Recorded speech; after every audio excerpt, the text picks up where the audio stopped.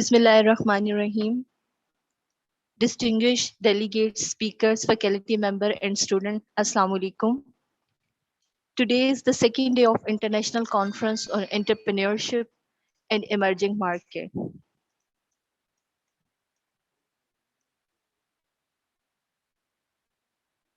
The formal proceedings start with the recitation of Holy Quran.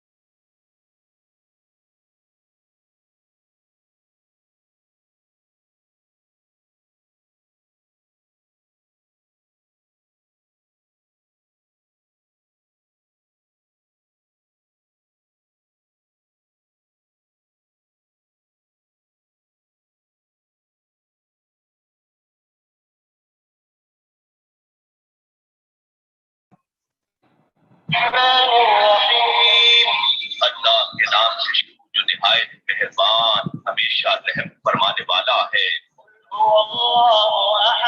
ए नबी मुकर्रम, आप फरमा दीजिए वो अल्लाह है जो यकता है। अल्लाह सबसे बेनियाज, सबकी पनाह और सब पर फायक है। न उससे कोई पैदा हुआ है और न ही वो पैदा किया गया है, और न ही उसका कोई हमसर है।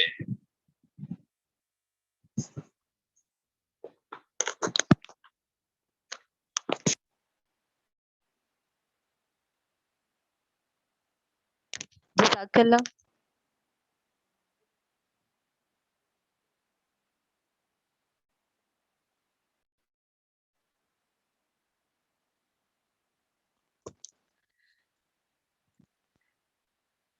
Now, I I would play a very useful video for all of you. Dr. Kadir is the presenter of that video, and he belongs to Environmental School of Sciences from Saudi Arabia. He will tell you about how the environment play a role in entrepreneurship and how the emerging markets related to sustainable development goals and how we can launch our business in this field.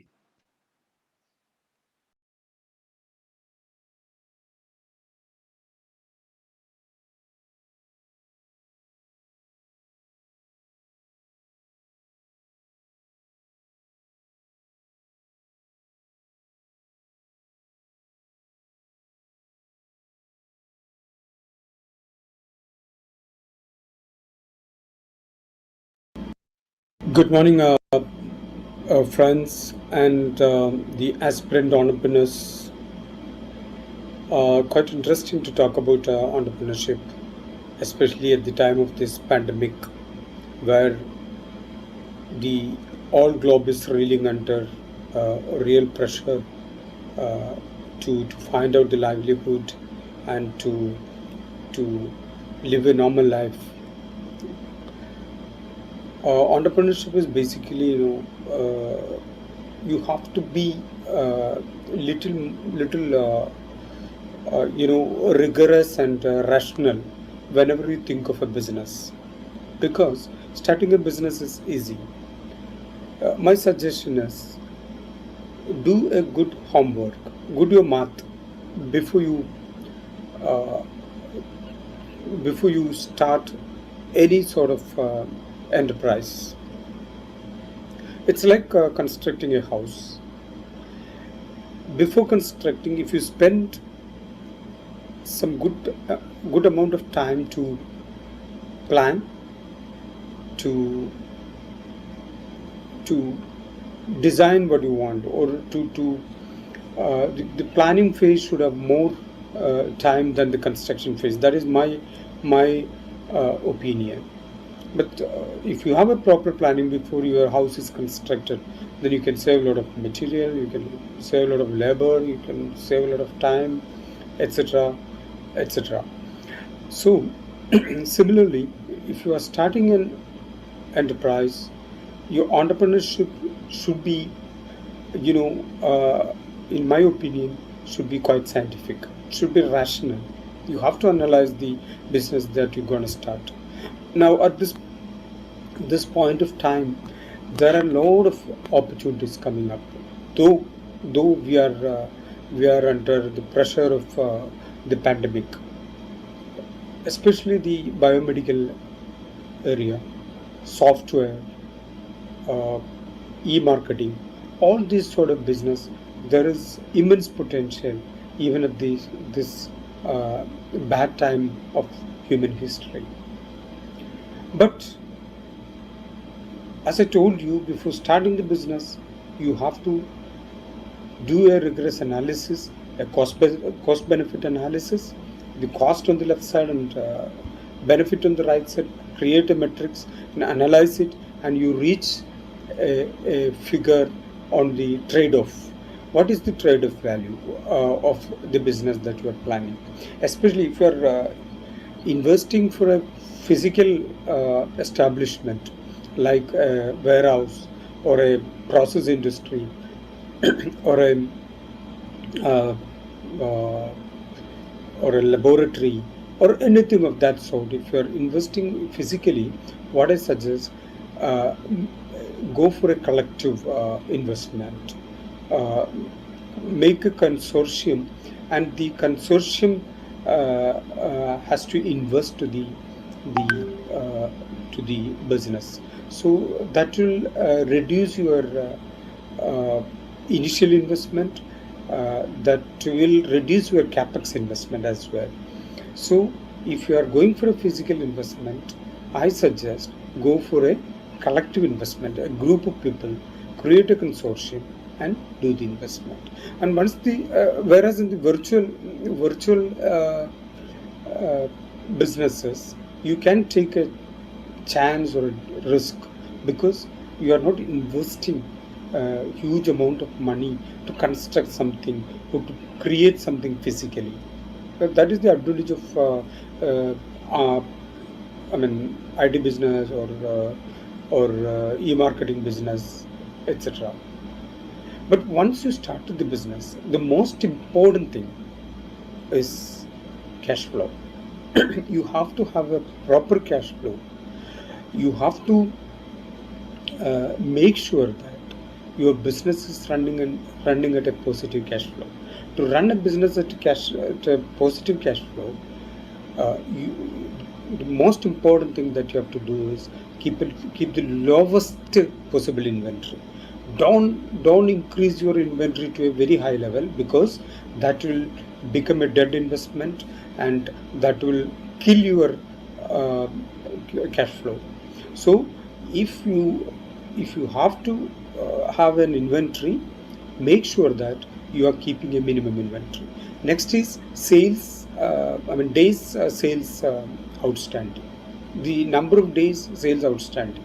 Your invoicing time to getting the money actually into your account is called the day of sales outstanding, DSO you can call it. So keep DSO very low, as low as possible, like 30 days or maximum 40 days. If above that, your bad debt will affect the cash flow, and ultimately you will end up in more loans and borrowings, and ultimately you will end up in a bad shape. Another important thing is your P&L. Your profit loss accounting should be very, very accurate. All penny you have to account. Your capex should be accounted like distributed to 5 years or 10 years, or according to the life of the item that you have invested in. Capex you can distribute, but operational expense you have to keep always minimum. You cannot your human resource investment you cannot shirk from. You cannot avoid it.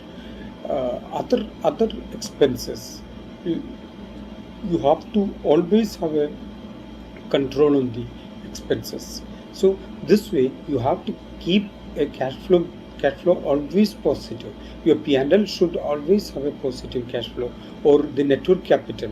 What is your net worth capital? Your net worth capital should be um, uh, your money in hand to run the business. If your DSO is your sales outstanding is say 30 days, and um, your your what do you call your expense is more than that. I mean, you are paying in 20 days, then you are paying to your suppliers in 20 days. Then there is a net worth capital gap which will affect your business. So if your DSO, if your days of sales outstanding is 40 days, your supplier you should pay in 50 days. Then only your net worth capital will be positive. This way you have to manage the uh, business. Even as it's a small business, whether it is a I mean, without even your investment is low and it's not a big business, but you have to follow this sort of etiquette to maintain a good cash flow, maintain a good net worth capital, and a profitable business. And in my opinion, this this century is of biologists. So uh, biology biological science investment will be uh, good for coming, at least for the coming couple of decades, because as you know, hydrocarbon business is dwindling, and newer energy sources are coming up. So that's you have to uh, understand the situation. We are in a phase of changing. Our generation is, you can call it a transition phase. We are switching from hydrocarbon to other renewable sources of energy, whether it is hydrogen, solar, or some other renewable sources of energy. So this will be the driving force of the upcoming economies. So look at those scenarios closely and choose a good business line or business opportunity. So what I'm saying, you have to apply science, you have to apply maths to analyze the situation and uh, invest properly. And as I told you, I'm repeating one more time, keep the DSO and net worth capital uh, in a balanced position. This is what I have as an introductory talk to new entrepreneurs. Thank you so much for listening to me.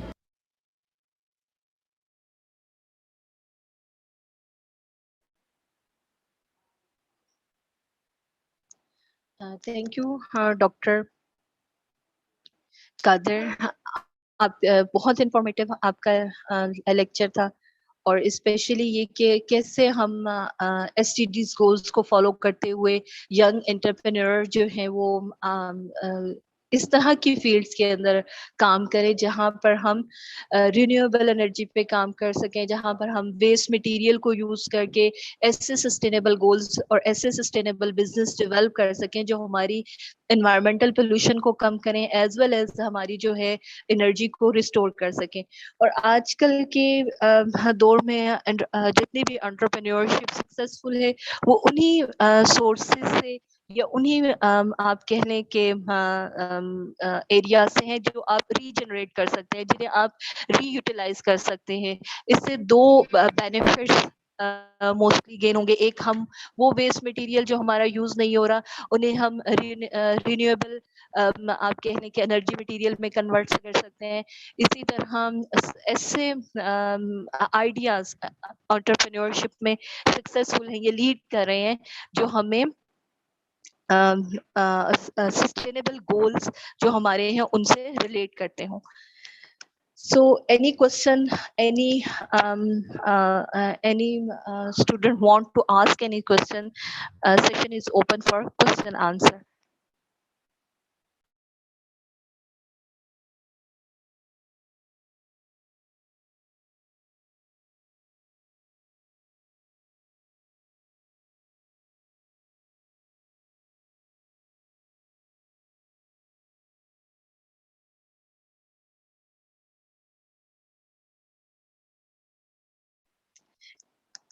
इतने सारे बच्चे students मुझे नजर आ रहे हैं, botany से हैं, physics से हैं, तो कोई ऐसा क्वेश्चन जो आपने अभी एक इंफॉर्मेटिव डॉक्टर कादिर की वीडियो देखी उससे रिलेटेड आप कोई पूछना चाहें, आपकी कोई इंटरेस्ट जो आपको हो, यू मे आस्क।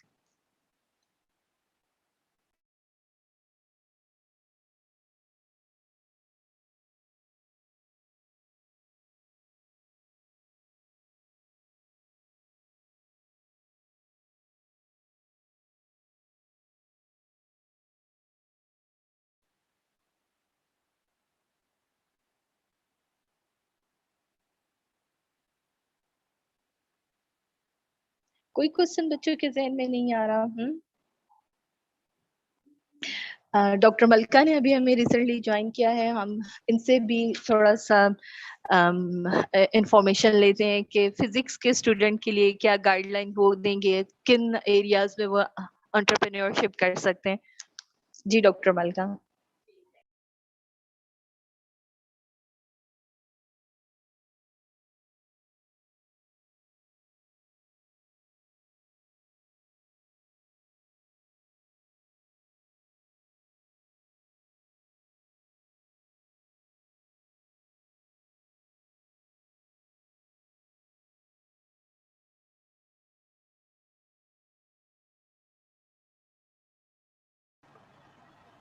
डॉक्टर मलका आपकी आवाज नहीं आ रही।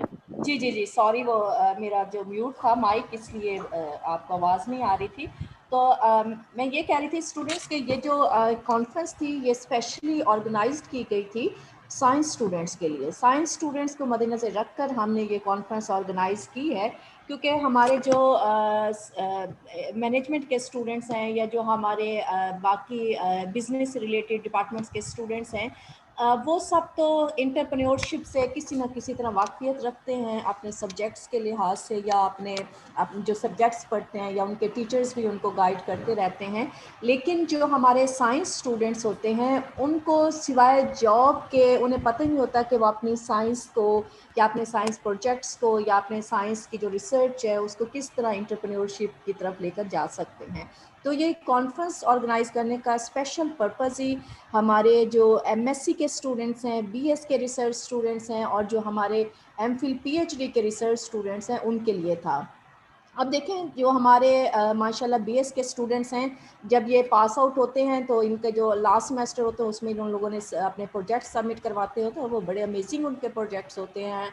आप जस्ट अपने ही मोबाइल से ही आप लाइट्स को स्विच ऑफ कर सकते हैं, ब्लाइंड स्टिक के बारे में, स्मोक डिटेक्टर्स एंड मैनी बहुत से जो प्रोजेक्ट्स हैं, रोबोट्स की तरफ जा रहे हैं बच्चे, आर्टिफिशियल इंटेलिजेंस उसकी तरफ बच्चे हमारे जो बीएस के बच्चे वो जा रहे हैं। बट जब वो प्रोजेक्ट मुकम्मल कर लेते हैं तो वो प्रोजेक्ट यहीं छोड़ के चले जाते हैं, जी मैडम हमारा प्रोजेक्ट हो गया, हमें बस वाइवा लें, हमारे मार्क्स लगाएं और हम जा रहे हैं। लेकिन हम चाहते हैं कि हमारे बच्चे इस तरह जो उनके पास जो थ्योरेटिकल नॉलेज के साथ साथ जो उनके साथ पास एक्सपेरिमेंटल नॉलेज है वो उसको यूज़ करें और अपनी जो प्रैक्टिकल लाइफ है उसमें लेकर वो फिज़िक्स को जाएं। तो उसके लिए हम लोग यही करते हैं कि हम चाहते हैं कि ये अभी हम अपनी इलेक्ट्रॉनिक्स लैब भी इस्टेब्लिश कर रहे हैं, जिसमें बच्चों को हम एसी ठीक करना सिखाएंगे। इनको हम लोग जो टीवी वगैरह हैं या जो मोबाइल्स हैं या ये सब जो इलेक्ट्रॉनिक्स के जितनी भी डिवाइसेस हैं इन सारी हम इनको जो ठीक करना जो है और रिपेयरिंग इनकी या इनकी न्यू कंस्ट्रक्शन जो है वो हम इनको करना सिखाएंगे, ताकि जब ये अपनी वापस अपने घरों में जाएं अपनी डिग्री के बाद तो एटलीस्ट इनको कोई इशू ना हो, ये जॉब अगर इनको मिलती है ना, क्योंकि बहुत सी बच्चियां देहात से भी आती हैं हमारे पास, और ज़्यादातर आपको पता है कि सदरन पंजाब जो है वो थोड़ा सा डेवलपिंग एरिया है, तो वहाँ से बच्चे आते हैं, तो इनको एटलीस्ट कोई इशू ना हो, ये जाएँ वापस अपना बिजनेस स्टार्ट करें। इसी तरह जो मेरे एमफिल के बच्चे हैं या हमारे पीएचडी के स्टूडेंट्स हैं, they are doing very good work. ये वाटर प्योरिफिकेशन पे काम कर रहे हैं, ये मेम्ब्रेन्स बना रहे हैं, ये एयर पोल्यूशन रिमूवल पे काम कर रहे हैं, ये लोग जो हैं वो एनर्जी स्टोरेज डिवाइसेस बना रहे हैं, और हमारे 2 बच्चों ने, पीएचडी के स्टूडेंट्स ने, अपने 4 पेटेंट्स जो हैं वो फाइल करवाए हैं। इसी तरह ये ग्राफीन पे काम कर रहे हैं। ग्राफीन क्या है कि ये जो आपके जितने भी वाटर के, ये जो आपके मिल्क की पैकिंग है, ये जितने भी आपके जो रिजर्व पैकिंग्स के जितने भी सिस्टम्स होते हैं, उन सारों में ग्राफीन यूज़ हो रही है। जो नेक्स्ट टाइम है वो ग्राफीन का ही है। तमाम प्रिजर्वेशन जो है वो ग्राफीन को इस्तेमाल करते हुए प्रिजर्वेशन की जाएगी। तो हमारी ये कोशिश है कि ग्राफीन, और दूसरा हमने अभी लेटेस्ट टेक्नोलॉजी ट्रांसफ़र की है जापान से, कि हम लोग जितने भी हमारी विंडोज़ हैं, इनको we will convert it into the solar cell, solar panels जो हैं वो बनेंगे, ट्रांसपेरेंट रहेंगी windows, but they will work as a solar panel. आपको लाइट जो है वो आपकी जनरेट होती रहेगी। तो जब इतने सारे हमने प्रोजेक्ट्स देखे, और हमने देखा कि हमारे एमफिल के बच्चे, हमारे पीएचडी के बच्चे, हमारे बीएस के बच्चे, they are doing very good work, तो हमें लगा कि अब इन्हें हमें बिज़नेस की तरफ लेकर जाना चाहिए। ये लोग बाकी तो बिज़नेस करते हैं कि बुटीक्स बना लें, या और जो ब्रांड्स वगैरह जो होते हैं, इस तरह के बच्चे स्कॉलर्स वगैरह बना लिए, या इस तरह के बिज़नेस की तरफ जाते हैं। लेकिन साइंटिफिक बिज़नेस जो है ना, उसको हम कॉमन करना चाहते हैं। और साइंटिफिक बिज़नेस की तरफ बच्चे तभी जाएंगे, डिवाइस तो उनके पास होती है, उन्होंने प्रोडक्ट भी लिए हुए थे, उन्होंने पेटेंट भी बनाए हुए थे, लेकिन उनको ये नहीं पता होता कि उन्होंने इनको इंटरप्राइज कैसे, इनको एंटरप्रेन्योरशिप की तरफ कैसे लेकर जाना है। तो इस पर्पज़ के लिए हम लोगों ने ये कॉन्फ्रेंस ऑर्गेनाइज़ की है, ताकि हमारे स्टूडेंट्स को पता हो कि उन्होंने अपने प्रोडक्ट को फील्ड में कैसे लेकर जाना है, मार्केट्स में कैसे लेकर जाना है, और एंटरप्रेन्योरशिप कैसे करनी है। इवन तो कि मेरे लिए, मुझे भी इस चीज़ का नॉलेज नहीं था कि मैं अपने बच्चों को गाइड कर सकूँ, क्योंकि मेरा भी बैकग्राउंड जो है वो रिसर्च और फिज़िक्स से रिलेटेड रिसर्च का ही है। मेरा भी इंटरप्रेन्योरशिप का और एमर्जिंग मार्केट्स का नहीं है मेरा कोई नॉलेज वगैरह। मैं भी अपने बच्चों को गाइड करने से कासिर थी। तो इसलिए हम लोगों ने ये कॉन्फ्रेंस ऑर्गेनाइज़ किया, ताकि पूरे पाकिस्तान से बाहर वर्ल्ड में भी हम देखें कि किस तरह से हम अपने प्रोडक्ट्स को लेकर हम बिज़नेस की तरफ मूव कर सकते हैं, बजाय इसके कि हम सिर्फ जॉब्स पे फोकस रहें। हमें बल्कि ये करना चाहिए कि हमें अपने बच्चों को बिज़नेस की तरफ मूव करना चाहिए, ताकि प्रोडक्ट्स में हम मेड इन पाकिस्तान प्रोडक्ट्स जो हैं वो हम लॉन्च कर सकें। तो इंशाल्लाह बच्चों, आई होप सो कि आप लोग बड़े गौर से कॉन्फ्रेंस को सुन रहे होंगे, और आप इसको जस्ट एक कॉन्फ्रेंस के तौर पे ना लिया करें, बल्कि इससे नॉलेज गेन किया करें और उसको प्रैक्टिकली यूटिलाइज़ किया करें। और ये मैं उम्मीद करती हूँ कि इंशाल्लाह सब बच्चे जो हैं वो हमें अच्छा फीडबैक देंगे, और अपने जितने भी आपके पास आते हैं, हमारे स्पीकर्स जितने भी आते हैं, तो वो बहुत ज़्यादा माशाल्लाह वेरी टैलेंटेड होते हैं, बहुत एनर्जेटिक होते हैं, और अपनी फील्ड में वो एक्सपर्ट होते हैं। तो आप उनसे क्वेश्चंस पूछा करें, और हर चीज़ में इंटरेस्ट लिया करें। जो चीज़ें आज आपको लग रही होती हैं कि वो आपके इंटरेस्ट की नहीं है, लेकिन हो सकता है फ्यूचर में आपको वो सब चीज़ें जो हैं उनकी ज़रूरत पड़े। तो ये अच्छे लोग होते हैं, आप इनके साथ कन्वर्सेशन किया करें। कन्वर्सेशन से आप बहुत सी चीज़ें आप गूगल से सर्च कर सकते हैं, लेकिन जब हम आपको कॉन्फ्रेंस में हम स्पीकर्स को इनवाइट करते हैं, तो इसका मतलब है कि आपने क्वेश्चन आंसर्स करने हैं, ठीक है। आपने उनसे क्वेश्चंस अगेन एंड अगेन पूछने, कन्वर्सेशन करनी है। आपकी जो आपके माइंड में इश्यूज़ हैं, या जो आपको प्रॉब्लम्स नज़र आ रहे हैं बिज़नेस की तरफ मूव करने में, तो वो तमाम क्वेश्चंस हैं वो आपने उनसे आपने क्वेश्चन राइज़ करने होते हैं, ठीक है। तो मैं अब नेक्स्ट डॉक्टर अब्दुल अजीज़ साहिबा से कहूँगी कि वो नेक्स्ट जो हमारे स्पीकर हैं उनको इनवाइट करें। तो मैं आप लोगों के साथ ही हूँ, मैं देख रही हूँ कौन कौन से बच्चे क्वेश्चंस करते हैं, किस तरह इंटरेस्ट लेते हैं। तो आप सब ने क्वेश्चंस करने हैं, ठीक है। I am waiting for all of you. Uh, मुझे uh,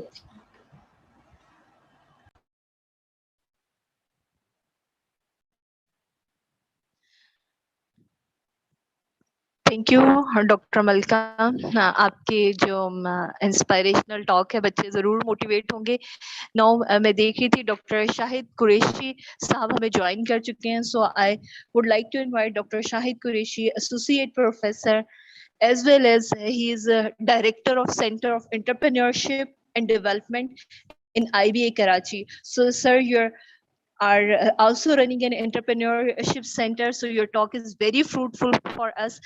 Sir, please. Okay, Bismillahirrahmanirrahim. Assalamu alaikum, my dear respected faculty members and our women participants. जनाब अल्लाह सुब्हानहू व तआला आपको अपने फजल से आबाद रखे और वालेकुम अस्सलाम सर। जज़ाकल्लाह, आप लोगों की मेहरबानी कि आपने हमें मौका दिया। And it is I am originally I from Faisalabad से, मैं वहाँ से पैदाइश है मेरी। I spent my career in engineering. उसके बाद मैं मुल्तान में भी हाफदा साहबा, I was posted here in पीरा गायब power station in 1994 I think, 94 में। वेरी नाइस है। और फिर 5 साल मैं कोटद्दू पावर कंपनी में काम किया। उसके बाद फिर मैं लम्प से एमबीए करने का मौका मिला, जर्मनी से पीएचडी की। और इस वक्त हम मुस्तकिल सीख रहे हैं, वे कॉन्टिन्यूसली लर्निंग। और एक बहुत इंटरेस्टिंग चीज़ जो हमारी बेटियों को और जो फैकल्टी मेंबर्स से हम अर्ज करना चाह रहे हैं कि ये जो ज़माना है ना, वी हैव मूव्ड इनटू, मैं आपको कुछ स्लाइड शेयर कर लेता हूँ। I hope I have access to, मुझे अगर आप को होस्ट बना दें या परमिशन कर दें, शेयर स्क्रीन की परमिशन दे दें। तो हुआ ये है कि इस ज़माने में, मुझे शेयर स्क्रीन की परमिशन दे दीजिए काइंडली। Okay sir. जी, तो मेरे अजीजों, इस वक्त दुनिया में ये हुआ है कि जी नहीं, अभी तक नहीं हुआ, को होस्ट बना दें। तो इस वक्त हुआ ये है कि पूरी दुनिया में जो डिग्रीज हैं, मास्टर्स, पीएचडी, अंडरग्रेड, ये खतरे में पड़ रही हैं।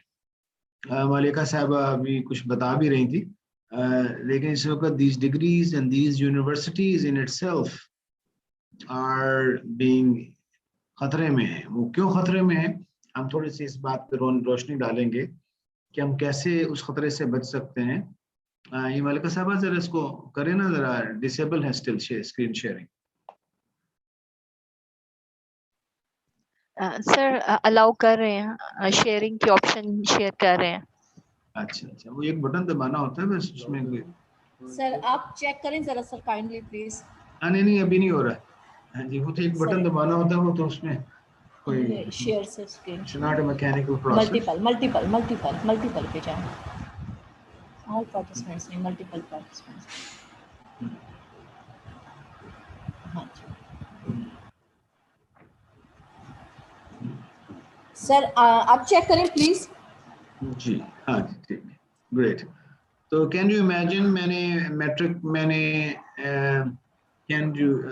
आपको मेरी नजर आ रही है जनाब? Can you see my screen, या आपको एक बुलडोजर नजर आ रहा है? जी सर, बिल्कुल नजर आ रहा है sir, we can see it. हाँ जी, मलिका साहबा, ये क्या लिखा हुआ है जनाब स्क्रीन के ऊपर? Why we should bulldoze the business school? हाँ जी, ये मैंने, डॉक्टर शाहिद नहीं कह रहे, ये अमेरिकन प्रोफेसर ये कह रहे हैं कि इस बिल्डिंग को गिरा दो। ये क्या कह रहे हैं? ये यूनिवर्सिटी तो मुकद्दस चीज होती है, कॉलेज, स्कूल, यूनिवर्सिटी तो इल्म का गहवारा है। वो कहते हैं इसको गिरा दो। तो मैं 2018 में यूनाइटेड स्टेट्स गया, तो मुझे ये आर्टिकल, उन्होंने हार्वर्ड बिजनेस स्कूल और बॉस्टन बैप्सन स्कूल वालों ने ये आर्टिकल पकड़ा दिया। तो मेरे प्यारी बहनों, हुआ ये था कि मैंने जब इंजीनियरिंग की तो मैं 12 एफएससी के बाद 4 साल 16 साल, फिर 2 साल मैंने एमएससी इंजीनियरिंग की 18 साल, और फिर जब मैंने 4 साल और फिर लम से एमबीए किया लाहौर से। 20 साल की एजुकेशन के बाद मुझे एक ऐसे शख्स ने हायर किया जो मैट्रिक सेकंड डिवीजन था। एक ऐसे आदमी ने मुझे हायर किया जो मैट्रिक था और सेकंड डिवीजन था। जी सर। तो अब आप बताइए कि, और वो जो साहब हैं, अनवर डार साहब, गुजरावाला में होते हैं, वो PhDs को भी हायर करते हैं, चार्टर्ड अकाउंटेंट्स को भी हायर करते हैं, फिजिक्स वालों को भी हायर करते हैं, केमिस्ट्री वालों को भी हायर करते हैं। जी सर। अब बताइए कि फिजिक्स PhD वालों को हम सलाम सलूट मारें या उस बंदे को सलूट करें जो मैट्रिक किया हुआ है, who cannot speak English that well and he cannot write English that well, but he's hiring people. उसके पास ऐसा क्या जादू है कि वो अमेरिका से भी बंदे ले आता है, यूरोप से भी ले आता है, डॉक्टर शाहिद को भी हायर कर लिया था, यानी उसके अंदर क्या खूबियां हैं। हमारी यास्मीन गयास साहिबा कराची में होती, BA किया हुआ उन्होंने, तो PhD इन केमिस्ट्री को एंगेज कर लेती हैं, कंसल्टेंट हायर कर लेती हैं जब चाहिए होता है। यास्मीन गयास साहिबा हाउसवाइफ थी और उन्होंने अपने बच्चों की केमिस्ट्री की किताब से वाटर ट्रीटमेंट का तरीका सीखा और उन्होंने अपने खानदान में कुछ लोग बीमार थे, उनके लिए पानी थोड़ा सा डिजाइन डेवलप करना था, वो किया और उनके खानदान के लोग भी उनसे पानी मांगने लगे, मोहल्ले वाले भी मांगने लगे, वो पढ़ती चली गई, करती चली गई, बच्चे भी थे। उनके शोहर वो मर्चेंट नेवी में थे, वो जब छुट्टियों पर आए देखा कि बेगम ने ये काम कर दिया है, तो उन्होंने कहा बेगम आई कैन हेल्प यू। उन्होंने उसके लिए वो टैंक बना दिए, पंप लगा दिए और उन्होंने हमारा ये वुमन एंटरप्रेन्योरशिप का कोर्स किया है IBA से। अल्हम्दुलिल्लाह यास्मीन गयास साहबा 25,000 गैलन प्लांट के मालकिन हैं, कंसल्टेंट हैं। वो कहती शाहिद साहब MSc केमिस्ट्री PhD का ले आओ मेरे सामने, मैं आंखों में आंखें डालकर बात करती हूँ and I love water chemistry.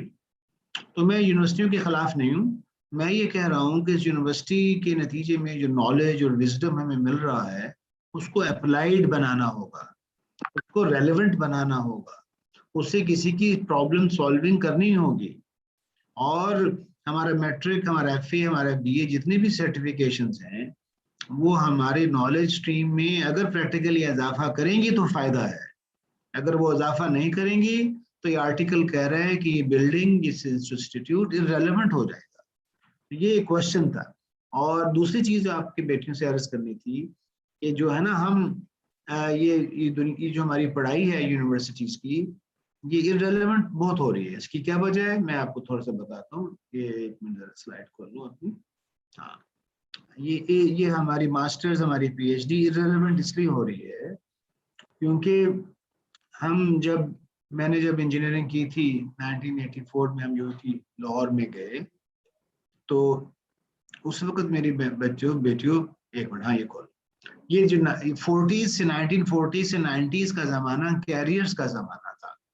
आपके पास डिग्री हो तो वापडा में, सुई गैस में, रेलवे में, स्टील मिल में, PI में जॉब मिलती थी और उस जॉब में क्या होता था, कॉम्पनसेशन, पैसे, गाड़ियां, पेंशन, ग्रेचुटी, इंश्योरेंस, ये पूरा एक सिस्टम हुआ करता था।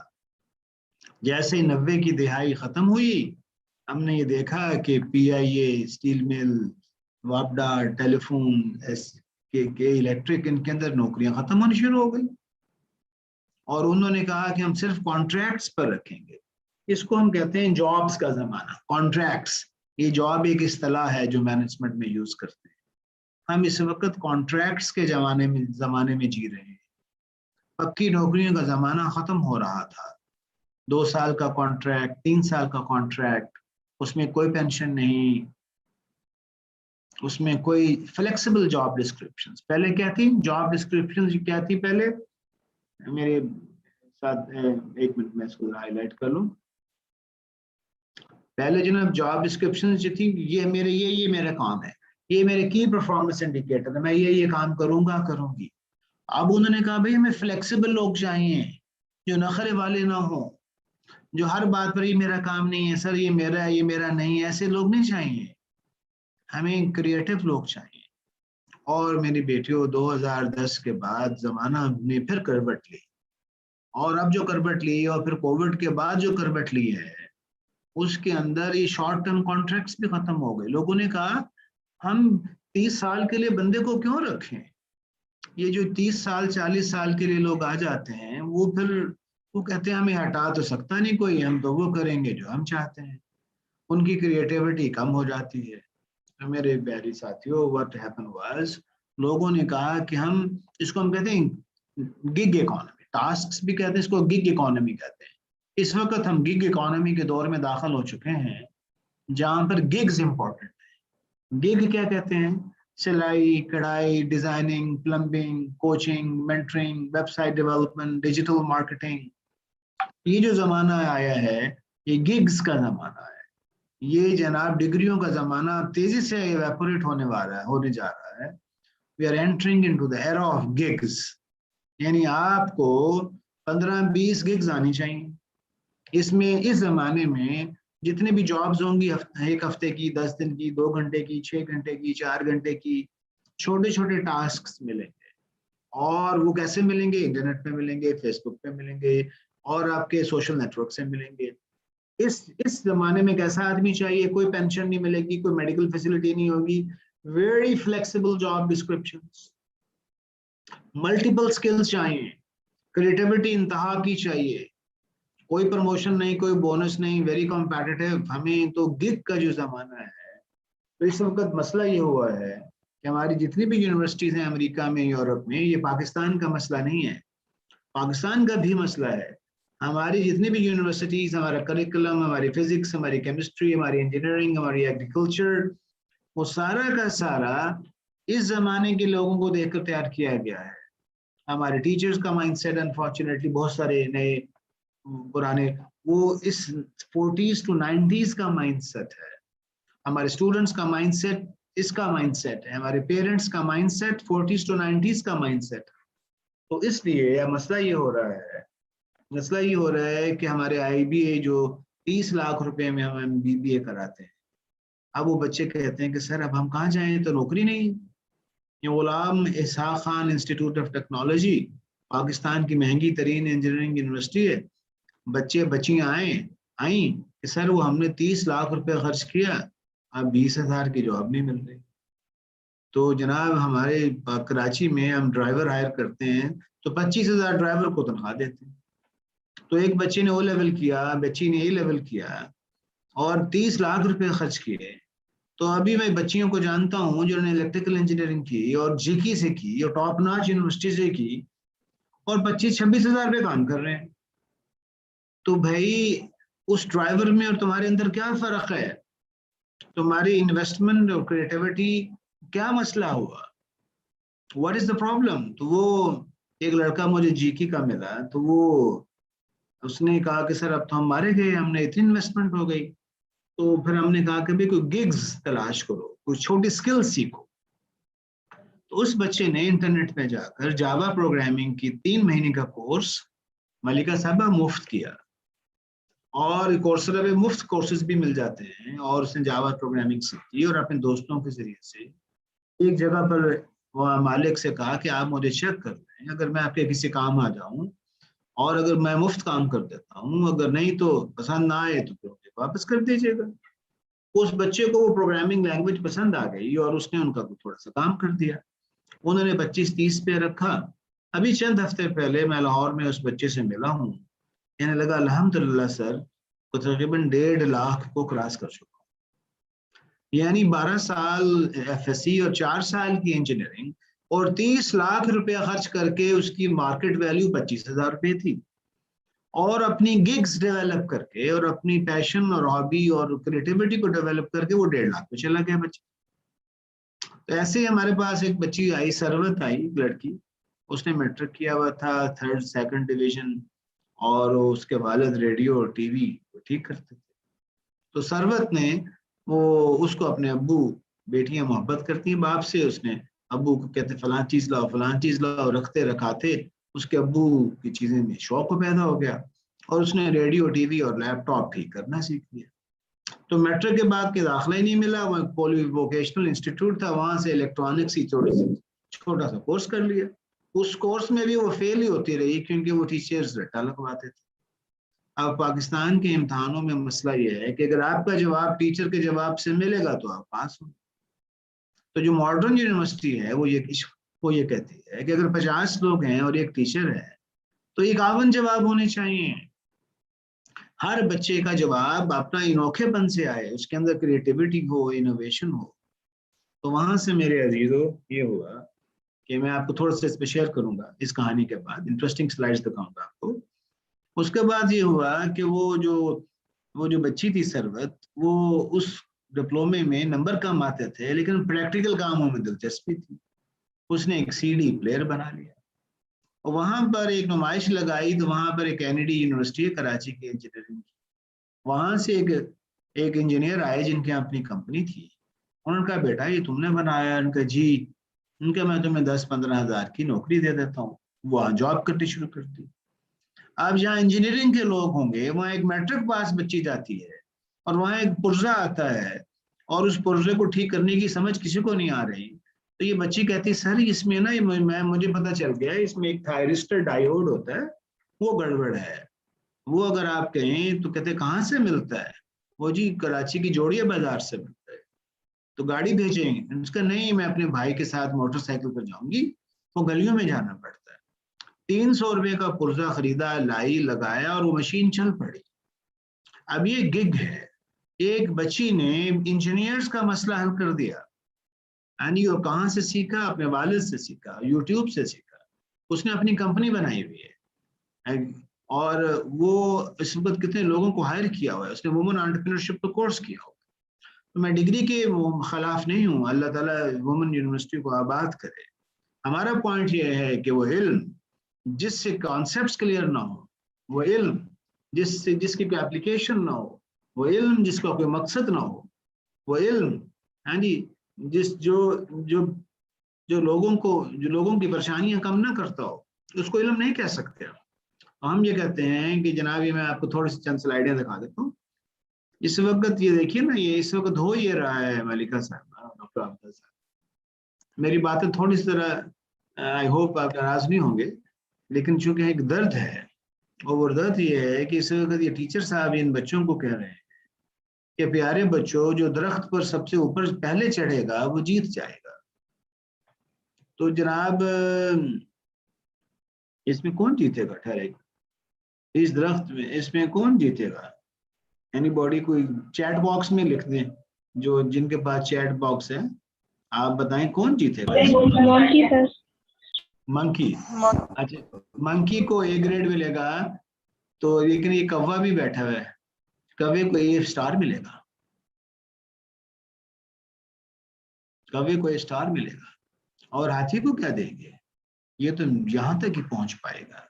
पेंगुइन भी यहां तक जाएगा, सील भी रिंगते रिंगते पहुंची, कुत्ता तेज पहुंचेगा। मछली का क्या करें? मछली को यूनिवर्सिटी वाले और कॉलेज वाले उठाकर बाहर फेंक देंगे कि तुम कॉम्पिटेंट नहीं हो, तुम क्वालिफाइड नहीं हो, तुम्हारी इंग्लिश अच्छी नहीं है, तुम्हारी हमें शक्ल ही नहीं अच्छी लग रही, यू आर नॉट क्वालिफाइड। हाथी को भी डी ग्रेड, सी माइनस मिलेगा। ये सारे नाकाम लोग हैं। बंदर और कौवे के अलावा सब नाकाम लोग हैं। ये टीचर साहब के साथ क्या हो गया? अल्लाह इनको हिदायत दे, इनके लिए तो दुआओं की जरूरत है। इशफाक साहब कहते थे मेरा दिल चाहता है कि इशफाक अहमद कुदसिया बानो के हस्बैंड, कि पाकिस्तान के अंदर ग्रेडिंग सिस्टम बंद हो जाए, हम पोजीशंस बंद कर दें, क्योंकि ये जो इम्तहान है ये it is biased towards the कौवा एंड द बंदर। इस इम्तहान में हमेशा कां करने वाले और टैं करने वाले जीतेंगे। इस इम्तहान में मुझे याद है जब मैंने मैट्रिक में टॉप किया, तो हमारे स्कूल में एक बच्चा था जो जिसके नंबर सबसे ज्यादा आते थे। तो जब हमने देखा कि उसकी कामयाबी का राज क्या है, तो पता चला कि वो जो रियाज साहब हैं, वो जो कागज की वो शीट मिलती है ना, वो 1 घंटे के बाद पहली कॉपी खत्म करते थे, फिर कहते थे सर एक शीट, और वो शीट पे हाशिया लगाते थे, लाइनें लगाते थे, 1 लाइन, 2 लाइनें, 3, इधर लाइनें लगाते थे, 3-4 लाइनें हाशिए की। अब जगह दरमियान में इतनी सारी बच गई, यहाँ पर कलम दवात से लिखते थे सवाल नंबर 1, कायद आजम के 14 नुकात, तो शीटें भरते थे और हर पेपर में 8, 10, 12 शीटें लगा देते थे और वो टॉप कर जाते थे और टीचर्स को ये अच्छा लगता था। तो आप बताओ कि शीटें भरने का और जवाब सही आने का अच्छे इंसान से क्या ताल्लुक? तो हमने ये देखा, तो हमने कहा हम भी ये करते हैं। तो हमारी क्लास में शीटें भरने का मुकाबला शुरू हो गया और यूं मेरे प्यारे बच्चों, इस मॉडल का नुकसान ये है कि इस मॉडल में जो पहली पोजीशन वाले लोग हैं ना वही खुश हो, ये सेकंड वाले भी परेशान हैं और थर्ड वाले भी परेशान हैं। इशफाक अहमद साहब ये कहते थे कि 50 लोगों ने क्लास पढ़ी और जब साल खत्म हुआ तो 3 लोग खुश जाएंगे, 47 लोग आज रोते हुए घरों को जाएंगे और उनके माँ बाप, हमसाए, रिश्तेदार, दादा दादी उनको कोसेंगे कि तुमने किया क्या। इशफाक अहमद साहब कहते थे टीचर का काम खुशियां बांटना है या इसको रुलाना है। इशफाक साहब कहते थे टीचर का रोल ये है कि उस सब्जेक्ट का शौक बच्चों के दिल में भर दे, उस सब्जेक्ट की मोहब्बत दिलों में भर दे। मैं पाकिस्तान की और अमेरिका की यूनिवर्सिटीज में पढ़ के आया हूँ, अल्लाह माशाल्लाह इस सारे प्रोसेस के एंड में बच्चा मायूस नजर आ रहा होता है, इस सारे प्रोसेस के एंड में उसको वो परेशान नजर आ रहा होता है। तो टीचर का रोल तो ये था ही नहीं, टीचर का रोल तो ये था कि वो, आप ये देखिए ना इस तस्वीर के अंदर, ये भी एक क्लास है।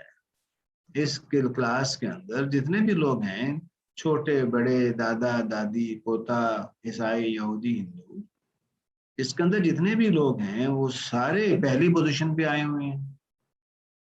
क्या कोई ऐसी क्लास है जिसमें हर कोई पहली पोजीशन पे आए? क्या कोई ऐसी क्लास है जिसमें हर आदमी मुस्कुराता हो? क्या कोई ऐसी क्लास है जिसमें हर आदमी खुश हो? जी, इसी को क्लास कहते हैं। यानी यही हमने सीखा पीएचडी के दौरान कि मुझे अनलर्न करना पड़ेगा जो मैंने लम्स के एमबीए में सीखा और इंजीनियरिंग के मास्टर और मास्टर्स में सीखा। हम एक ऐसी दौड़ दौड़ाया गया है जिसमें हम अपने आप को भूल गए और अपनी सलाहियतों का पता ही ना चला। आज से कई साल पहले जब मैं मुल्तान के पास रहता था, कोटली, 97-98, मेरा बेटा हमजा दूसरी जमात में होगा, तो स्कूल में दौड़ लगी। उस दौड़ में वो हमजा जो था वो सबसे पीछे, वो पीछे दौड़ता हुआ और आखिर में हार गया। हमने कहा हमजा यार व्हाट अ शेम। तो हमजा ने कहा बाबा वो पहले जीते, मैं आखिर में जीता। इस बात को मलिका साहबा समझने के लिए मुझे 20 साल इंतजार करना पड़ा। ये बच्चे ने क्या कह दिया। 20 साल के बाद हमारे उस्ताद हेनरी मिन्सबर्ग ने कहा जो बच्चा फौरी जवाब दे वो एक जवाब है। किसी बच्चे को 10 मिनट बाद जवाब आएगा, किसी को हफ्ते बाद जवाब आएगा, किसी को महीने बाद आएगा, किसी को 6 महीने बाद आएगा और किसी को जवाब नहीं आएगा। तो जवाब का ना आना और सोचना, कोशिश करना भी एक जवाब है। तो हमारा जितना भी एजुकेशन सिस्टम है दुनिया का, वो उन बच्चों को शाबाश देता है जो फौरी जवाब देते हैं, जल्दी देते हैं, टीचर वाला जवाब देते हैं। हमारे उस्ताद कहते थे अगर एक क्लास में 50 बच्चे हैं तो और टीचर एक है और सबका जवाब एक है तो बड़ी गड़बड़ हो गई इस क्लास में। इसका मतलब ये है यहाँ मुर्दा लोग बैठे हैं, ये जिंदा लोग नहीं है। अगर जिंदा लोग हों तो हर आदमी का जवाब यूनिक और मुनफरिद होगा, उसका जवाब किसी से मिल नहीं सकता। तो इस गेम के अंदर, इस क्लास में, जब मेरे बेटा हमजा ने कहा कि बाबा मेरी तो अपनी रेस है, मैं वो पहले जीते वो बाद में जीता, इससे क्या फर्क पड़ता है। तो हर मर्द और औरत की, दुनिया में हर मर्द और औरत को इस कायनात के मालिक अल्लाह रब्बुल आलमीन ने यूनिक बनाया है। सोचना, देखना, लिखना, बोलना। तो अगर आप हाथी और बंदर को कंपेयर नहीं कर सकते और मछली और पेंगुइन को कंपेयर करना मुनासिब नहीं है, दो बहनों को, दो भाइयों को, दो क्लास फेलोज को, 60 लोगों को मत कंपेयर करो। Let them find and discover who they are, वो हैं कौन। टीचर का काम और यूनिवर्सिटी का काम तो ये था कि हर एक के अंदर से ए ग्रेड बाहर निकाले। इस कायनात का खालिक किसी को बी सी डी ग्रेड नहीं बनाता, उसके अंदर ए ग्रेड डाल के भेजा है और उस ए ग्रेड को निकालना यह है काम पेरेंट्स का और कम्युनिटी का और टीचर का और स्कूल का। अब ये देखिए ना वो क्या रहा है। अब हम ये कहते हैं कि हमने ये देखिए एक मशीन है जिसमें ये लोग आ रहे हैं।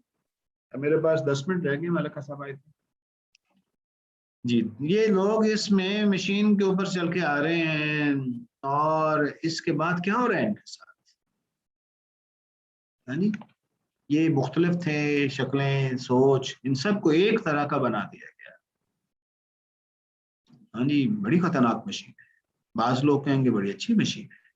इनकी सूट बूटेड बना दिया, लैपटॉप उनको जनाब बाबू बना दिया। ये मशीन अमेरिका में 1 करोड़ रुपया लेती है, ये 2 करोड़ रुपया लेती है, और उस 1 करोड़ रुपया लेने के बाद आप इस मशीन के ऊपर सवार हो जाते हैं और उसके बाद वो आपको ये बना देती है। और आपकी, इसको इंग्लिश में कहते हैं इडियोसिंक्रेसी, आपकी यूनिकनेस मिनिमाइज करने की कोशिश करती है, स्टैंडर्डाइजेशन कर देती है। बाय द वे, ऐसी मशीनें इस्लामाबाद में भी लगी हुई हैं। वो मशीनें 4 साल के लिए रखती हैं और 40 लाख, 30 लाख, 20 लाख लेती हैं। लाहौर की मशीनें कुछ महंगी हैं, 50 लाख। यही काम डॉक्टर साहब हम भी करते हैं, हम 30-35 लाख में कर देते हैं। तो सारी दुनिया भर की जो मशीनें हैं वो स्टैंडर्डाइजेशन पे लगी हुई हैं, और उसका नतीजा नुकसान क्या हो रहा है। आप ये देख रहे हैं, ये कार्टून है, ये कार्टून है जो आज के हवाले से बड़ा रेलेवेंट है, अमेरिका का कार्टून। अब ये देखिए कि एक बाड़ा है, ये लाइफ, ये आजकल कुर्बानी है। ये देखें एक फार्म है, और ये इस फार्म हाउस में ये 2 फार्मर्स खड़े हैं। आप इन फार्मर्स को देखें, इनका लिबास देखें, इसमें सादगी है, रिलैक्स खड़े हैं, और ये जनाब सादा से तरीके से रिलैक्स्ड। बाड़े के उस तरफ ये कोट टाई में ये आंटी ने अड्डे वाली जूती भी पहनी हुई है, और ये जनाब ये बेहतरीन महंगे, लेकिन ये हवास बाख्ता खड़े हैं। इनको समझ नहीं आ रही हम कौन हैं, क्या हैं। और ये एक लाइफ स्टॉक फार्म है, ये कार्टून है एक्चुअली, अमेरिका से हमें उन्होंने दिया। ये नीचे लिखा क्या हुआ है, और ये दोनों बाबे आपस में बात कर रहे हैं, इन 6 more weeks these MBAs will be ready for market। इसको अगर डॉक्टर साहब मैं पंजाबी में तर्जमा करूं, वो ये कहेंगे तो 6 हफ्ते रह गए ने, माल तैयार होने वाला है, हम उनको बेचेंगे। तो डॉक्टर शाहिद कुरैशी यहाँ खड़ा था, डार साहब यहाँ खड़े थे, मैट्रिक वाले, जिन्होंने इन लोगों को खरीदा है। तो डिग्री लेना बुरी बात नहीं है मेरे प्यारे बच्चों बेटियों। हम इस कोर्स के जरिए, एंटरप्रेन्योरल माइंडसेट के जरिए आपको ये बताना चाह रहे हैं। इकबाल ने कहा था, अपनी दुनिया आप पैदा कर अगर जिंदों में है। हम डिग्री लेंगे, हम यास्मीन गयास साहबा ने BA किया, PhD भी करेंगे, लेकिन उसके अंदर अगर मेरे अंदर एंटरप्रेन्योरल स्पिरिट और मेरे अंदर अपनी दुनिया आप पैदा करने की कैपेबिलिटी और खिदमत का जज्बा, और एंटरप्रेन्योरशिप पैसे बनाने का नाम नहीं है। अब ये देखिए, ये एंटरप्रेन्योरशिप क्या कहती है, नोबॉडी सुपीरियर, कोई अफजल नहीं, नोबॉडी इज इन्फीरियर, कोई कमतर नहीं, नोबॉडी इज इक्वल, कोई बराबर नहीं, पीपल आर सिंपली यूनिक, हर इंसान मुनफरद है, incomparable, you are you, I am I, everyone is unique, हर फर्द वाहिद मुनफरद है। Compare not yourself with anyone, मत मुकाबला करो, अगर करोगे तुम खुदाए ताला की कुदरत से मुनकर हो जाओगे। You spoil God's curriculum. अभी देखिए, हम तो मुकाबला करते आए, हम तो मुकाबला करते आए। If God wanted us all to be the same, He would have just created one person and made the dress duplicate photocopy बना देते। But no, He made each one of us unique. हर एक को मुनफरद बनाया, शानदार बनाया। Why try to be someone else? अरे मत copy करो किसी की, सेलिब्रेट यू, अपने आप को सेलिब्रेट करो। अभी आपको मैं वीडियो दिखाऊंगा, अमेरिका की एक औरत है, अभी दिखा देता हूँ, बल्कि मैं आपको दिखाता हूँ कि अमेरिका की एक बच्ची है जो बगैर बाजुओं के पैदा हुई, बगैर बाजुओं के। अगर वो हमारे स्कूल, कॉलेज, यूनिवर्सिटी में आ जाती ना, उसका जीना दू भर कर देते, लेकिन उसके माँ बाप ने, कुछ टीचर्स ने ऐसी मेहनत की, जैसिका हवाई जहाज उड़ाती है बगैर बाजुओं के, ताइक्वांडो, वो इंस्ट्रक्टर भी है। हमारा सिस्टम उसको उठाकर बाहर फेंक देता, लेकिन खुदा ताला ने जैसिका को भी C ग्रेड नहीं बनाया था, A ग्रेड ही छुपाया हुआ था उसके अंदर। Each one of us is God's work of art. हम में से हर एक खुदा ताला की कुदरत का शाहकार है। ये जो कॉन्सेप्ट है ना, अब ये देखे ना, ये टीचर क्या कर रही है, ये देखिए जरा, ये मैंने आपको ना ऐनक दिखानी थी। ऐनक, ये हमारे यहाँ ये ऐनक होती है ना, ये घोड़ों को ऐनक लगाते हैं। ये घोड़ों को क्यों ऐनक लगाते हैं? घोड़ों को गुलाम बनाने के लिए ऐनक लगाते हैं, क्योंकि अगर ऐनक लगा देंगे तो इधर उधर नहीं देखेगा और काम से काम रखेगा। तो ये ऐनक घोड़े के लिए तो अच्छी नहीं है, मालिक के लिए बहुत शानदार है। ताकि आप ये देखिए, ये टीचर हैं, एक बच्चा है जरा शरारती है, वो ये भी ख्यालात आ रहे हैं, ये भी आ रहे हैं, ये भी आ रहे हैं। अब टीचर साहब परेशान हो गए, कहते हैं नहीं तुम सोचो भी मेरे तरीके से। तो पाबंदियां जब जकड़ के लगती हैं, अब ये क्लास देखें, ये एक अमेरिका की क्लास है जिसमें बच्चियां हैं, बच्चियां बैठी हुई हैं और इन बच्चियों पर एनके लगी हुई, ये देखिए एनके लग गई, ये देखिए, और ऊपर लोहे की टोपियां पहननी, और उसमें से मैथ आ रहा है, उसमें से रीडिंग आ रही है, इसमें से राइटिंग आ रही है। अब मैंने इतना मैथ पढ़ा है, इतने यूनिवर्सिटी में टॉप किया है पाकिस्तान में, लेकिन वो जो मैथ है वो हमारे किसी काम का ही नहीं रहा, इसलिए कि उसकी एप्लीकेशंस पर तवज्जो बहुत कम है। तो मेमोराइज कर देना, रट्टा लगा लेना, इसको एम्फसाइज कर दिया जाता है। मेरा जवाब तो अभी देखो, ऊपर से भी हार्ड वायरिंग हो गई, यहाँ से भी हार्ड वायरिंग, ऐनक लग गई।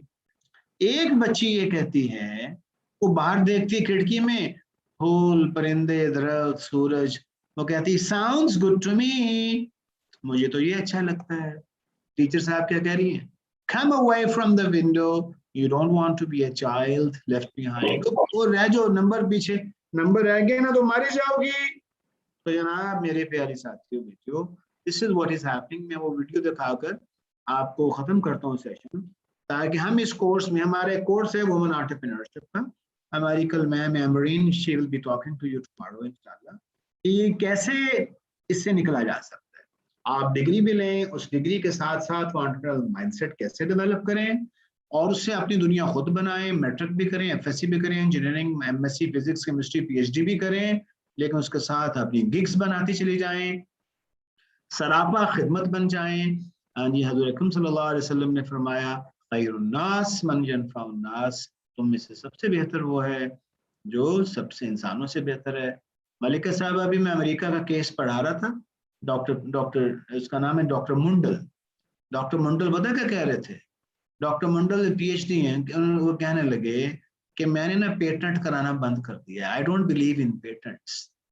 तो पता क्या कह रहे हैं मलिका साहब, वो कह रहे हैं कि पेटेंट तो वो कराएं जो खुदा पे बिलीव नहीं करते। ये अमेरिकी कह रहा है, पेटेंट तो वो कराएं जो अपने नॉलेज को कंटेन करना चाहते हैं। मैं अपने नॉलेज को शेयर करता हूँ और अपने मुकाबले वालों को भी दे देता हूँ, और इस कायनात का खालिक मुझे और आइडियाज दे देता है। कॉन्टिन्यूस लर्निंग, ये हार्वर्ड का केस है, ये आप मुझसे ले सकते हैं। पेटेंट कराना गुनाह नहीं है। मैं ये जिस बता रहा हूँ, ये जरूरत कैसे आई। तो 1 मिनट की वीडियो दिखा सकता हूँ मैम, डॉक्टर साहब, डॉक्टर अब्दा, कि छोड़ बस कर दूं? जी जी, नहीं नहीं सर, आप कंटिन्यू करें, बच्चे बहुत आपको सुन रहे हैं और बहुत इंफॉर्मेटिव टॉक है, आप प्लीज और कंटिन्यू कर सकते हैं। बस हाँ जी, बस मैं एक बच्चियों को नहीं, चूंकि वो हमारी जो साथी है ma'am, she will continue tomorrow, अभी मैं इन बेटियों को हौसला देने के लिए कह रहा हूँ। अब ये देखिएगा कि जनाब अल्लाह ताला ने इन बेटियों को क्या क्या पावर दी हुई है, हमें पता ही नहीं है, हमें पता नहीं है, और हम ग्रेडिंग्स के डब्बों में बंद करके, यानी इस वक्त आईबीए के सेंटर फॉर एंटरप्रेन्योरशिप में कोई सी ग्रेड वाला भी मैं खड़े होकर इस्तकबाल करता हूँ, मैं खड़े होकर इसका इस्तकबाल करता हूँ, और मेरे सेंटर में हमारे दाखिले में सारी चीजें हमने तोड़ दी हैं। ये आवाज आ रही है? Just 3 years ago. ये आवाज आ रही थी? जी सर, जी सर, क्लियर, साउंड क्लियर थी। Okay, sound clear. ये देखिए जनाब, एक छोटे एक बच्चे की कहानी सुनिए जो बगैर बाजुओं के पैदा हुई। देखिए किधर गया। Oh, she had never been in an airplane because of a fear of flying. Now 25-year-old Jessica Cox is a licensed pilot, which is pretty incredible considering she was born with no arms. Les Trent with her story of triumph and courage. This pilot is flying with no hands, literally. Jessica Cox is the nation's first and only licensed pilot who has no arms. When I tell people that I'm a pilot, they're like, what? Jessica was born without arms, but she can do almost everything with just her feet, from putting in her contacts to texting her friends on her cell phone, even playing the piano.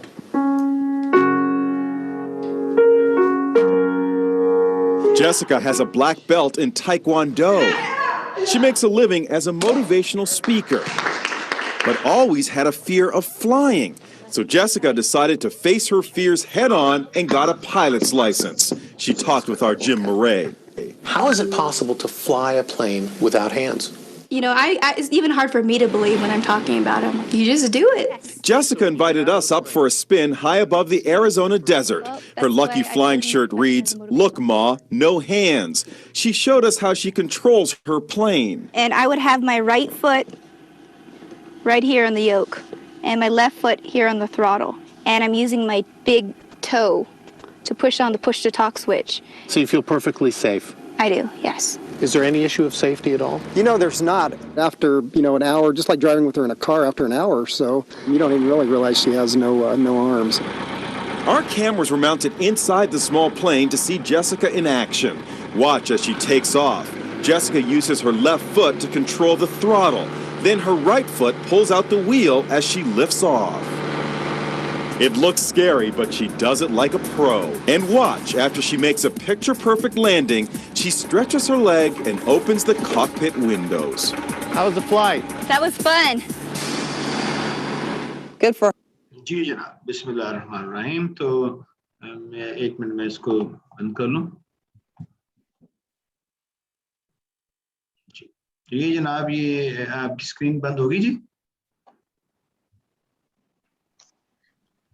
No, sir. Okay, thank you. So my dear respected faculty members and my dear respected women, हमारी बेटियां, हमारी कौम की इज्जत और respect अल्लाह सुब्हानहू तआला को आबाद रखे। आज की गुफ्तगू का मौजू ये था कि हमारे अंदर एक ए ग्रेड छुपा हुआ है। अल्लाह ताला ने ए ग्रेड पैदा किया है, हर एक को ए स्टार बनाया है। उस ए स्टार को बाहर निकालना है और उसमें खिदमत, मोहब्बत, शराफत, हमदर्दी, हया, आजिज़ी, इंकिसारी और एक दुनिया को खिदमत के जज्बे के साथ जिंदा रहना है। और इकबाल ये कहते थे, अपनी दुनिया आप पैदा कर अगर जिंदों में है। तो अल्हम्दुलिल्लाह आईबीए के अंदर अल्लाह ताला ने हमें तौफीक दी। हमारा centre for entrepreneurship is open for anybody. Matric 3rd division के लिए भी ओपन है, 5 जमात वाले के लिए भी ओपन है। माली, मासी, ड्राइवर, काम करने वाली मासियां can come. We have a woman entrepreneurship programme, we have a mothers entrepreneurship programme. जो बीबीए करने वाली बच्ची हैं उनके लिए भी प्रोग्राम्स होते हैं और वो 40-50 घंटे का प्रोग्राम ऑनलाइन भी होता है।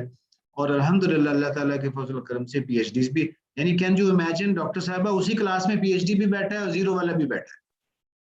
अभी हमारा एंटरप्रेन्योरशिप प्रोग्राम चल रहा है। डॉक्टर अदनान साहब here, PhD in computer science, science शोलो zero पढ़े हुए हैं। मेमूना साहबा 8 जमातें पढ़ी हुई हैं माशाल्लाह, और वो मदर हैं और वो 3-4 महीने के बाद 50,000 रुपया बना भी रही हैं।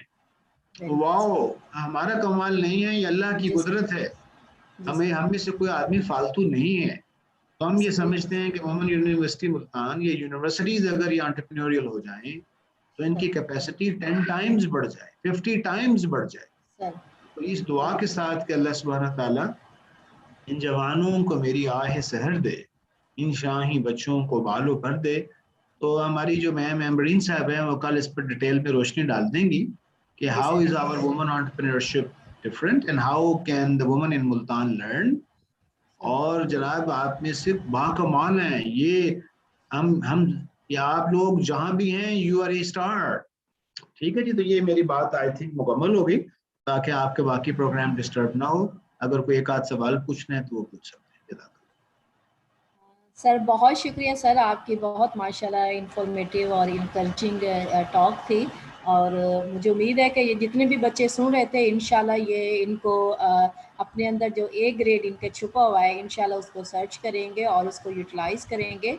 नॉलेज हम इनको डिलीवर कर रहे हैं, आगे इस नॉलेज को प्रैक्टिकल फील्ड में इन्होंने किस तरह से अप्लाई करना है ये अब इनको एक्सपोजर भी हम दे रहे हैं, तो ये इंशाल्लाह उसको मद्देनज़र रख कर करेंगे।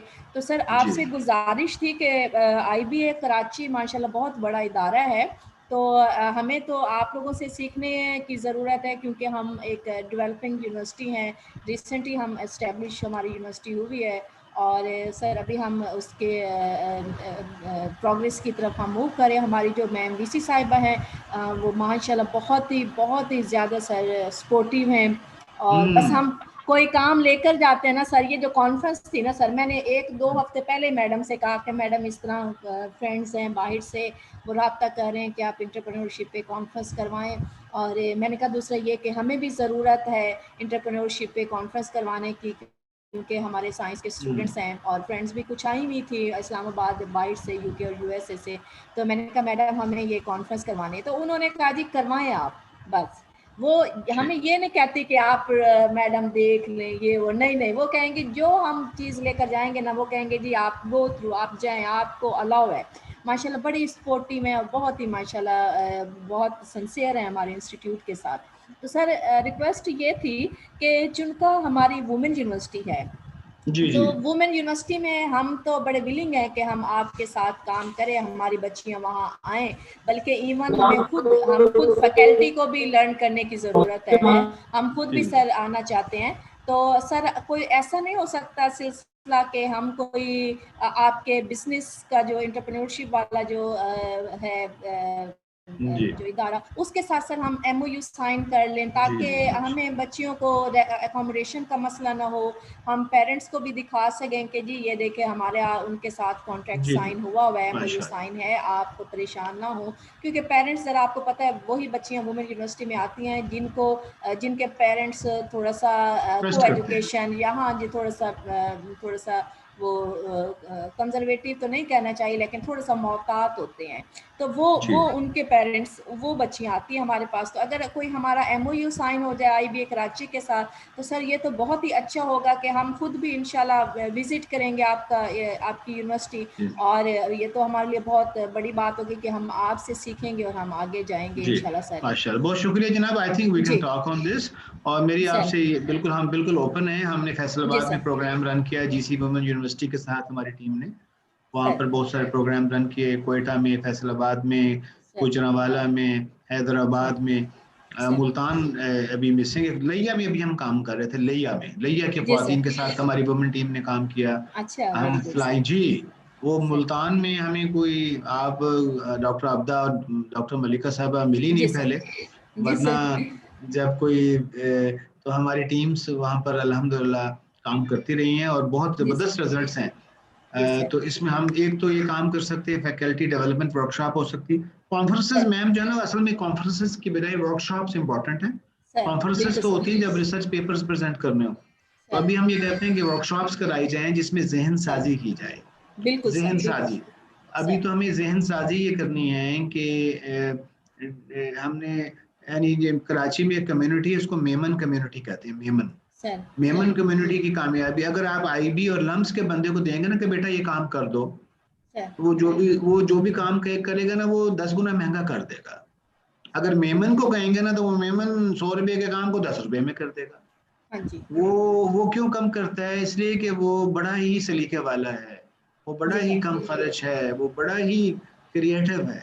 तो सर। ये इस कोर्स के जरिए हम ये समझते हैं कि अगर एक आध दिन की फैकल्टी डेवलपमेंट वर्कशॉप आपके यहाँ हो जाए मुल्तान सर। में, सर। जिसके अंदर आपकी फैकल्टी की जहन साजी कर दी जाए कि फिजिक्स केमिस्ट्री, जैसे मैंने आपको अर्ज किया ना कि सर। हमारे जितने भी डिग्री, ये IBA का भी मसला है, हम सर। IBA लम्स का भी ये मसला है, बहुत बड़ा मसला बना हुआ है, आपको अंदाजा नहीं है अभी।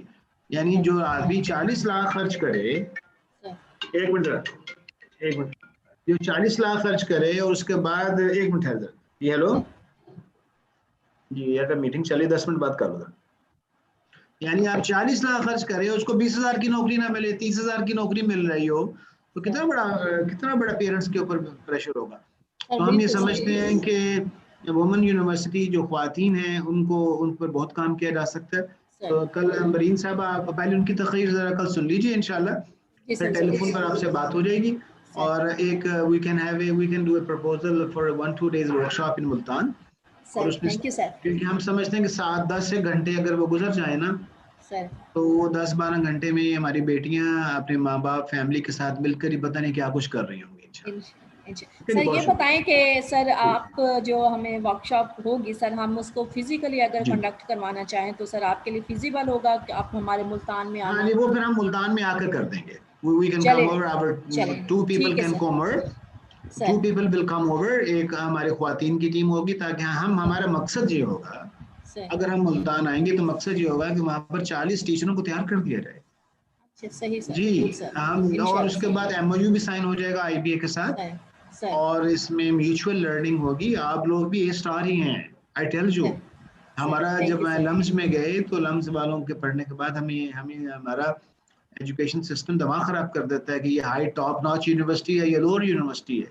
ये कोई टॉप नहीं होता, कोई लोअर नहीं होता, सारे ही टॉप हैं एक्चुअली। ये मुझे बाद में समझ आई है। तो आप लोग अजीम तरीन लोग हैं, अल्लाह ताला ने आपको शानदार बनाया है, and may Allah bless you. Thank you very much. ये मैंने ना एक चैनल शेयर कर दिया है मेरा, हमारी सारी वीडियोस कोर्सेज की यहाँ एक चैनल पे पड़ी हैं, जो बेटियां हमारी उसको उर्दू में भी हैं, इंग्लिश में भी हैं। ये मैंने लिख दिया है, doctor Shahid Qureshi school of entrepreneurship. और ये हमारी बेटियां अपने अम्मी अब्बू बहन भाई माली मासी, कैन यू इमेजिन कि हमारा जो जमादार है ना डॉक्टर आबदा साहिबा, उसको भी मैं क्लास में बिठा लेता हूँ। मैं लम्स का एमबीए किया हुआ है, जर्मनी से पीएचडी की है, मेरे लिए वो भी इम्पोर्टेंट बन चुका है। और एज ए इंसान वो इम्पोर्टेंट है कि नहीं है? बिल्कुल सर, होना चाहिए सर, क्यों नहीं होना चाहिए, क्योंकि खुदा के लिए, खुदा तो हर इंसान के लिए ही 70 माह से ज्यादा प्यार करता है। तो हम कौन होते हैं कि हम उसको इग्नोर सिर्फ डॉक्टर शाहिद जीते, उसकी बीवी बच्चे जीते हैं, बाकी ना जीते, सब जीतेंगे। तो ये जो माइंडसेट है ना, ये जो माइंडसेट है, ये हमारे डॉक्टर जहूर साहब हैं, लम्स के वाइस चांसलर। वो कहते हैं किसी यूनिवर्सिटी में जाओ ना, सबसे पहले अगर चौकीदार के चेहरे पर स्माइल नहीं है ना, तो समझो वीसी फेल है। और उसके बाद अगर उनके बाथरूम जाकर देखो, अगर वो साफ नहीं होना, वीसी का बाथरूम और आम स्टूडेंट का बाथरूम सेम नहीं है ना, तो मैनेजमेंट की फेल हो है। तो वो ये कहते हैं कि जनाब डॉक्टर जहूर साहब वो जमादार को भी सलाम करते हैं, उसकी भी खैरियत पूछते हैं। तो मेरे प्यारे बहनों भाइयों, अल्लाह ताला हमें तौफीक देगा। अच्छा इंसान बनना बहुत जरूरी है। और ये उज़मा साहबा ने कॉन्सेप्ट लिखा है जनाब, every human is unique and respected human being. बहुत शुक्रिया जनाब, मुझे मेरे लिए दुआओं की जरूरत है। तो कल अमरीन साहबा आपसे तसल्ली से उनको आप सर एक घंटा इंशाल्लाह हम जी सर हमसे उन्हें हम काफी टाइम देंगे डॉक्टर अमरीन साहिबा को। मुझे कहते हैं ना पूरा दिन 9 to 4 में 9 to 4 आपको बढ़ा देता। सर हमें तो आप सर हमारा तो दिल नहीं चाह रहा आपको खुदा हाफिज कहने को। माशाल्लाह बड़ा अच्छा इंटरेक्शन है। आपने लोगों को बुलाया होगा, तो मैं अल्लाह सर अभी हमारी थोड़ी सी टी ब्रेक है, आप हमसे कन्वर्सेशन कर सकते हैं, बच्चे बैठे हैं। हाँ जी टी ब्रेक है, लेकिन पूछना तो पूछने में। हाँ जी, मैं आपको वुमेन टीम से मुलाकात भी करा देता हूँ, उसको बुला लेता हूँ या उसके कमरे में चला जाता हूँ। सर जरूर सर, मोस्ट वेलकम सर। हाँ जी, मैं आपको दिखाता हूँ आईबीए के अंदर। तो हम बहुत फ्लेक्सिबल हैं हमारे यहाँ। ये अभी हमारे यहाँ मदर्स एंटरप्रेन्योरशिप प्रोग्राम शुरू होने वाला सर। इस बार उधर नहीं शायद निकल गई। हाँ जी, आगे ये हमारी मिसबा साहिबा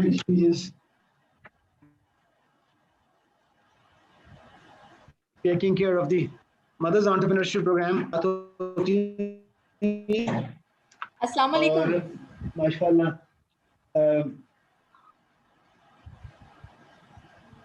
सामने बैठे सामने। तो ये दिखाइए जरा कोर्स पैक, ये कोर्स पैक है। तो हम फैकल्टी को can you imagine we are teaching in Urdu language doctor साहब। Very good sir. हम इनकरेज कर रहे हैं कि हम हमारे कोर्स पैक्स में इशफाक अहमद साहब की रीडिंग्स हैं, हकीम सईद साहब की रीडिंग्स हैं, अमेरिकन रीडिंग्स भी हैं, जर्मन रीडिंग्स भी हैं। हम अपने बच्चों को एम्फसाइज करते हैं, मदर टंग को भी नहीं छोड़ना। Can you imagine Punjabi, Sindhi, Balochi, Saraiki is very important for the. बिल्कुल सर, ये तो खुदा के मौजज़े हैं, मौजज़ात में से हैं ज़बानें, तो उनको तो हमें हर ज़बान की हिफाजत करनी चाहिए, उसे साथ लेके चलना चाहिए। जी, तो ये मिसबा साहब हमारे साथ कोयटा भी काम कर चुकी हैं, फैसलाबाद की, और माशाल्लाह गुजरांवाला भी, मुल्तान रह गया पता नहीं। ये मलिका साहबा को पहले पता नहीं कहाँ थी। सर मेरी सर आपके जो एनसीपी है ना, national centre for physics, madam Aziz Fatima, वो तो सारे मेरे फैमिली फ्रेंड्स हैं, बड़े हम क्लोज हैं। मैडम अजीज फातिमा जो डायरेक्टर रही हैं वहाँ पर, हम उनके साथ बड़े अटैच थे, क्योंकि सर मैं असल में बेसिकली फिजिक्स की हूँ, और फिर फिजिक्स वालों से तो मेरा भी ऑल ओवर पाकिस्तान, क्वेटा से लेकर पेशावर, गिलगित सब इनवाइटेड टॉक्स रही हैं। लेकिन बिजनेस की तरफ फर्स्ट टाइम मैं आई हूँ, ताकि अपने स्टूडेंट्स को मुझे एहसास हुआ है कि हमारे बच्चे प्रोडक्टिव हों। अभी देखिए कि अभी मैं आपसे रिक्वेस्ट करूंगा मलिका साहब, एक वेबसाइट है byju.com, byju.com। अच्छा, उसके अंदर ये बताते हैं कि फिजिक्स के प्रिंसिपल्स कैसे अप्लाइड होते हैं। यकीन जाने मैंने पीएचडी की हुई है, मेरा दिल कर रहा है कि 6ठी 7वीं जमात दोबारा पढ़ूं, क्योंकि न्यूटन के कानून F = ma, VF = उसकी प्रैक्टिकल एप्लीकेशन हमें बताई नहीं गई, उसका शौक दिलों में भरा ही नहीं गया। अगर आप बाई इंडियन वेबसाइट है, इंडियन बंदा है जिसने ये काम किया है, कमाल का, उसकी उस वेबसाइट की कीमत $12 बिलियन होती है। उसने वो क्लास 6 से 12 के बच्चों को पढ़ाता है। आप कहीं सर पकड़ कर बैठ जाएंगे कि यार ऐसे पढ़ाना था, ये ऐसे पढ़ाना था, केमिस्ट्री को, फिजिक्स को, जियोग्राफी को इस तरह पढ़ाना था। और ये मेरा दिल कर रहा था कि दोबारा 7वीं में, अभी मैं यहाँ पर एक कराची में स्कूल खुला है, लैब स्कूल, हमारे आईटी के ग्रेजुएट ने खोला है, और वो 7वीं 8वीं जमात के बच्चे मैकाट्रॉनिक्स पे काम कर रहे हैं, और वो इतना आसान है, यानी इन बच्चों को अगर क्रिएटिविटी को ट्रिगर कर दिया। अभी ये देखिए, ये हमारी मिसबा साहब ने, मैम वो जरा सुनाओ कहानी जरा मिसबा, उनको वो जो बोरिंग आंटी। हाँ, वालेकुम अस्सलाम मिसबा, कैसे? अच्छा,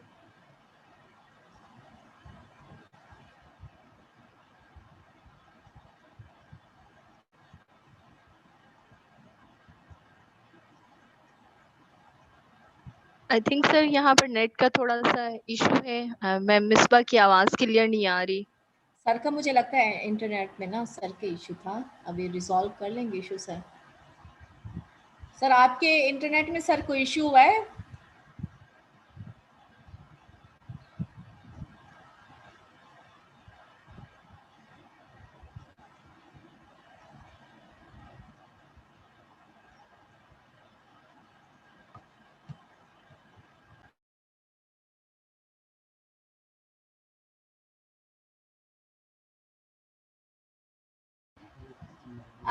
मेरे ख्याल में डॉक्टर साहिबा, डॉक्टर आबदा अजीज़ सर डिस्कनेक्ट हो गए हैं, तो अभी हम वेट करते हैं, शायद वो दोबारा से कनेक्टेड हो जाएं। तो जो बच्चे टी वगैरह लेना चाहते हैं, टी ब्रेक करना चाहते हैं, they are most welcome, but keep joining us, क्योंकि सर माशाल्लाह वेरी इंफॉर्मेटिव, और आपको पता है कि IBA कराची एक बहुत बड़ा इदारा है और उनके इतने माशाल्लाह एक्सपर्ट लोग हमारे साथ हैं। तो ये जो लर्निंग प्लेटफॉर्म है, ये बच्चों आप लोगों को कभी कभी अवेल होता है, और इससे लर्न किया करें और अपनी फील्ड में आप एक्सेल करें। ठीक है, आपको जो आपको प्रोजेक्ट्स दिए जा रहे हैं, जिस टॉपिक पे आप रिसर्च कर रहे हैं, आप उसमें एक्सेल करें, उसको लेकर आप अपना देखें, कॉमन सर्वे करें कि आपके जो प्रोडक्ट्स हैं उनको क्या क्या, इवन आप जो प्रोडक्ट्स मेड इन चाइना है या दूसरे प्रोडक्ट्स हैं, आप उनको भी रीजनरेट कर सकते हैं, रिकन्स्ट्रक्ट कर सकते हैं, उनको भी आप यहाँ पे रीज़नेबल प्राइस के साथ उनको सेल कर सकते हैं। आप डिवाइसेस जो हैं वो आप तमाम जो चाइना की ऑनलाइन वेबसाइट्स हैं, वहाँ से आप जो छोटे छोटे आपको कंपोनेंट्स चाहिए, आप तो अमेज़ॉन है, अब तो आप कहीं से भी आप जो छोटे कंपोनेंट्स हैं वो आप मंगवा के, तो आप खुद से असेंबलिंग जो है तमाम डिवाइस, तमाम जो कंपोनेंट्स हैं उनके असेंबलिंग जो है वो आप यहाँ पे करें। आप आएँ लैब में काम करें, आप उनके असेंबलिंग करें, क्योंकि बाहर जो है ना मैन पावर बड़ी एक्सपेंसिव है, इसलिए चीज़ें एक्सपेंसिव हो जाती हैं। लेकिन अगर आप कंपोनेंट्स बाहर से मंगवा लेते हैं, असेंबलिंग आप यहाँ पे कर लेते हैं। ये जो अभी जो मैं लैपटॉप यूज़ कर रही हूँ ना, तोशिबा का है, और ये made in Japan, made in China है, लेकिन मैंने परचेज इसे जापान से किया था। तो उन्होंने कहा था कि ये सारी जितनी भी प्रोडक्ट्स हैं, परमानेंट जॉब्स, फिर आइन कॉन्ट्रैक्ट्स, फिर आइन डेली वेजेस, और तुसी यकीन कर सब आर्ली है काम पे टास्क दे दो, वो भाਵੇਂ अगला बंदा 10 दिन में काम करना है, भाਵੇਂ 1 घंटे च काम करना है, उसकी इफेक्ट अमाउंट यानी ਹੁਣ ग्रेजुएटीज ते पेंशन ते वो सारी चीजें होना Aahista Aahista. Participants, please mute yourself. Miss Uzma, please mute your speaker. Dr. Uzma, please mute your speaker. अच्छा जी, तो ये हम कह रहे थे कि आप जितने भी आपके कंपोनेंट्स हैं, ये आप लोग चाइना से या आप जो ऑनलाइन वेबसाइट्स है जहाँ से आप अपने लिए प्रोडक्ट्स मंगवाते हैं, ड्रेसेस मंगवाते हैं या बाकी इलेक्ट्रॉनिक्स अलाइंसेस हैं वो आप मंगवाते हैं, तो आप वहाँ से अपने जो कंपोनेंट्स है वो भी मंगवा सकते हैं। अब ये जो मेरा लैपटॉप है, इसकी तमाम जो इंटरनल जितने भी इसके कंपोनेंट्स हैं, they are all made in Japan. Japan में इनको बनाया गया था, और इनकी जो असेंबलिंग थी, असेंबलिंग चूँकि मैन पावर की रिक्वायरमेंट होते बहुत ज़्यादा, तो वो चाइना में सस्ती थी, तो ये इसकी जो असेंबलिंग है वो चाइना में भी है। अब ये प्रोडक्ट के इंटरनल तमाम कंपोनेंट्स जो हैं वो जापान के हैं, लेकिन ये लिखा हुआ इसके ऊपर मेड इन चाइना है, क्योंकि इसकी असेंबलिंग चाइना में हुई है। तो सेम यही प्रोसेस आप यूज़ करके आप लोग अमेज़ॉन पे जाएं और जो अलीबाबा वेबसाइट्स हैं इन सब पे जाएं। हाँ, अली एक्सप्रेस है, आप उस पे जाएं और जितने भी कंपोनेंट्स हैं आप वहाँ से मंगवाएं और असेंबलिंग करें। लैब्स आपको इंशाल्लाह हम बेहतरीन फिजिक्स की लैब और इलेक्ट्रॉनिक्स लैब आपकी एक्टिवेट करेंगे, जिसमें आप असेंबलिंग ईजिली कर सकेंगे। आप जो जो डिवाइसेस आपको रिक्वायर्ड हैं, जो आपको इंस्ट्रूमेंट्स रिक्वायर्ड हैं असेंबलिंग के लिए, आप काम करें। आप कौन कौन सी प्रोडक्ट्स लाना चाहते हैं आप उन पे काम करें कि मैडम हम ये प्रोडक्ट्स हमने देखी हैं, इनके कंपोनेंट्स फलां वेबसाइट पे पड़े हैं, वो हम ऑनलाइन मंगवा लेंगे। तो मैडम असेंबलिंग के लिए हमें ये इंस्ट्रूमेंट रिक्वायर्ड है। आप उन इंस्ट्रूमेंट्स की हमें भेजें, आप भेजें और हम उनके लिए डोनर्स भी तलाश करेंगे। हम उनके लिए आपको जो इंडस्ट्री होगी उससे भी हम कांटेक्ट करेंगे कि वो जो इंडस्ट्री है वो आपको सपोर्ट करे, वो आपको फाइनेंस करे। कल को जब आप प्रोडक्ट्स लेंगे, लॉन्च करेंगे, तो उसके लिए भी बहुत से रिसर्च इंस्टीट्यूट्स हैं जो हमारे साथ ऑनलाइन है, हमारे साथ इसी प्लेटफॉर्म पे हमारे साथ कोलैबोरेट कर रहे हैं। तो हम उनके साथ कोलैबोरेट करके हम आपकी प्रोडक्ट्स को कमर्शलाइज करेंगे। आप डेफिनेटली हमें सिर्फ ये नहीं है कि हम एमएससी की डिग्री ले रहे हैं, एमफिल की डिग्री ले रहे हैं, पीएचडी की डिग्री ले रहे हैं, तो उसको हम लोग सिर्फ उसको स्टडी पॉइंट ऑफ व्यू से नहीं कि हम थ्योरीज को ही ट्रांसफ़र करते जा रहे हैं, नॉलेज को हम ट्रांसफ़र कर रहे हैं। नहीं, हमने सिर्फ नॉलेज को ट्रांसफ़र नहीं करना, बल्कि हमें इस नॉलेज को डिलीवर करना है। हमें अपने कंट्री में एक डिफरेंट एस्पेक्ट्स के साथ हमें मूव करना है। हमने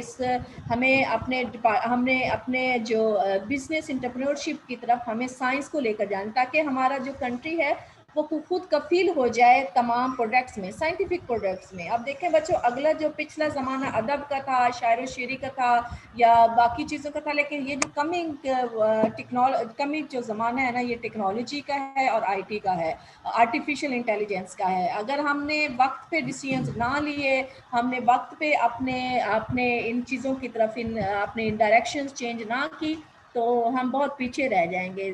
ज़माना अपनी चाल चल चुका है और हम बहुत पीछे। अभी भी वक्त नहीं गया, हमें साइंस और टेक्नोलॉजी की तरफ मूव करना चाहिए और प्रोडक्ट्स लेकर आने चाहिए, प्रोडक्टिव वर्क करना चाहिए। थ्योरीज ट्रांसफ़र नहीं करनी। थ्योरीज जो पहले रट्टा लगाया जाता था, वो इसलिए रट्टा लगाया जाता था कि आप कहीं पर भी थ्योरी अप्लाई करने लगते हैं तो वहाँ पे हो सकता है लाइब्रेरी मौजूद ना हो। ठीक है, हम पहले लाइब्रेरी के मोहताज थे, फिजिकल लाइब्रेरी के, लेकिन अब हम फिजिकल लाइब्रेरी के मोहताज नहीं रहे। अब आपके मोबाइल में ही तमाम पीडीएफ फाइल्स जो हैं, तमाम वर्ल्ड की जितने भी बुक्स हैं उनकी पीडीएफ फाइल्स जो हैं वो आपके साथ मौजूद हैं। आपने एक क्लिक करना है, आपके पास पूरी की पूरी बुक आ जाएगी, पूरी का पूरा फार्मूला आ जाएगा।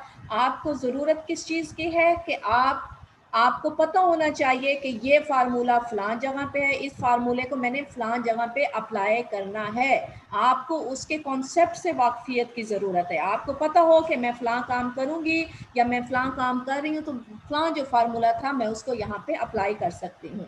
अब आपको इन चीज़ों की तरफ प्रैक्टिकल, अपने नॉलेज को प्रैक्टिकल की तरफ लेकर आना है। ठीक है, तो आई होप सो कि आप इन चीज़ों को लर्न कर रहे होंगे। हम आपको एंटरप्रेन्योरशिप की तरफ इसलिए लेकर जा रहे हैं, आपकी कॉन्फ्रेंस हमने इसलिए ऑर्गेनाइज किया है कि हम आपका इंटरेस्ट डेवलप करें एंटरप्रेन्योरशिप की तरफ।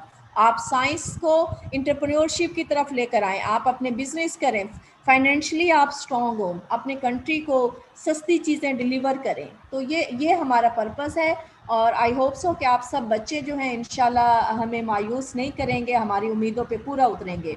तो अभी आधा घंटा हम लोग भी टी ब्रेक लेते हैं और आप लोग भी टी ब्रेक लें। इंशाल्लाह 12 बजे हम दोबारा ज्वाइन करेंगे। डॉक्टर साहब 12 बजे हमें कौन से सर ज्वाइन करें?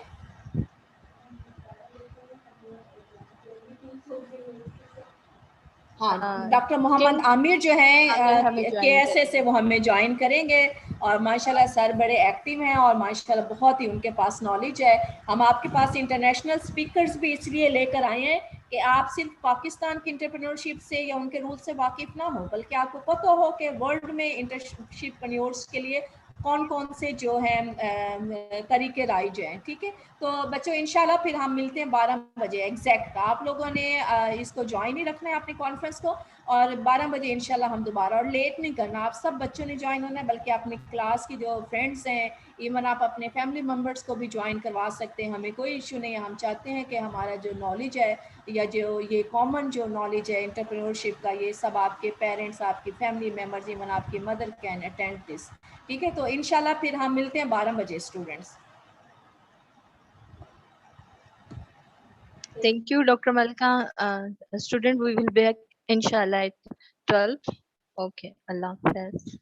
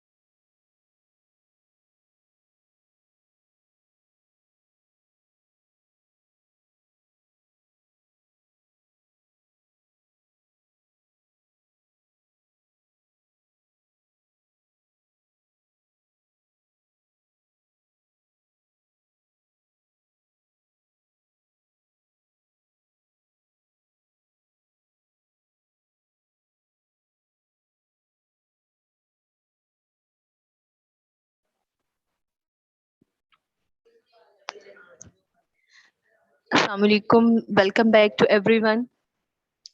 Now we start our session again. And for invitation for next talk, I would like to invite Dr. Amir Ali from King Saud University.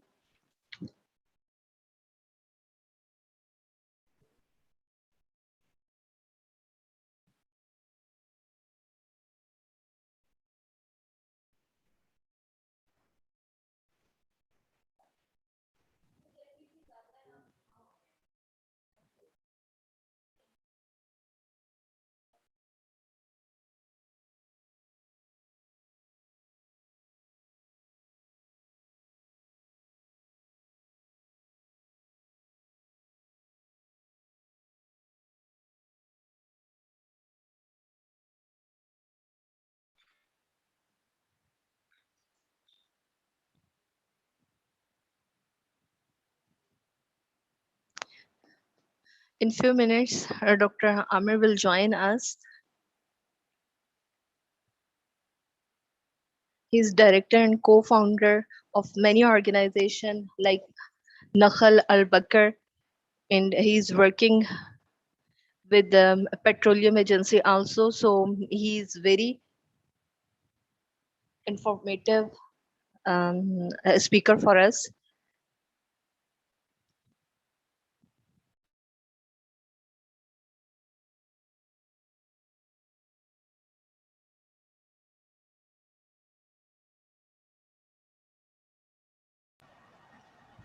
Students, inform your colleagues and your fellows to join the conference as we are getting late, and with Dr. Amir from King Saudi Arabia, he will join us at 12:30. Please join, try to ask your all the fellows to join as many as can.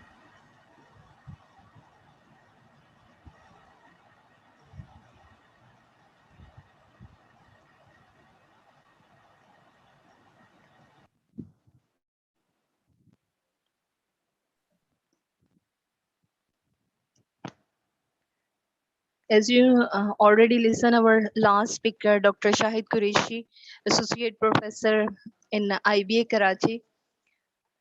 He delivered very informative talk or journal in scenario to आप student के reference से female के reference से उन्होंने बहुत अच्छी example भी coat की जिन लोगों ने लास्ट सेशन नहीं डॉक्टर शाहिद का अटेंड किया तो उसमें उन्होंने बहुत कॉमन मैन की कॉमन पर्सन फीमेल्स की एग्जांपल दी कुछ लोग ऐसे जिन्होंने मैट्रिक सेकंड डिवीजन से किया और आजकल वो जो है अपनी मेगा कंपनीज लॉन्च करके बैठे हुए हैं तो जितने भी हमारे पास इंटरप्रेन्योरल टॉक के लिए लोग आ रहे हैं जिन्होंने भी हमें ज्वाइन किया सबका कंसर्न ये है डिग्रीज ऑल्दो मैटर करती हैं डिग्रीज के बगैर आपकी वर्थ नहीं है आप लर्न नहीं कर सकते बट आपके अंदर स्किल आपके अंदर जो है क्रिएटिविटी जिस भी अंदर इंसान के अंदर कोई यूनिक एस्पेक्ट्स होगा वो अपनी कंपनी लॉन्च कर सकता है वो अपने किसी भी ब्रांड को इजीली लॉन्च कर सकता है तो आजकल का जो दौर है गिग इकोनॉमी का जैसे सर ने बताया कि एक एरा था 40 to 19 ईयर्स का उस वक्त हम कैरियर सीकिंग टाइम में थे 2000 का एरिया ऑनवर्ड आया जिसमें हम जॉब से रिलेटेड मोड में सर्वाइव करते रहे लेकिन ऑनवर्ड 2010 अब जो है गिग इकोनॉमी का टाइम है और सर ने इन डिटेल बताया कि हर बंदे के पास कुछ ऐसे यूनिक हिडन एस्पेक्ट्स हो सकते हैं क्रिएटिवनेस के स्किल हो सकती हैं जिससे वो अपने एंटरप्रेन्योरल एक्टिविटी को कंटिन्यू कर सकता है तो ये ऑल अबाउट आपकी स्किल्स हैं जिन्हें आप डिफरेंट वे में आपका आइडिया आपका वे आप कैसे अपनी प्रोडक्ट को लॉन्च करते हैं आपका माइंड कितना एक्टिवली कम्युनिटी के साथ चल रहा है एक वक्त था हमें याद है कि हम हाथों पे घड़ियां बांधा करते थे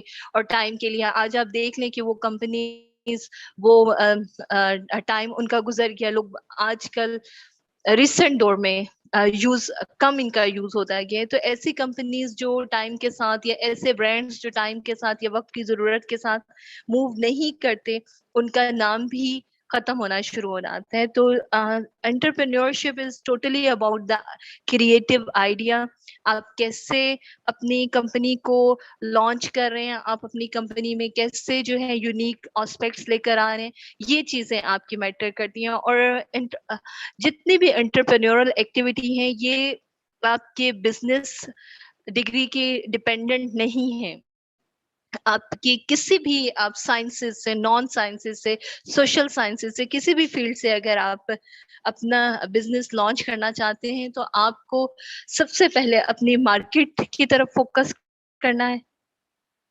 मार्केट की तरफ फोकस करना है आपने देखना है कि आपका ट्रेंड क्या चल रहा है आप किस में इन्वेस्ट करेंगे आपकी इन्वेस्टमेंट जो है फ्रूटफुल होगी इन टेक्टिक्स के ऊपर अगर आप वर्क करते हैं तो फिर ही आपका सर्वाइवल है। और अगर कल की हम टॉक्स में देखें, जो लोगों ने हमारे साथ आए, IBS सक्खर से हमें ज्वाइन किया हुआ था डॉक्टर मेरानी ने, उनका भी कि एंटरप्रेन्योर, हम इस चीज से डर जाते हैं मोस्टली कि हमारे कंपटीटर बहुत बड़े बड़े ब्रांड्स हैं, हम कैसे सर्वाइव करेंगे।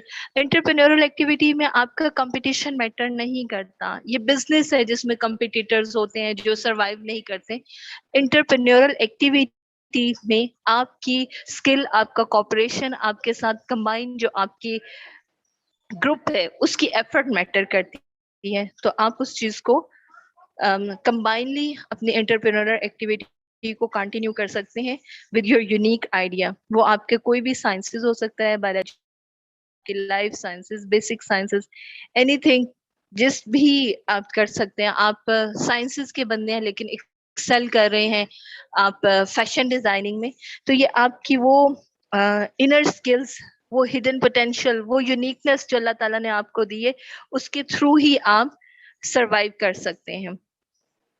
अभी अगर हम अपने बहुत बड़े डिफरेंट जो स्टेक होल्डर्स हैं, जो हमारे, आप ये कह लें कि लॉन्च कर रहे हैं डिफरेंट अपनी, जरूरी नहीं कि वो बहुत ज्यादा अपने कैरियर में टॉपर्स रहे हों। मोस्टली बैक बेंचर्स जो होते हैं वो गुड बिजनेसमैन ही कंसीडर किए जाते हैं। तो इसलिए अपनी ग्रेडिंग, ऑब्वियसली डिग्री मैटर करती है, आपको अच्छे ग्रेड्स लेने चाहिए, आपका अच्छा कैरियर होना चाहिए, लेकिन आपको स्किल भी होनी चाहिए। और जैसे जैसे आपके टर्मिनल डिग्रीज टाइम आ रहा हो, जब आप 7th सेमेस्टर में जाएं, 6th सेमेस्टर में जाएं, तो आप लोग इस तरह की एक्टिविटीज में इन्वॉल्व हो। कंपटीशन, जैसे डाइस कंपटीशन है, जैसे हॉल कंपटीशन है, जैसे लॉन्च पैड 9 का कंपटीशन हुआ, तो उसमें अपने प्रोजेक्ट्स, अपने आइडियाज जो हैं वो शेयर करें। और आपको पता है कि हमारी यूनिवर्सिटी ने एक प्लेटफॉर्म, वर्दी वाइस चांसलर हमारी है, वो एंटरप्रेन्योरल एक्टिविटी के ऊपर फोकस भी बहुत कर रही हैं, और उन्होंने आप लोगों को एक प्लेटफॉर्म भी दिया है, मुल्तानियन बिजनेस इंक्यूबेशन सेंटर। तो आप उसे ज्वाइन करें, अपने प्रोडक्ट्स, अपनी जो कंपनीज हैं उन्हें रजिस्टर करवाएं, उनके थ्रू अपने आपको डिफरेंट जगह पर एक्सपोज करने का, अपने टैलेंट को शो करने का, अपने आइडियाज को शेयर करने का मौका मिलेगा। तो जैसे ही सर हमें ज्वाइन करते हैं, हम सर की टॉक से फायदा उठाते हैं। एक्चुअली हमारे बहुत से स्पीकर ऐसे हैं जो फॉरेन से हैं, इंटरनेशनल एरिया से हैं, और आप अपने लोकल एरिया, लोकल कम्युनिटी का एक एक्सपीरियंस लेते हैं। अगर आपको फॉरेन कम्युनिटी या फॉरेन एरिया से एंटरप्रेन्योरल एक्टिविटी का पता चलता है, आपको ट्रेंड मार्केटिंग का पता चलता है कि कैसे दुनिया में बिजनेस हो रहा है, लोग कैसे अपने जो है एंटरप्रेन्योरल एक्टिविटी को परफॉर्म कर रहे हैं।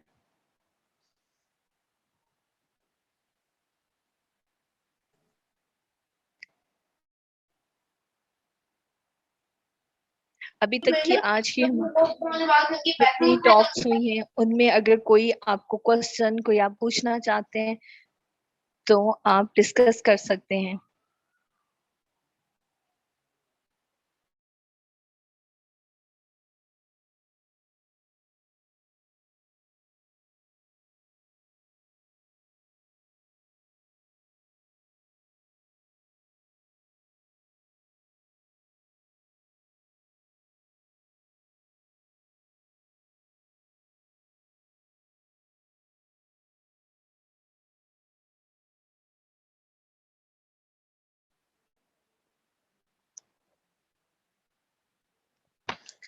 डॉक्टर इरम अब्बासी ने हमें ज्वाइन किया है सफ़ा यूनिवर्सिटी से।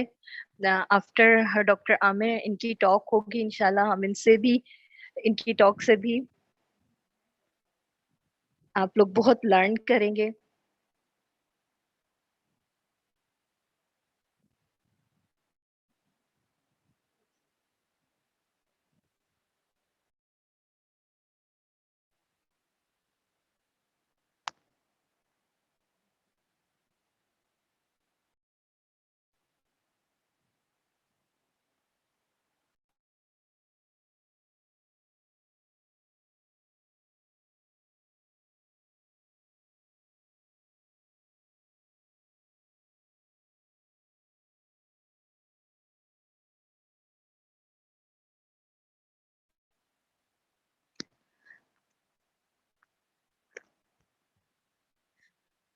आई थिंक डॉक्टर आमिर अली के कनेक्शन में कोई प्रॉब्लम है, वो अभी हमें ज्वाइन नहीं कर सकते।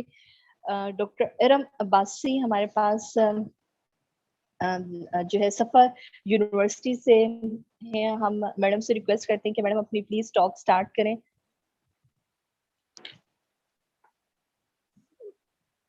अब हम बता दें, जहाँ सब कोई काम तो नहीं है? ठीक है। Madam Iram Abbasi, director centre for entrepreneurship and innovation from Safa university. Madam please. जी जी, ऑडिबल? जी जी, यस मैम। अच्छा, मैं अपनी स्क्रीन शेयर करना चाहूंगी, तो आप मुझे राइट्स दे सकती हैं? ये बेस्ट है जी madam.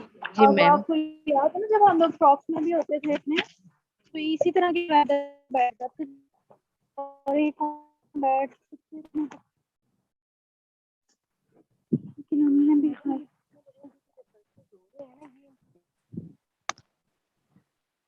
Participants kindly mute your mics, ताकि हमें मैडम इरम अब्बासी की बात इजीली समझ आ सके।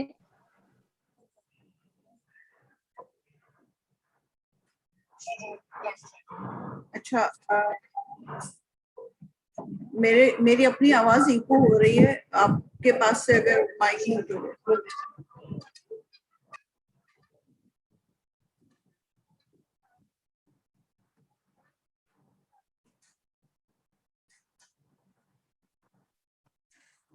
और पार्टिसिपेंट्स में किसी और का भी शायद माइक ऑन है, वो आवाज आ रही है।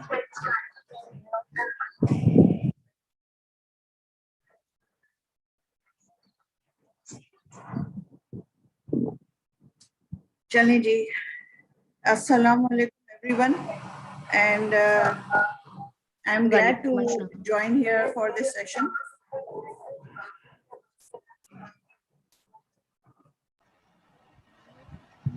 मैम वालेकुम अस्सलाम, वेलकम मैम। नहीं, मेरी आवाज इको हो रही है, एक सेकंड में अभी मैडम आपकी तरफ से शायद हो रही है, हमारे पास तो ओके है।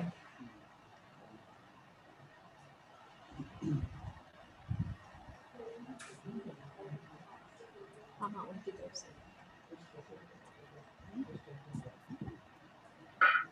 जी, अब सही है जी, अब ठीक हो।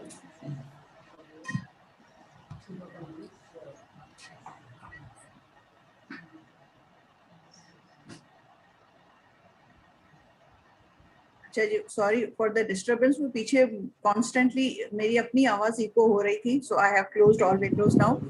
And once again, assalamu alaikum to everyone, and thank you very much for inviting me at this forum. And the topic that I would like to discuss today is building entrepreneur ecosystem. Actually, since yesterday, I also attended the sessions that were going on, and since yesterday very interesting talks were coming up, and some very good knowledge sharing was going on, I thought that in order to add on to that knowledge, what we have to see that there are various players of the ecosystem that play a role. In Pakistan, mashallah, and it's a very good point that the entrepreneur ecosystem has improved quite a bit.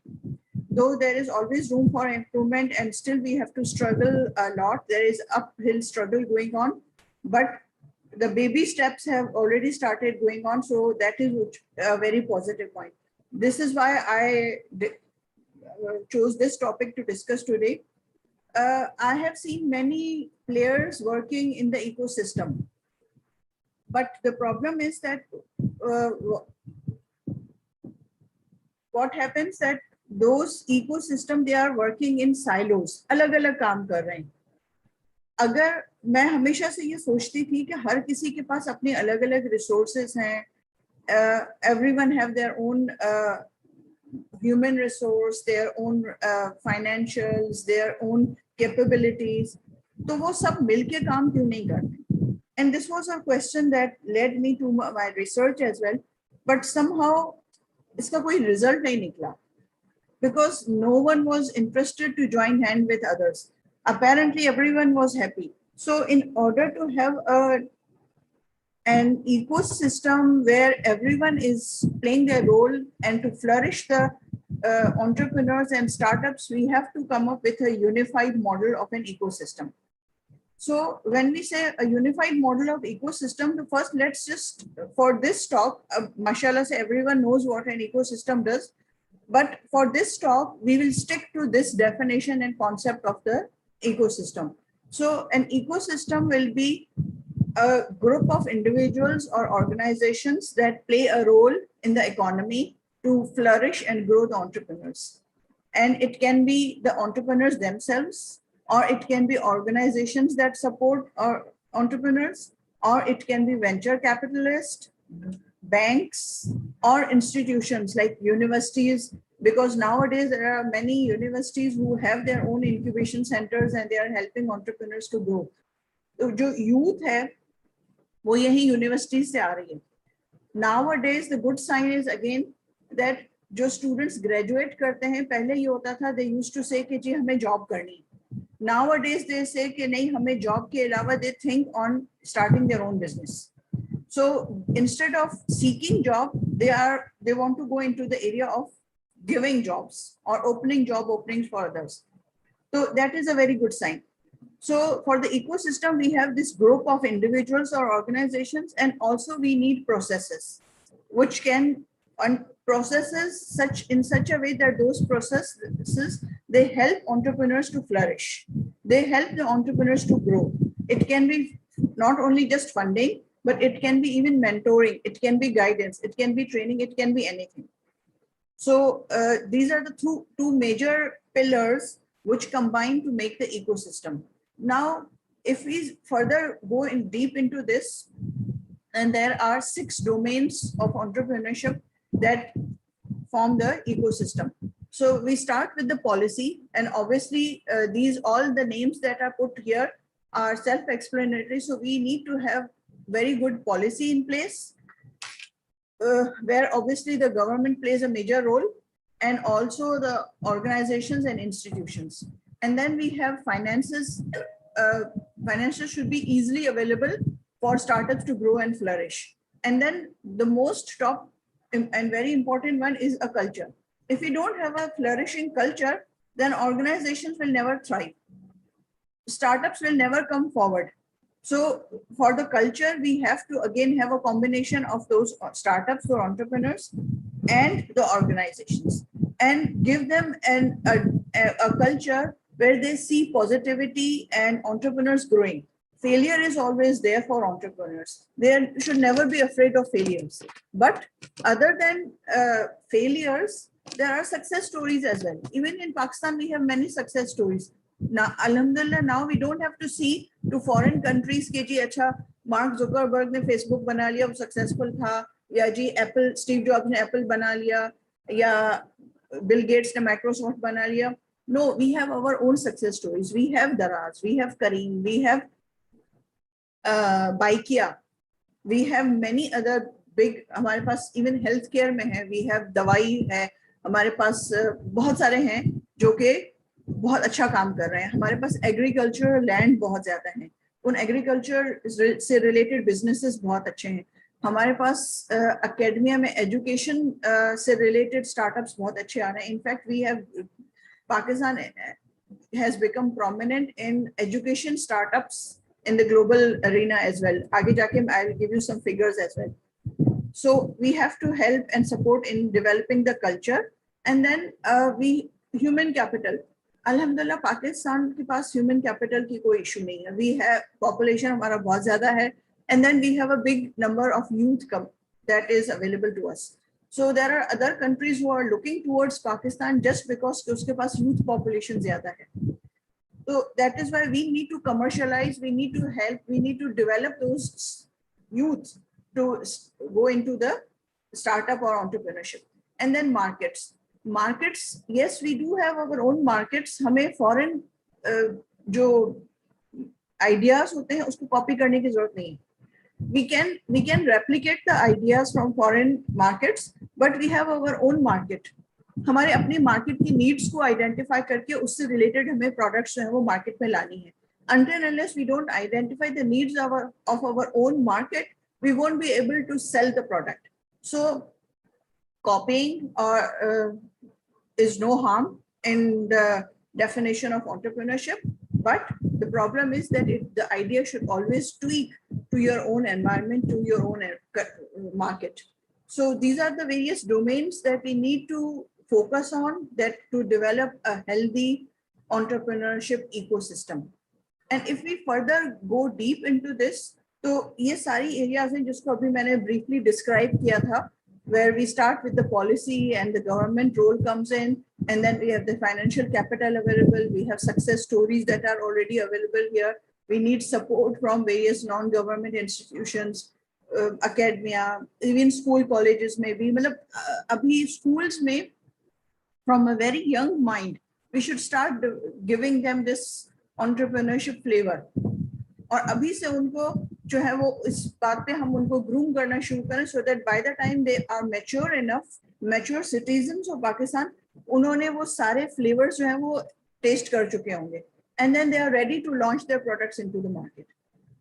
Fine. So these are the various domains. अब अगर हम इस पे further आगे चलें, तो the positive point is कि अगर जो 2021 का global startup ecosystem index है, उसमें पाकिस्तान ने 7 spots ऊपर गया है, jump 7 spots up, and अब वो top 100 में की list में आ गया 75 पे है.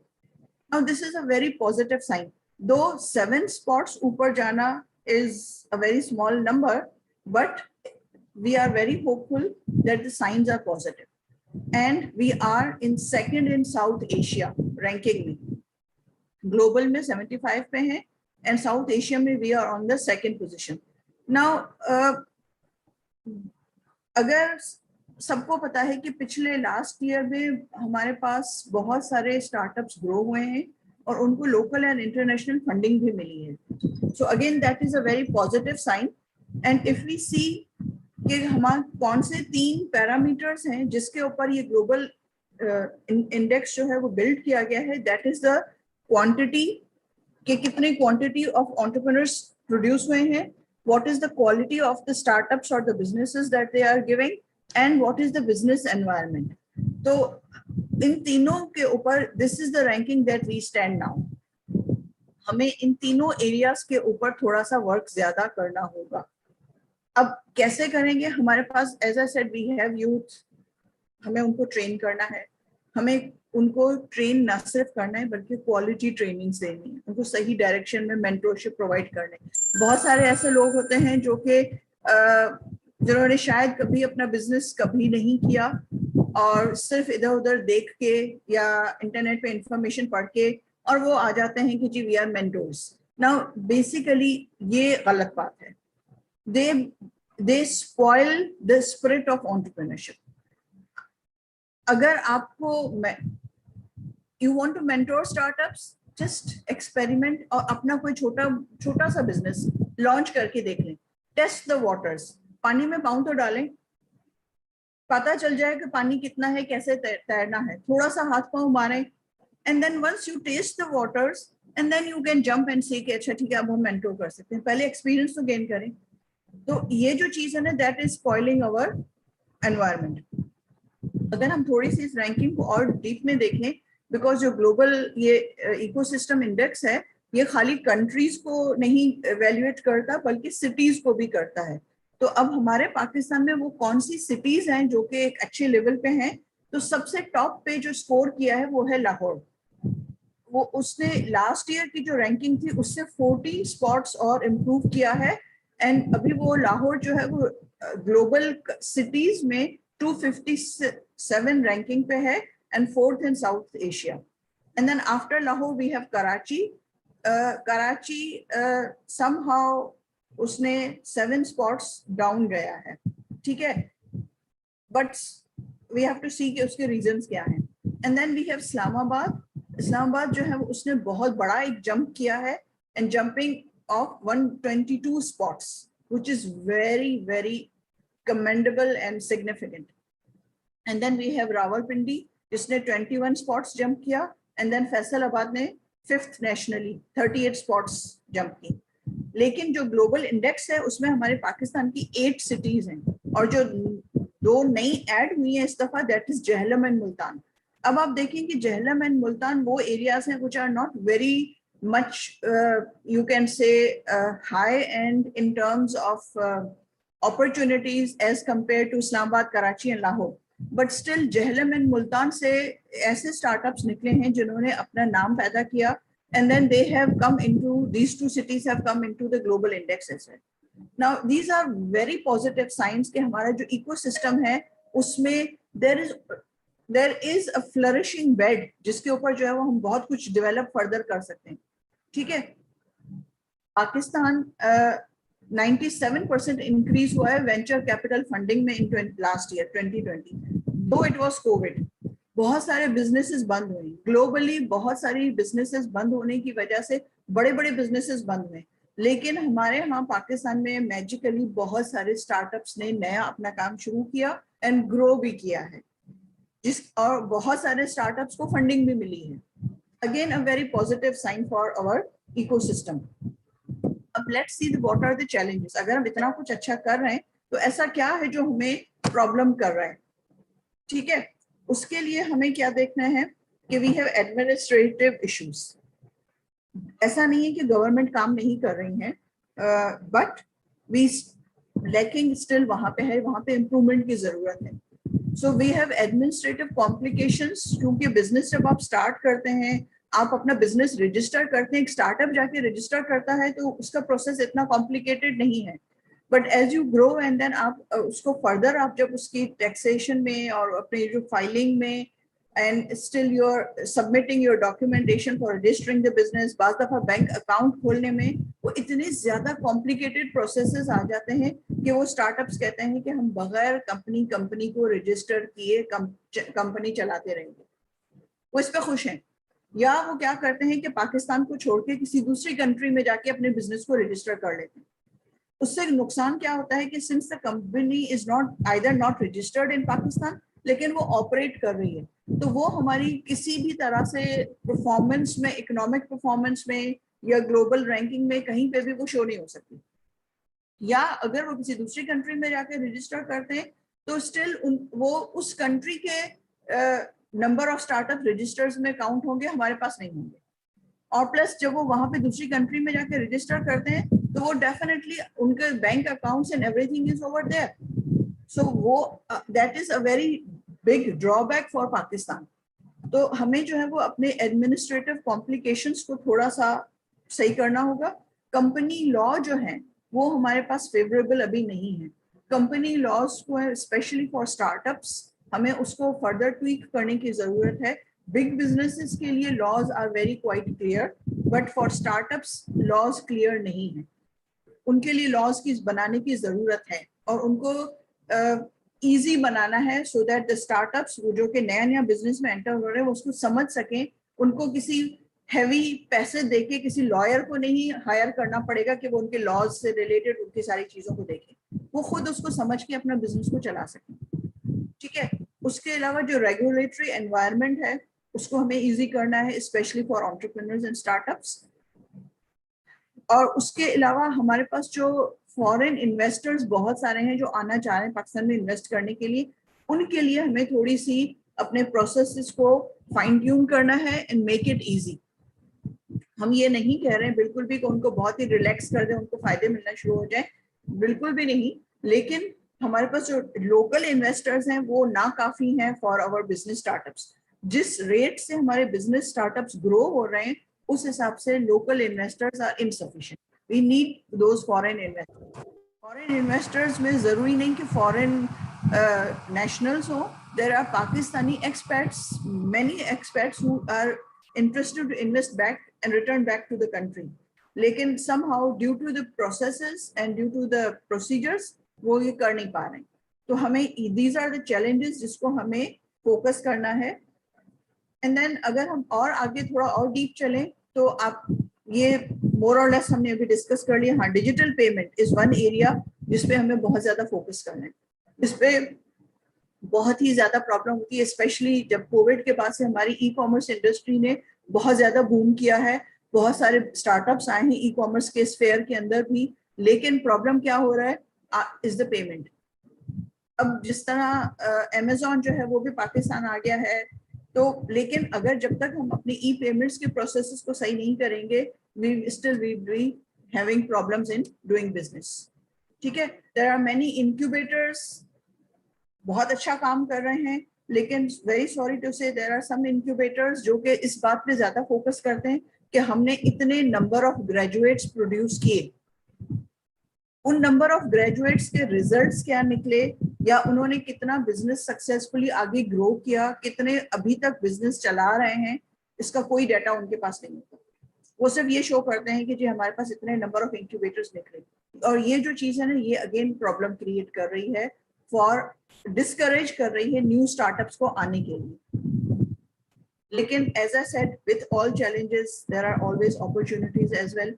तो हमें चैलेंजेस को ओवरकम करना है, कमर्शियलाइजिंग और capitalising on the opportunities. So last 12 months में हमारे पास वेंचर कैपिटल्स बहुत ज्यादा हैं. फॉरेन एंड डोमेस्टिक कैपिटल जो है वो हमारे पास बहुत ज्यादा इन्फ्लक्स हो रहा है, जिसमें स्टार्टअप्स को बहुत ज्यादा अपॉर्चुनिटीज मिल रही हैं. ठीक है, हमारे पास ऑर्गेनाइजेशंस हैं, एनआईसीज बहुत ज्यादा खुल गई हैं, डिफरेंट सिटीज में हैं.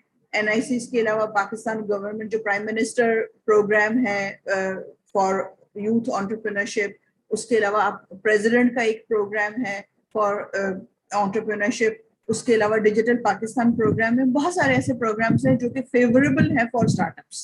और इन सब ऑर्गेनाइजेशन एंड एसोसिएशंस को यूज करते हुए हमें अपने start being in the academia, हमारा we have to play a strong role to encourage this youth.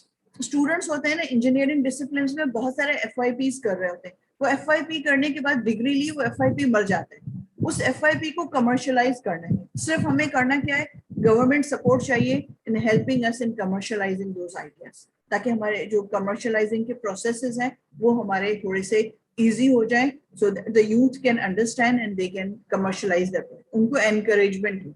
जब तक हम उनको एनकरेजिंग एनवायरनमेंट नहीं देंगे, they will not flourish, they will not bring in their own ideas. अच्छा जी, करना क्या है, just a few small things. बहुत कुछ कर सकते हैं हम. यहाँ पे मैंने just few points इसलिए लिखे हैं, अगर हम इन चंद very important points को focus कर लें तो हमारा next year, इस दफा जो 2021 के हमारा जो global entrepreneurship index में जिस ranking पे हम हैं, नेक्स्ट टाइम हम बहुत बड़ा जंप कर सकते हैं. इस दफा हमने 7 पॉइंट्स पे जंप किया है, नेक्स्ट टाइम हम ज्यादा बड़ा जंप कर सकते हैं. ठीक है, so what we need to do is design enabling policies. Again government से रिक्वेस्ट है कि the policies that currently are existing उसको रिवाइज करने की जरूरत है. And there are many organisations, even academia भी हेल्प करने के लिए तैयार है to play their role in refining the policies and particularly focusing for startups. And then हमारे जो company laws हैं उनको ज़रा simplify कर दें, especially regarding to startups, and implementing जो taxation हमारा system है उसको एक effective way में for startups उसको बताएं, उसको taxation policies जो है वो हमारी startups की तरफ थोड़ा सा tilt हो ताकि वो startups को facilitation मिल सके. Digital infrastructure हमारा पाकिस्तान में अभी तक उसमें बहुत काम करने की जरूरत है. कोविड के बाद बहुत सारी कंपनीज, अकेडमिया, सबको फोर्सफुली डिजिटाइजेशन की तरफ जाना पड़ गया. नाउ अल्लाह ताला की तरफ से yes, COVID is a problem but it is a blessing in disguise as well. उसने हमें डिजिटाइजेशन की तरफ ज्यादा पुश किया है. एक जो हम स्लो पेस से चल रहे थे, काफी एक बड़ा जंप आ गया है, but still a lot needs to be done. Improve the value of services जो कि organizations provide कर रही हैं. Incubation centers हो गए, accelerators हो गए, academia हो गया, सबको जो है वो अपनी services को improve करना है. अच्छे mentors चाहिए. जब तक हमारे वो startups जो कि अभी कुछ सालों से already काम कर रहे हैं, they can themselves be good mentors for the new startups. हमें उनकी तरफ जो है वो focus करना है. ठीक है, so and obviously funding, though funding comes in the last, but yes, funding is important for startups to grow and flourish. हमें उनके लिए रास्ता आसान करना है. So once we have this, we create a smooth way for these startups, the ecosystem will definitely, and we are very optimistic and hopeful that it will flourish. So my conclusion to this talk is that we have to So, and I now welcome questions if anyone needs to ask anything. Thank you very much, Ma'am Iram. आपके talk में बच्चों के लिए खासकर बड़ी inspiration ये थी कि कल्चर डेवलप करना चाहिए अपने स्टूडेंट को अपनी कम्युनिटी में, और स्पेशली अगर कोई भी बच्चा एंटरप्रेन्योरशिप की तरफ या अपनी कंपनी लॉन्च करने, तो सबसे इम्पॉर्टेंट बात ये कि आप मार्केट को देखें कि आपके को क्या आपकी मार्केट में क्या ज़रूरत है, आपको मार्केट का क्या ब्रांड, क्या प्रोडक्ट लॉन्च करना है। और एक और बहुत इम्पॉर्टेंट चीज़ जो मैडम ने बताई कि ई पेमेंट्स वगैरह, आपको अपनी टैक्सेशन और पेमेंट्स का भी मेथड, अगर कोई भी बिजनेस लॉन्च करना चाह रहे हैं तो कम से कम इन चीज़ों की भी आपको नाउ होनी चाहिए कि कैसे आपने पेमेंट्स करनी है, कैसे अपने टैक्सेशन पॉलिसीज हैं इनको, then you should be very successful entrepreneur. Thank you madam. Any question from a student you may ask from Ma'am Iram?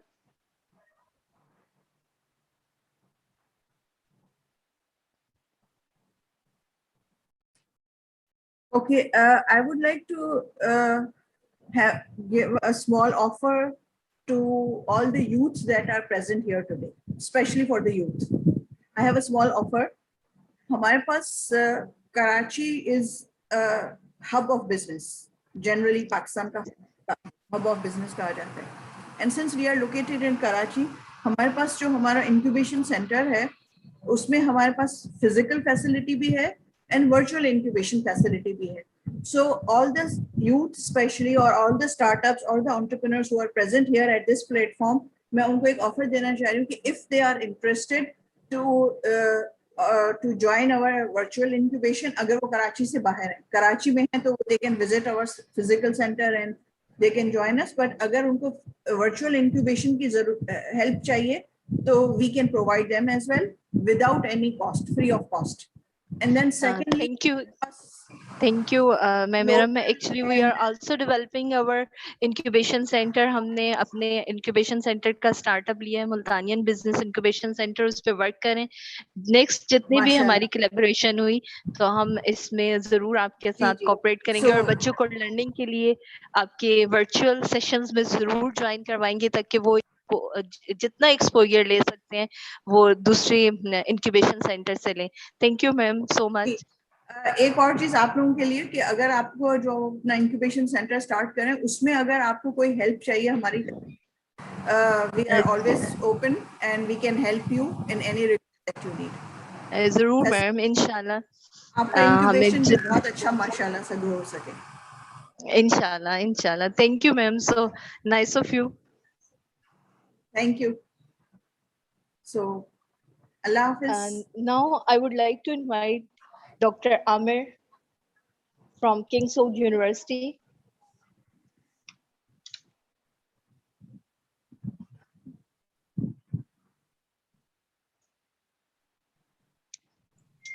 Assalamu alaikum rahmatullah. Walaikum assalam, sir. Warmly welcome in our conference.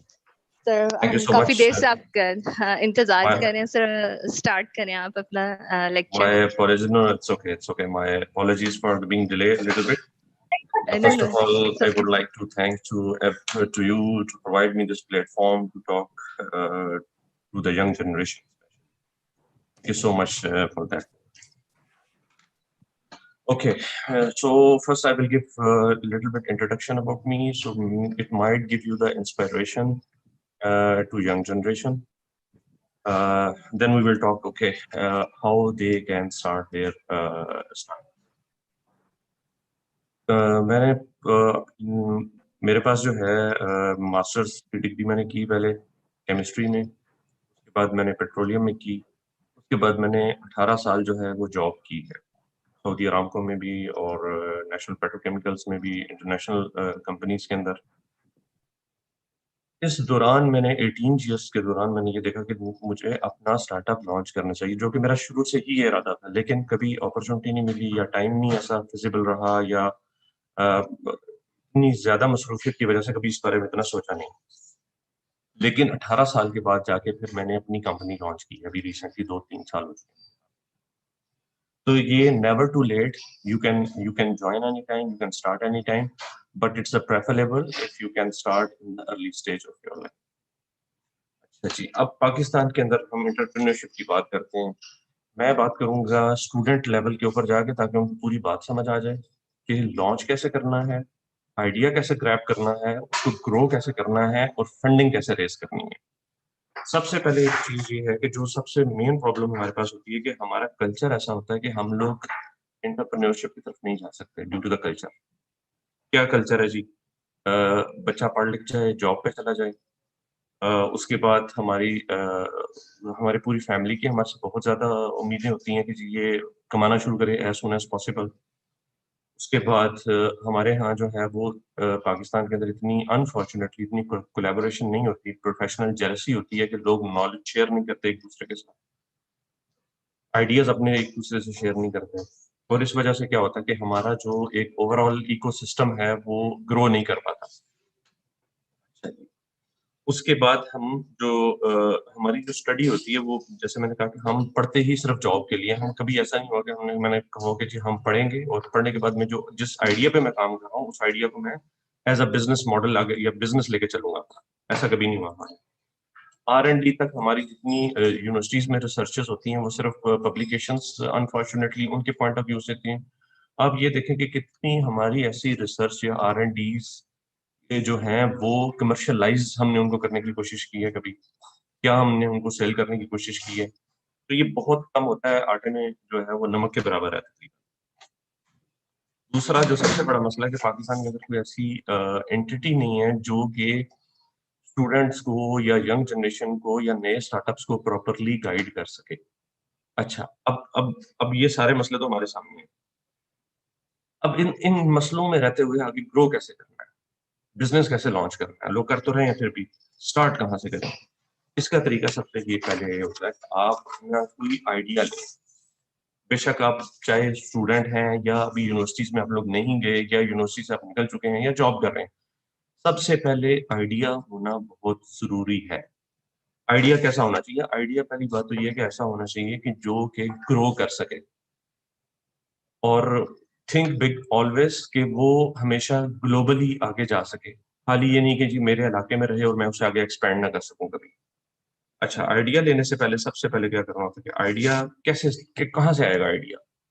अमूमन जितने भी नए startups आप देखें या जो successful startups हैं, उनके पीछे जो आइडिया है वो कोई ना कोई किसी प्रॉब्लम का सोल्यूशन था। पहले तो सबसे पहले आप ये देखें कि प्रॉब्लम क्या आ रही है हमें। आपके मोहल्ले में, आपके घर में, आपके सिटी में, आपकी यूनिवर्सिटी में, जब आप कहीं किसी सरकारी इदारे में जाते हैं तो कितनी प्रॉब्लम्स आप फेस करते हैं। अगर फॉर एग्जांपल अगर मैं बात करता हूँ कि जी हम कभी नादरा के ऑफिस जाते हैं या पासपोर्ट रिन्यू करवाने जाते हैं तो कितनी बड़ी लाइन में हम खड़े होते हैं, या बैंक्स में जाते हैं हमें कितनी देर लाइन में खड़े होना पड़ता है। अब आप किसको ब्लेम कर सकते? किसी को ब्लेम नहीं कर सकते, लेकिन इसका सोल्यूशन क्या है? एक सिंपल सी बात है कि एक ऐसा क्यूइंग सिस्टम होना चाहिए, ऑनलाइन क्यूइंग सिस्टम, जिसपे आप जाके आप हर बंदा अपनी क्यू कर रहा हो, उसको प्रायोरिटाइज कर रहा हो कि जी ठीक है मैंने कल इतने बजे विजिट करना है। अब आप गवर्नमेंट का या उस इदारे का इंतजार ना करें कि वो आपको बना के देगा, आप सोल्यूशन बना के उसको सेल कर सकते हैं। बहुत सारे ऐसे स्टार्टअप्स हैं जिन्होंने अपने आइडियाज डेवलप करके मिलियन डॉलर्स में इसको गवर्नमेंट्स को, प्राइवेट एंटिटीज को सेल किया। अच्छा, अब आइडिया आ तो गया, लेकिन उस आइडिया को उसके ऊपर फौरी तौर पे इम्प्लीमेंट एकदम से हम क्या करते हैं कि हम कोई चीज दिमाग में उसे शुरू कर दिया फौरी। कभी भी बिजनेस छोटा हो या बड़ा, उसको ऐसे स्टार्ट किया जाता है। सबसे पहले आपने क्या करना है कि आइडिया लेने से पहले पहले आप ये देखिए कि आप किस चीज को सॉल्व, प्रॉब्लम क्या है, फिर उसका सोल्यूशन क्या है, क्या वो सोल्यूशन फिजिबल है या नहीं है। उसके बाद आप उसकी एक प्री फिजिबिलिटी स्टडी कंडक्ट करें, बेसिक प्री फिजिबिलिटी स्टडी। आपके पास नंबर्स का होना बहुत जरूरी है। फिजिबिलिटी स्टडी के अंदर क्या होता है, सबसे पहले आपने उसके अंदर उसका बिजनेस मॉडल डिस्कस करना है कि जी फॉर एग्जांपल मैं एक स्टार्टअप लॉन्च करने जा रहा हूँ, मेरे पास एक आइडिया है कि जी मैं एक ऐसी वेबसाइट बनाना चाह रहा हूँ कि जिसपे सारा रिसर्च मटेरियल स्टूडेंट्स को अवेलेबल मिले, और मैं पीएचडी डॉक्टर्स को और नए स्टूडेंट्स को एक वेबसाइट के ऊपर इकट्ठा करना चाह रहा हूँ। फॉर एग्जाम्पल कि वो उनसे जो जो सेम टॉपिक के ऊपर जो है वो पहले R&D कर चुके हैं, रिसर्च कर चुके हैं, और उनके साथ कोलैबोरेट करके फर्दर हम उन चीज को आगे लेके चलें। अब ये तो हो गया एक आइडिया। अब इस आइडिया से फाइनेंशियल या बिजनेस मॉडल कैसे से मैं डेवलप करूं। तो सबसे पहले आप ये देखें कि स्टूडेंट की बाइंग पावर क्या है, बहुत कम होती है। स्टूडेंट इतने सारे एक्सपेंस, अगर आप उसे कहें जी स्टूडेंट इतना पे करेगा तो वो बड़ा मुश्किल है डेफिनेटली। तो आप इसके अंदर क्या कर सकते हैं जी, एक मिनिमम सब्सक्रिप्शन पैकेज लॉन्च कर सकते हैं कि जी for example 100 rupees per week या $100 पर मंथ फॉर एग्जांपल। इसी तरह आप कर सकते हैं, आप यूनिवर्सिटीज को इन्वॉल्व कर सकते हैं कि जी हम इसका एक प्लेटफॉर्म बनाने जा रहे हैं, आप एज अ स्पॉन्सर उसके अंदर इन्वॉल्व हैं। अब जब आप बिजनेस मॉडल बना लेंगे तो आप उसकी रेवेन्यू स्ट्रीम्स आपने देखनी है कि मुझे प्रॉफिट कहाँ से आना है। अच्छा जी, अब प्रॉफिट तो आपने देख लिया जी, मैंने यहाँ से स्टूडेंट सब्सक्रिप्शन पैकेज लाऊंगा, मैं इसमें स्पॉन्सर्स लाऊंगा, मैं इसके अंदर एडवर्टाइजमेंट लाऊंगा फॉर एग्जांपल। अच्छा, अब उसके बाद आप अपने एक्सपेंसेस कैलकुलेट करें कि जी हम मेरा इसमें खर्चा क्या क्या आएगा। मुझे एक वेबसाइट डेवलप करवानी है, मुझे उसके पीछे डेवलपर्स चाहिए, मुझे सर्वर चाहिए जहाँ पे मैं सारी चीजों को होस्ट करूंगा, और मुझे उसके बाद मार्केटिंग करनी है। Marketing is the key of everything.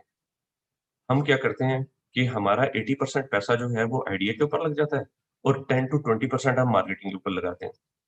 तो मैं हमेशा एक बात कहता हूँ, इस बात को आप अपने, मैं कहता हूँ कि ये हर स्टार्टअप की होती है सक्सेस की। कि देखें, आपके पास अगर सोना भी है पड़ा हुआ घर पे और आपकी मार्केटिंग स्ट्रेटेजी जो है वो बड़ी वीक है, तो आप उस सोने को सेल नहीं कर सकते। लेकिन अगर आपके पास घर में मिट्टी पड़ी हुई है और आपकी मार्केटिंग स्ट्रेटेजी बहुत जबरदस्त है, तो आप उससे मिलियन ऑफ डॉलर जो है वो कमा सकते हैं। तो marketing strategy is the key. उसको हम लोग इग्नोर करते हैं। हमेशा अपनी प्रोडक्ट की मार्केटिंग के ऊपर फोकस रखें, मैक्सिमम बजट उसके ऊपर लगाएं और उसकी स्ट्रेटेजी बनाएं कि जी मार्केटिंग स्ट्रेटेजी क्या है। अब मैं सोशल मीडिया मार्केटिंग स्टार्ट कर दूं एक ऐसे प्रोडक्ट की जहां पे लोग फेसबुक यूज नहीं करते, तो मुझे पहले ये पता होना चाहिए कि इस एरिया ये सारी चीजें आपको फिजिबिलिटी स्टडी के अंदर मिलेंगी, और ये आप खुद कंडक्ट कर सकते हैं। आपने किसी से फिजिबिलिटी स्टडी कंडक्ट कराने के लिए पैसा जाया नहीं करना। सारे फैक्ट एंड फिगर्स आपको नेट पे मिल जाएंगे। आप सर्वे करें, एक फॉर्म बनाएं अपने स्टार्टअप से रिलेटेड, उसके ऊपर क्वेश्चन लिखें कि फॉर एग्जांपल ये इशू है और मेरे पास ये सोल्यूशन है, मैं ये चीज बनाने जा रहा हूँ, मैं ये करने जा रहा हूँ, ये क्या आप लेंगे, आपकी बाइंग पावर क्या है, अगर इसका इतनी कीमत है क्या आप खरीदेंगे। एक क्वेश्चन एयर बना लें और उस क्वेश्चन को आप एक सैंपल नंबर ऑफ पीपल के ऊपर जो है वो अप्लाई करें और वहां से आप अपना डाटा कलेक्ट करें। डाटा कलेक्शन के बाद आपको पता चल जाएगा कि कितने परसेंट लोग जो हैं वो इस आपके आइडिया की फेवर में हैं या कितने वो पोटेंशियल कस्टमर हो सकते हैं। अच्छा, अब जो है जो स्टेप है इम्पोर्टेंट, हम कहते हैं जी इशू क्या है, क्यों स्टार्ट नहीं करते हम अपने बिजनेस। हम ये डरते हैं कि जी मेरे पास एक्सपीरियंस नहीं है, पहला इशू। दूसरा इशू हम कहते हैं जी हमारे पास पैसा नहीं है। तीसरा इशू जी हमारे पास टीम नहीं है। और फिर आइडिया, जो सबसे बड़ी चीज है आइडिया। आइडिया मैंने आपको बताया कि हमेशा प्रॉब्लम के ऊपर फोकस करेंगे, प्रॉब्लम्स के हैं। पाकिस्तानी मार्केट की अगर आप बात करते हैं तो उसमें आप देखें एनर्जी सेक्टर, उसमें डेफिशिएंसी है। उस सेक्टर में कुछ भी आप कर सकते हैं, जरूरी नहीं कि बहुत बड़ी जो आपने एनर्जी बिजली पैदा करने वाली कंपनी लगा लेनी है। छोटे छोटे स्टार्टअप्स ऐसे मैं जानता हूँ पाकिस्तान के अंदर जो अच्छा खासी वक्त उन्होंने कमाई शुरू कर दी, छोटा सा आइडिया।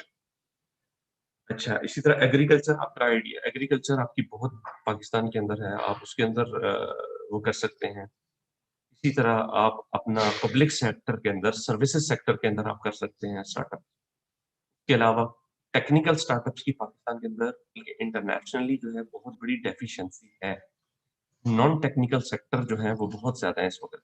फॉर एग्जाम्पल, मैंने छोटी सी ऐप बना ली, मैंने उसके ऊपर बिजनेस स्टार्ट कर दिया। ठीक है, इसके अंदर एक देखने में तो सिंपल लगती है, लेकिन इतनी ज्यादा एप्स मार्केट में आ चुकी हैं, ऐप बेस्ड स्टार्टअप आ चुके हैं कि बहुत मुश्किल है कुछ स्टार्टअप्स को ग्रो करना। अच्छा, अब आप जो है इसके लिए टेक्निकल स्टार्टअप्स की तरफ आए। फॉर एग्जांपल, अगर आप केमिस्ट्री सेक्शन से हैं तो आप केमिस्ट्री से रिलेटेड आप अपने स्टार्टअप को लेकर जाएं। उसमें जरूरी नहीं है कि आपने केमिकल की मैन्युफैक्चरिंग करनी है। आप देखें कि आपकी लेबोरेटरी के अंदर कितने ऐसे इक्विपमेंट हैं जो लोकली मैन्युफैक्चर्ड हैं। आप ये देखेंगे कितने इतने केमिकल आप ले रहे हैं जो जो लेबोरेटरी बेस्ड केमिकल्स हैं, छोटे छोटे केमिकल्स हैं। आप वहाँ कहाँ से लेकर आ रहे हैं, कहाँ से आ रहे हैं, उनका ओरिजिन कहाँ है। और आप उसको अगर पीछे उसकी रिवर्स इंजीनियरिंग करें तो आपको ये पता चलेगा कि कुछ के ऐसे रॉ मटेरियल जो कि आपके मुल्क से खुद रॉ मटेरियल बाहर जा रहा है और जब फिनिश प्रोडक्ट है वो बाहर से दोबारा लेके वापस पाकिस्तान आ रहे हैं। इसी तरह आप अपने आइडियाज को इंजीनियरिंग अगर डिपार्टमेंट में आप हैं तो इंजीनियरिंग रिलेटेड स्टार्टअप आप ले सकते हैं। आप फिजिक्स में हैं तो फिजिक्स या बायोलॉजी से रिलेटेड ले सकते हैं। एसेंशियल ऑयल्स हैं, बेइंतहा आइडियाज हैं, आइडियाज बहुत ज्यादा है, लेकिन उनको लेके आगे चलना या आपकी उसमें एक्सपर्टीज होना, थोड़ी सी नो हो आपको जरूर होनी चाहिए। ऐसा आइडिया स्टार्ट ना करना जिसका आपको कुछ पता ही कोई ना हो, तो वो हमेशा फेलियर की तरफ जाएगा। अच्छा, अब उसके बाद आता है कि जी मुझे स्टार्टअप का एक्सपीरियंस नहीं है, मैं कैसे करूं? तो उसका बेहतरीन तरीका ये होता है कि कुछ हफ्ते के लिए कोई नया स्टार्टअप ज्वाइन करें। आपको एक स्टार्टअप कल्चर पता चल जाएगा, आपको उस एनवायरनमेंट का जो प्रॉब्लम्स हैं, स्टार्टअप्स के जो चैलेंजेस आते हैं उनको कैसे सॉल्व करना है वो आ जाएगा। आपके अंदर बहुत सारी सॉफ्ट स्किल्स आ जाएंगी। सॉफ्ट स्किल का होना बहुत जरूरी है। सॉफ्ट स्किल्स क्या होती हैं? जैसे time management, for example administrational skills जो हैं वो हैं, और प्रॉब्लम सॉल्विंग जो कैपेबिलिटीज होती हैं, ये सारी सॉफ्ट स्किल्स होती हैं, तो ये होना बहुत जरूरी है। उसके बाद अगर आपके पास कोई अच्छा स्टार्टअप नहीं है, आपको नहीं मिल रहा, तो आप कोई मेंटरशिप प्रोग्राम जो है वो ज्वाइन कर लें। मेंटरशिप प्रोग्राम जो है बहुत सारे इंक्यूबेटर सेंटर्स आपको दे रहे हैं, आप नेट पे सर्च कर सकते हैं। पाकिस्तान में PIC है, सॉरी NIC है, प्लान 9 के नाम से है, प्लान 6 है, यूनिवर्सिटीज के अपने इंक्यूबेशन सेंटर है। अब तो आपकी अपनी यूनिवर्सिटी जो है वो अपना लॉन्च करने जा रही है। अब आप एक चीज और जरूर करें कि जितने भी इंटरनेशनल वेबिनार्स हो रहे हैं, आप काइंडली उनको जरूर जरूर जरूर उनको जाके ज्वाइन करें, सुने उनको, लोग क्या कह रहे हैं, लोग कर क्या रहे हैं। हर वेबिनार से भी अगर आप एक चीज लर्न करते हैं तो हफ्ते 10 दिन, महीने, 2 महीने के बाद आप कम से कम 40-50% आप लर्न कर जाएंगे। आप लोग कि क्या इंटरनेशनली क्या चल रहा है, स्टार्टअप्स की क्या इश्यूज हैं, कैसे सॉल्व करना है, बहुत सारी चीजें आप लर्न करेंगे उसके अंदर। ये कहाँ पे हो रहे हैं, कहाँ से पता चलेगा? अगर आपके पास लिंक्डइन है, आपके पास ट्विटर है, उसके ऊपर आप जितने स्टार्टअप्स के ग्रुप्स हैं आप उनको ज्वाइन करें।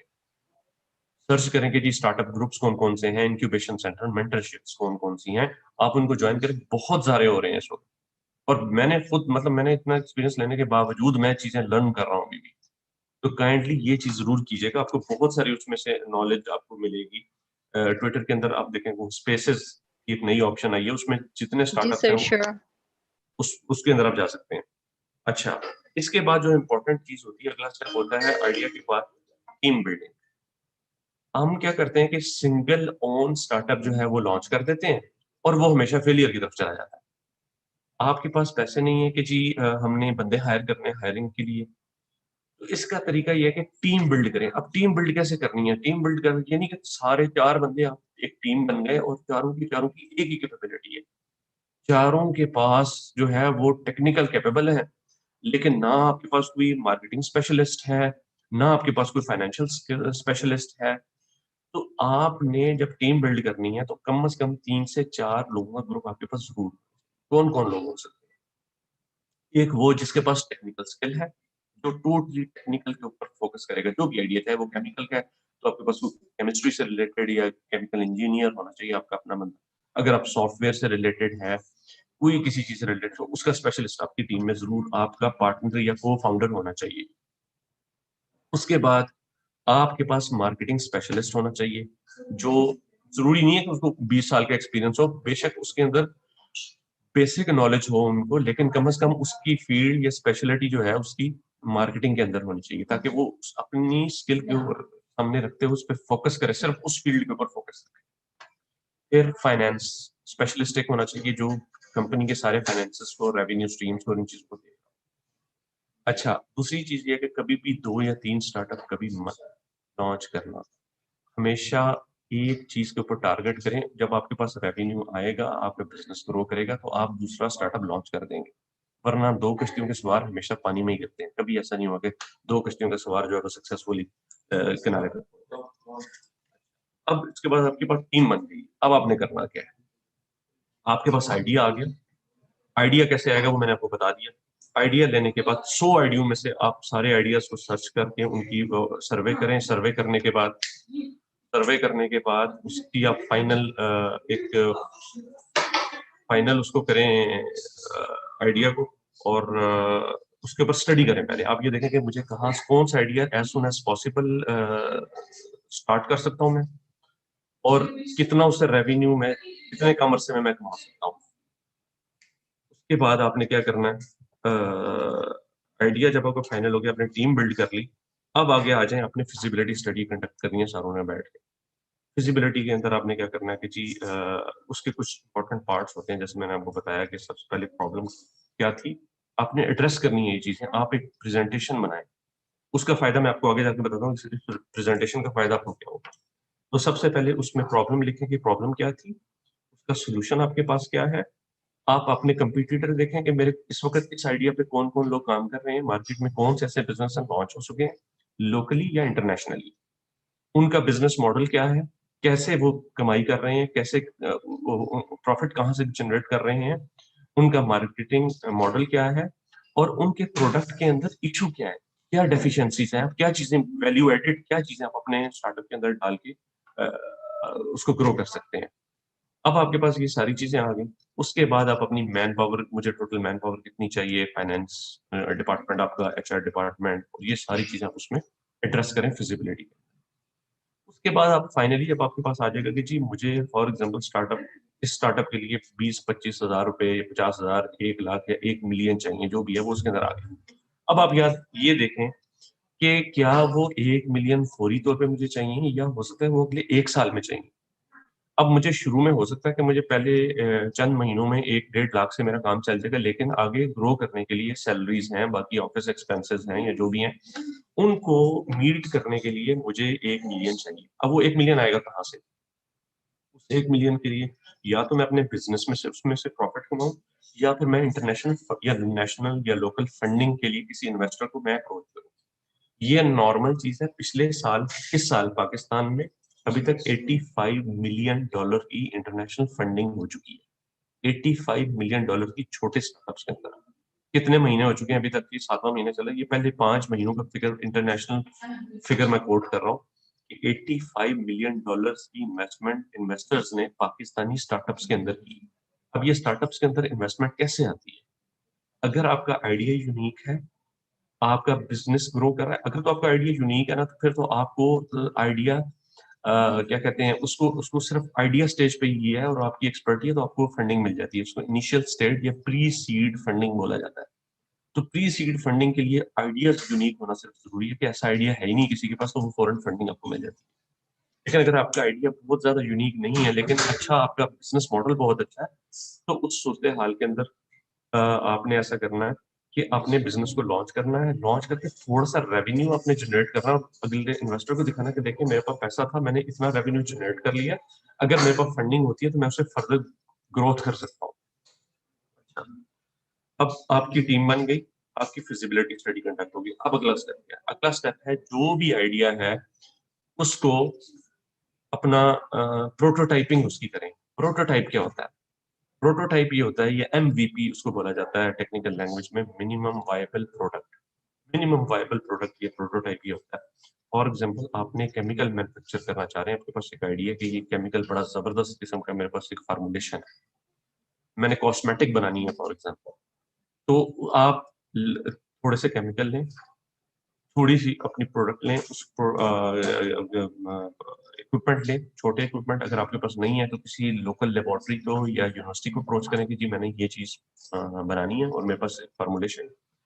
प्रोडक्ट को बनाएं, बनाने के बाद उसका QA करवाएं, क्वालिटी एनालिसिस करवाएं उसका, और उसको वैलिडेट करें कि हाँ जी ये जो मैंने प्रोडक्ट बनाया है, प्रोटोटाइपिंग की है, इसके ये रिजल्ट है और ये इंटरनेशनल स्टैंडर्ड मीट कर रहा है।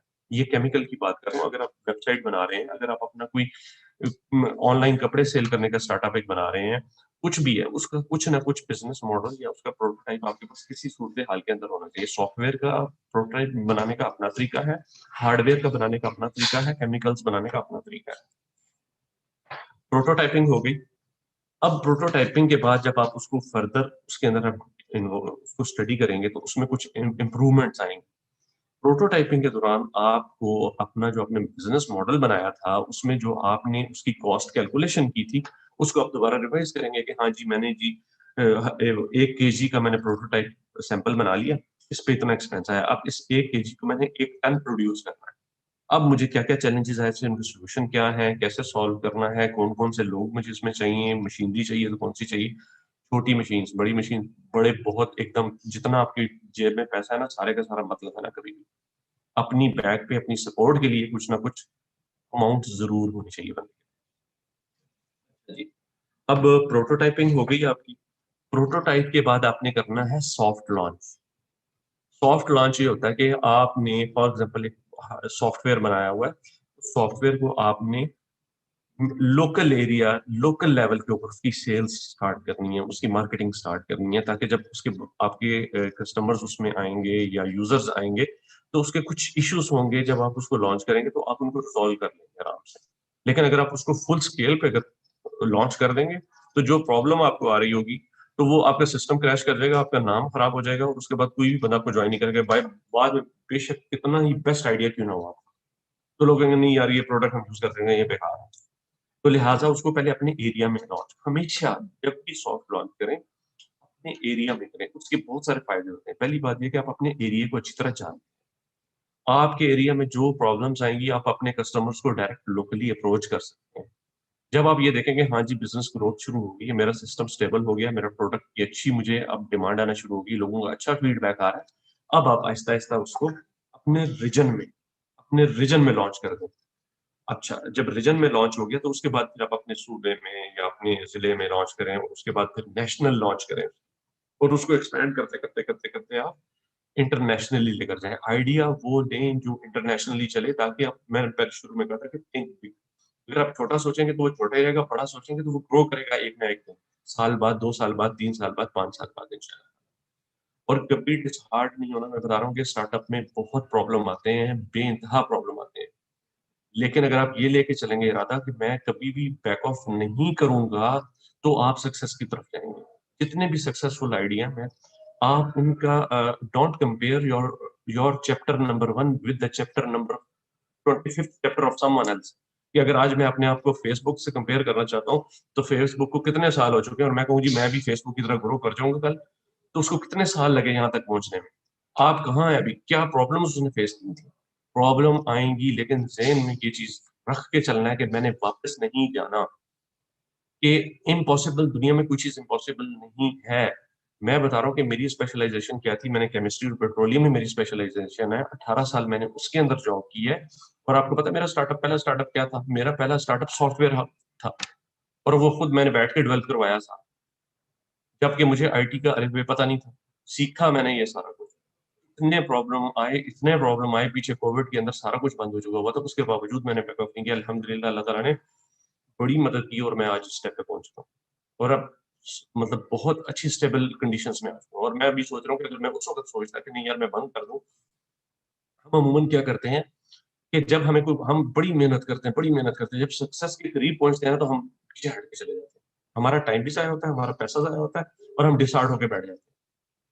तो लिहाजा डिसहार्ट कभी नहीं होना चाहिए। हाँ, ग्रो क्यों नहीं कर रहे, उस प्रॉब्लम का सोल्यूशन निकाले ना, कि क्यों नहीं ग्रोथ हुआ, कि क्या उसमें मेरे पास मार्केटिंग की प्रॉब्लम थी। कभी ये मत सोचा नहीं यार वो लोग लेना ही नहीं चाहते, ऐसा कुछ नहीं होता कि लोग लेना नहीं चाहते। हमारी सोच जो है ना, प्रॉब्लम सॉल्विंग सोच ही नहीं है। सबसे बड़ा ही इशू ये है, मैंने देखा यहाँ पे जो मेरे साथ पहले शुरू में कुछ पार्टनर्स थे, आए फिर वो चले गए, फिर नई मैंने टीम बिल्ड की। तो हमेशा देखें, प्रॉब्लम का सोल्यूशन निकालें। ये ना हो कि प्रॉब्लम आया तो ये कुछ चीज गलत होगी तो ब्लेम, किसी दूसरे को ब्लेम कर देने से आपका सोल्यूशन रिजॉल्व नहीं होगा। कबूतर मत बने कि जो आंख बंद कर बिल्ली फिर भी उसको पकड़ेगी। तो पहले तो ये देखें मसला है कहाँ पे, उस मसले का फिर सोल्यूशन निकालें कि 4 5 6 7 8 सोल्यूशन कोई ना कोई तो निकलेगा, कोई एक ना एक तो जाके हिट करेगा। हमेशा प्लान बी बना के चलें कि अच्छा अगर ये वाली चीज नहीं होती तो प्लान बी क्या करना है। क्योंकि जब देखें प्रॉब्लम होती है बंदा पैनिक में आ जाता है, और जब आप पैनिक में होते हैं ना तो उस वक्त आपका दिमाग सही तरीके से काम नहीं कर रहा होता। तो अगर जब आप अपनी बिजनेस स्ट्रेटेजी बना रहे होते हैं शुरू में, तो उसी वक्त आप बैठ के एग्जिट प्लान या प्लान बी जरूर बनाएं, प्लान सी जरूर बनाएं। स्वॉट एनालिसिस इसको बोलते हैं कि जी मैंने बिजनेस रिस्क क्या है, और जब कोई एक रिस्क आएगा तो मैं उस रिस्क का सोल्यूशन क्या करूंगा, मैं कैसे उसको मैंने सॉल्व करना है। तो ये चीज जरूर ज़हन में रखें, स्वॉट एनालिसिस जरूर करें कि यार इसमें बिजनेस में रिस्क क्या क्या है और उन रिस्क का सोल्यूशन क्या है और उनके मिटिगेशन प्लान मेरा क्या है और मेरे पास उसकी अल्टरनेटिव क्या है। अगर एक सीधा रास्ता आपने जा रहा है, आपको रोड खराब है, तो आप अपना सफर वहां पे सारी जिंदगी खड़े रहेंगे। आप अपन जाना तो आपने एक मंजिल पे पहुंचना ही पहुंचना है, आपने अपने घर जाना ही जाना है। आपके पास क्या कोई रास्ता है, आप यूनिवर्सिटी से घर जाना चाह रहे हैं, रास्ते में रोड ब्लॉक है तो आप कहेंगे छोड़ो यार घर क्या जाना है, मैंने घर नहीं जाना, ये रोड ही खराब है। ऐसा कभी हुआ है आज तक? क्योंकि आपका इरादा उस मंजिल तक पहुंचने का है, आप दूसरा रास्ता ढूंढेंगे, आप कोई ना कोई उसका सोल्यूशन निकालेंगे, आप इंतजार करेंगे, लेकिन आप पहुंचेंगे घर एट द एंड। तो इसी तरह अगर आपने कोई बिजनेस लॉन्च करना है तो आप, वो आपका घर है, आपका इरादा कि जी मेरा बिजनेस यहाँ तक पहुंचना है, मैंने $1 मिलियन की कंपनी खड़ी करनी है, कैसे पहुंचना है, ये आपने रास्ते बदल के आपने पहुंचना है वहां। के बाद अच्छा, अब आपने नेशनल लॉन्च कर दी जब आप, अब आपको देखें, अब आपके पास दो ऑप्शन है। पहली ऑप्शन ये कि आपके पास अगर पैसा है तो आप उसी रेवेन्यू को अच्छी तरीके से मनी मैनेजमेंट जरूर करें। पैसा कहाँ से लीक हो रहा है, बिल्कुल मिस मैनेजमेंट मत करें, पैसा गलत जगहों पे जाया मत करें। हमेशा स्टार्टअप क्लोज जो हुए हैं ना, वो इस वजह से हुए कि जी पैटी कैश नहीं था, पैसा खत्म हो गया, पैसे नहीं आगे फर्दर रन नहीं कर सकते। तो क्यों, या तो उनके पास उनका बिजनेस प्लान गलत था, या उन्होंने रेवेन्यू कैलकुलेशन गलत की हुई थी, या उन्होंने अपने पैसे को मिस यूज किया। अब मुझे फॉर एग्जांपल जी, मैंने अच्छा जी पैसा थोड़ा सा है यार, ये ऑफिस में मैं टेबल चेयर और जरा अच्छे कर लूँ, मैं जनाब अपने ऑफिस को ऐसे रेनोवेट करूँ जिस तरह मल्टीनेशनल कंपनी का ऑफिस है। तो वो भाई इसी को बिजनेस ग्रोथ में लगाएं आप यही पैसा मार्केटिंग में लगा के उसको फर्दर ग्रो करें आप। अच्छा, अब दूसरी सूरत हाल होती है जी पैसा नहीं है, उस सूरत में क्या करना चाहिए? अगर आपका आइडिया यूनिक है, थोड़ा बहुत रेवेन्यू आपने जनरेट कर लिया है, लेकिन आपको लगता है कि फर्दर हम ग्रो नहीं कर सकते, हमने अपने घर का किचन भी चलाना है, तो क्या किया जाए? तो इसके लिए आप इंटरनेशनल या लोकल इन्वेस्टर्स के ऊपर आप जाके अप्लाई करें। देखें, इसमें एक चीज़ होती है, इंक्यूबेशन सेंटर जो होते हैं ना, वो साथ आपको, जिस तरह ये प्लान 9 है लाहौर के अंदर भी उनका, ये अल्फा ग्रीन टावर के अंदर उनका, वो आपको 6 महीने के लिए, अगर आपका प्लान अप्रूव हो जाता है, आपका आइडिया अप्रूव हो जाता है, तो आपको 6 महीने के लिए इंक्यूबेशन मिलेगी, प्लस 1 लाख तक आपको एम्प्लॉइज की सैलरी की मद में आपको वो पेमेंट करते हैं पर मंथ, और प्लस आपको मुख्तलिफ ट्रेनिंग प्रोवाइड करते हैं कि जी आपने इसको अपने स्टार्टअप को कैसे राइट डायरेक्शन में ग्रो करना है। और उसके बाद फिर आपने क्या करना होता है कि आपको जो पॉसिबल आपके जो कस्टमर्स होते हैं उनके साथ मीटिंग्स वगैरह वो करवाते हैं लोकल लेवल पे। फिर अगर आप फर्दर अगर आगे स्टेप करते हैं, आपकी ग्रोथ अच्छी है, तो इंटरनेशनली वो इंटरनेशनल मेंटरशिप प्रोग्राम में आपको लेकर जाते हैं। और $मिलियन की इन्वेस्टमेंट आजकल नॉर्मल सी बात है, जस्ट लाइक अ पीनट। तो आप देखें पाकिस्तानी कितने स्टार्टअप हैं जिनमें 10-10, 5-5 मिलियन डॉलर जो है वो छोटे से आइडियाज के ऊपर ग्रैब किए हुए हैं। डॉक्यूमेंटेशन बहुत अच्छी होनी चाहिए आपकी, आपका क्लियर प्लान होना चाहिए। अच्छा, एक चीज मैं और बताऊं कि इन्वेस्टर्स हमेशा पता है किस चीज के ऊपर फोकस करते हैं, वो ये नहीं करते खाली आइडिया के ऊपर, वो ये कहते हैं कि अगर आपकी टीम एक यहाँ पे 500 स्टार्टअप्स के नाम से एक काफी इंटरनेशनल जो है वो अपना फेमस एक इंक्यूबेशन या एक्सीलेटर है, 500 स्टार्टअप्स सर्च कर सकते हैं नेट पे। तो वो डिफरेंट रीजन में, उनमें पाकिस्तान में भी फोकस करते हैं। उनके साथ मीटिंग थी तो उन्होंने एक बड़ी जबरदस्त बात की थी। उनके जो मेन इन्वेस्टर था उसने कहा था कि we invest on teams not on ideas. क्यों? क्योंकि देखें, अच्छी टीम नॉर्मल या बुरे आइडिया को भी लेके एकदम ऊपर लेके चली जाएगी, टीम अच्छी होगी। लेकिन अगर टीम बुरी होगी, आइडिया अच्छा होगा, तो उसका बेड़ा गर्क कर देगी। तो हमेशा टीम पे फोकस रखें, एनर्जेटिक टीम होनी चाहिए, टारगेट ओरिएंटेड टीम होनी चाहिए, और आपके साथ उनकी केमिस्ट्री मैच होनी चाहिए, वरना बहुत मुश्किल हो जाती है चलना अच्छे लोगों के साथ और एक्सपर्ट लोगों के साथ। जरूरी नहीं कि भी मैंने बताया कि 20 साल के एक्सपीरियंस होना चाहिए, लेकिन कम से कम उसके अंदर इतनी एनर्जी होनी चाहिए, पैशन होना चाहिए, और उस बंदे को थोड़ा बहुत नो हाउ होनी चाहिए, लर्निंग पावर होनी चाहिए कि मैं लर्न कर सकूं, मैं ग्रो कर सकूं आगे फर्दर उस फील्ड के अंदर। तो टीम अच्छी डेवलप करें। आइडिया जितना आप आइडिया के ऊपर फोकस कर रहे हैं या प्रोटोटाइपिंग के ऊपर कर रहे हैं, उससे ज्यादा प्लीज आप अपनी टीम के ऊपर फोकस करें, और टीम के बाद फिर आप मार्केटिंग के ऊपर फोकस करें। मार्केट अगर जितना जल्दी आपका प्रोडक्ट क्लाइंट्स तक पहुंचेगा, उतनी जल्दी आप ये रेवेन्यूज के प्रॉब्लम सॉल्व होंगे, उतनी जल्दी आप प्रॉफिट में कन्वर्ट करेंगे अपने प्रोडक्ट।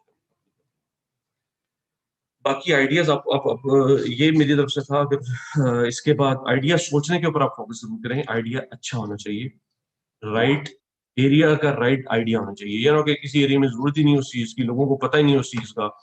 तो अब आप फॉर एग्जाम्पल डिफेंस में चले जाएं, वहां पे आप खाद की दुकान खोल लें डिफेंस के अंदर, वहां पे कौन लेगा खाद? तो आप बस ये चीज ध्यान में रखें कि जहां पे जरूरत है वो आइडिया वहां से स्टार्ट होना चाहिए। और बाकी अगर किसी को भी मेरी तरफ से ये ऑफर है कि अगर आप में से किसी को भी फिजिबिलिटी स्टडी कंडक्ट करने में हेल्प चाहिए, डिफरेंट फंडिंग प्लेटफॉर्म की या इंक्यूबेशन की आपको सपोर्ट चाहिए अप्लाई करने के लिए, तो मैं फ्री ऑफ कॉस्ट आप लोगों को हेल्प करके दूंगा। मैंने यहाँ पे 3-4 स्टार्टअप्स को हेल्प की है। तकरीबन हमने अभी तक 30 मिलियन सऊदी रियाल की जो है वो मैंने फंडिंग एक्वायर करवाई है 3 डिफरेंट स्टार्टअप्स को। तो मैं आप लोगों, मैं जब यहाँ पे बैठ के ये काम कर सकता हूँ तो मैं पाकिस्तान में बैठ के अपने पाकिस्तानी बहन भाइयों की हेल्प नहीं कर सकता? मैं तो खुद, मेरा तो दिल करता है कि मैं ये चीज करूँ।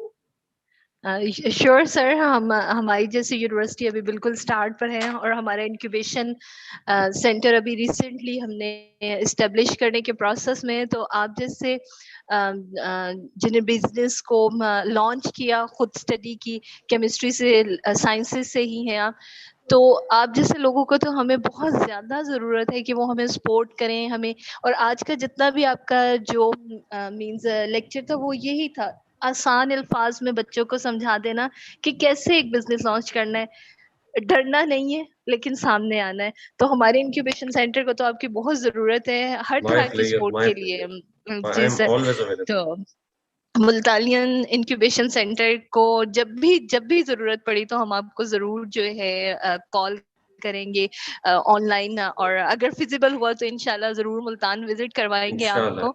तो और एनी क्वेश्चन आज के बच्चों, ये जो लेक्चर था सर का आप लोगों के लिए तो बहुत ज्यादा मींस जो स्पेशली जो नॉन बिजनेस स्टूडेंट हैं जैसे बॉटनी, ज़ूलॉजी, फिजिक्स, केमिस्ट्री से, उनके लिए तो सर ने बिल्कुल आसान अल्फाज में बता दिया कि आप कैसे अपना बिजनेस लॉन्च कर सकते हैं। 4-5 चीजें हैं, आइडिया, टीम, फिजिबिलिटी, मार्केटिंग और नो फेयर फॉर फेलियर। ये 4-5 पर अगर आप फोकस कर लेंगे तो इंशाल्लाह you are very successful entrepreneur. इंशाल्लाह। Our participant, please, any question?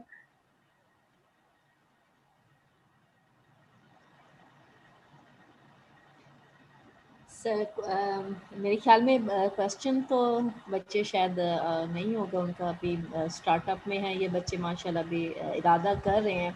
तो ये माशाल्लाह इन्होंने अपने प्रोजेक्ट्स बनाए हुए हैं स्टूडेंट्स ने, और साथ सर ये हम वाटर प्योरिफिकेशन पे भी काम कर रहे हैं, एनर्जी स्टोरेज डिवाइसेस पे भी हम काम कर रहे बहुत हैं जबरदस्त आइडियाज हैं ये दोनों, सर। बहुत। और सर हम एयर पोल्यूशन रिमूवल पे काम कर रहे हैं, और साथ सर हम लोग सोलर सेल पे काम कर रहे हैं। ये 4 हमारे ग्रुप्स हैं सर।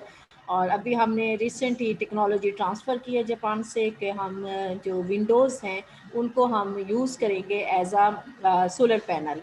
तो वो ट्रांसपेरेंट भी रहेंगी और सोलर पैनल के तौर पे भी हम उनको यूज़ कर सकेंगे। और सेकंड सर हम ग्राफीन की प्रोडक्शन में हैं, हम लोगों ने ग्राफीन जो सक्सेसफुली सिंथेसाइज कर लिया है। तो हमारा है कि हम उसको भी नेक्स्ट जो हमारी इंडस्ट्री है उसमें हम इंडस्ट्री के साथ लेकर हम ग्राफीन को भी चले सर। तो इंशाल्लाह सर हम लोग सर इसलिए जो हमारे जी sir please sorry for interruption, मैं आपको ये ऑफर करता हूँ, ये जितने भी आपने नाम लिए ना, ग्राफीन की या सोलर की या एनर्जी स्टोरिंग की, ये इस वक्त टॉप डिमांडिंग आइटम है पूरी दुनिया, इंटरनेशनली, खाली पाकिस्तान में नहीं। मैं आपको ये ऑफर करता हूँ कि अगर आपका आइडिया, अगर आपका किसी आइडिया स्टेज पे आप लोग पहुंच चुके हैं, आपने प्रोटोटाइपिंग कर ली हुई है, तो मैं इंटरनेशनल फंडिंग सिक्योर करने में आपकी हेल्प कर सकता हूँ। मैंने अभी रिसेंटली पाकिस्तानी स्टार्टअप सोलर के ऊपर काम कर रहा था, उनको सऊदी अरब में मैंने यहाँ पे फंडिंग के लिए काफी मैंने सपोर्ट करवाया। सर हमें सोलर जो हमने अभी रिसेंट ली है ना टेक्नोलॉजी, उसके लिए सर हमने PSF प्रोजेक्ट के लिए तो अप्लाई किया है, बट हमें अभी तक कोई कंफर्मेशन या कोई नहीं आया। तो सर हम चाहेंगे कि अगर हमें फंडिंग हो जाए इस प्रोजेक्ट के लिए तो सर मोस्ट वेलकम, हमें तो फंडिंग चाहिए क्योंकि हमें इसमें MOCVD चाहिए जो कि आपको पता है मिलियंस में उसके रिक्वायर्ड होंगे हमें। तो सर अगर वो हमें फंडिंग भी साथ मिल जाए तो सर मोस्ट वेलकम। सर हमने अभी रिसेंटली अपनी लैब इस्टेब्लिश की है, वो भी डिफरेंट रिसर्च प्रोजेक्ट्स लेकर। तो हमारी यूनिवर्सिटी भी सर रिसेंटली इस्टेब्लिश हुई है, अभी हम लोग डेवलपिंग मोड में हैं। लेकिन सर हमारी कोशिश यही है कि हम अपने सेल्फ जो प्रोजेक्ट्स हैं या सेल्फ जनरेट करें हम अपनी इनकम को, ताकि हमारे स्टूडेंट्स हमसे ना सिर्फ ये थ्योरी या नॉलेज लेकर जाएं, बल्कि हम चाहते हैं कि वो हमसे एक्सपर्टीज़ और स्किल्स लेकर जाएं, ताकि ये डेवलपिंग एरियाज से हैं। सदर्न पंजाब आपको पता है टोटली एक जी मैं खुद यहाँ पे रहा हूँ, मैं यहाँ पे सर मैं 5-6 साल पार्क रिफाइनरी के अंदर में वहाँ पे सर काम तो में सर, तो सर हम ये चाहते हैं कि हमारी बच्चियां बजाय इसके कि जाकर जॉब तलाश करें, उनके अपने हाथ में प्रोडक्ट्स हों। सर प्रोडक्ट्स जब वो खुद हम चाह रहे हैं कि वो रिकंस्ट्रक्ट करें, रिपेयर करें, और जो चाइना के जो हैं जितने भी कंपनीज वगैरह वहाँ से वो प्रोडक्ट्स लेकर अपनी असेंबलिंग कम एटलीस्ट वो अपने इंस्टीट्यूट में बैठ के कर लें या अपने घर में बैठ के कर लें। तो उस सिलसिले में हमारा सर ये एंटरप्रेन्योरशिप की तरफ जाने का हमारा यही था, क्योंकि मैनेजमेंट में तो लोग पढ़ लेते हैं एंटरप्रेन्योरशिप सब्जेक्ट्स वगैरह, लेकिन हमारी जो साइंस की बच्चियां हैं वो तो समझती हैं कि शायद साइंस और बिजनेस का कोई लेना देना ही नहीं है। बिल्कुल बिल्कुल लेकिन ऐसे ही हम है। इनको एक नई डायरेक्शंस देना चाह रहे हैं। हम चाह रहे हैं कि जो कुछ हमने फेस किया है वो हमारे बच्चे फेस ना करें। जब हम ग्लोबल विलेज में रहते हैं तो फिर ग्लोबल विलेज में रहते हुए हमें अपने बच्चों को ग्लोबली जो राइट सोचना चाहिए। डायरेक्शंस हैं उनकी तरफ एग्जैक्टली सर लेकर जाएंगे।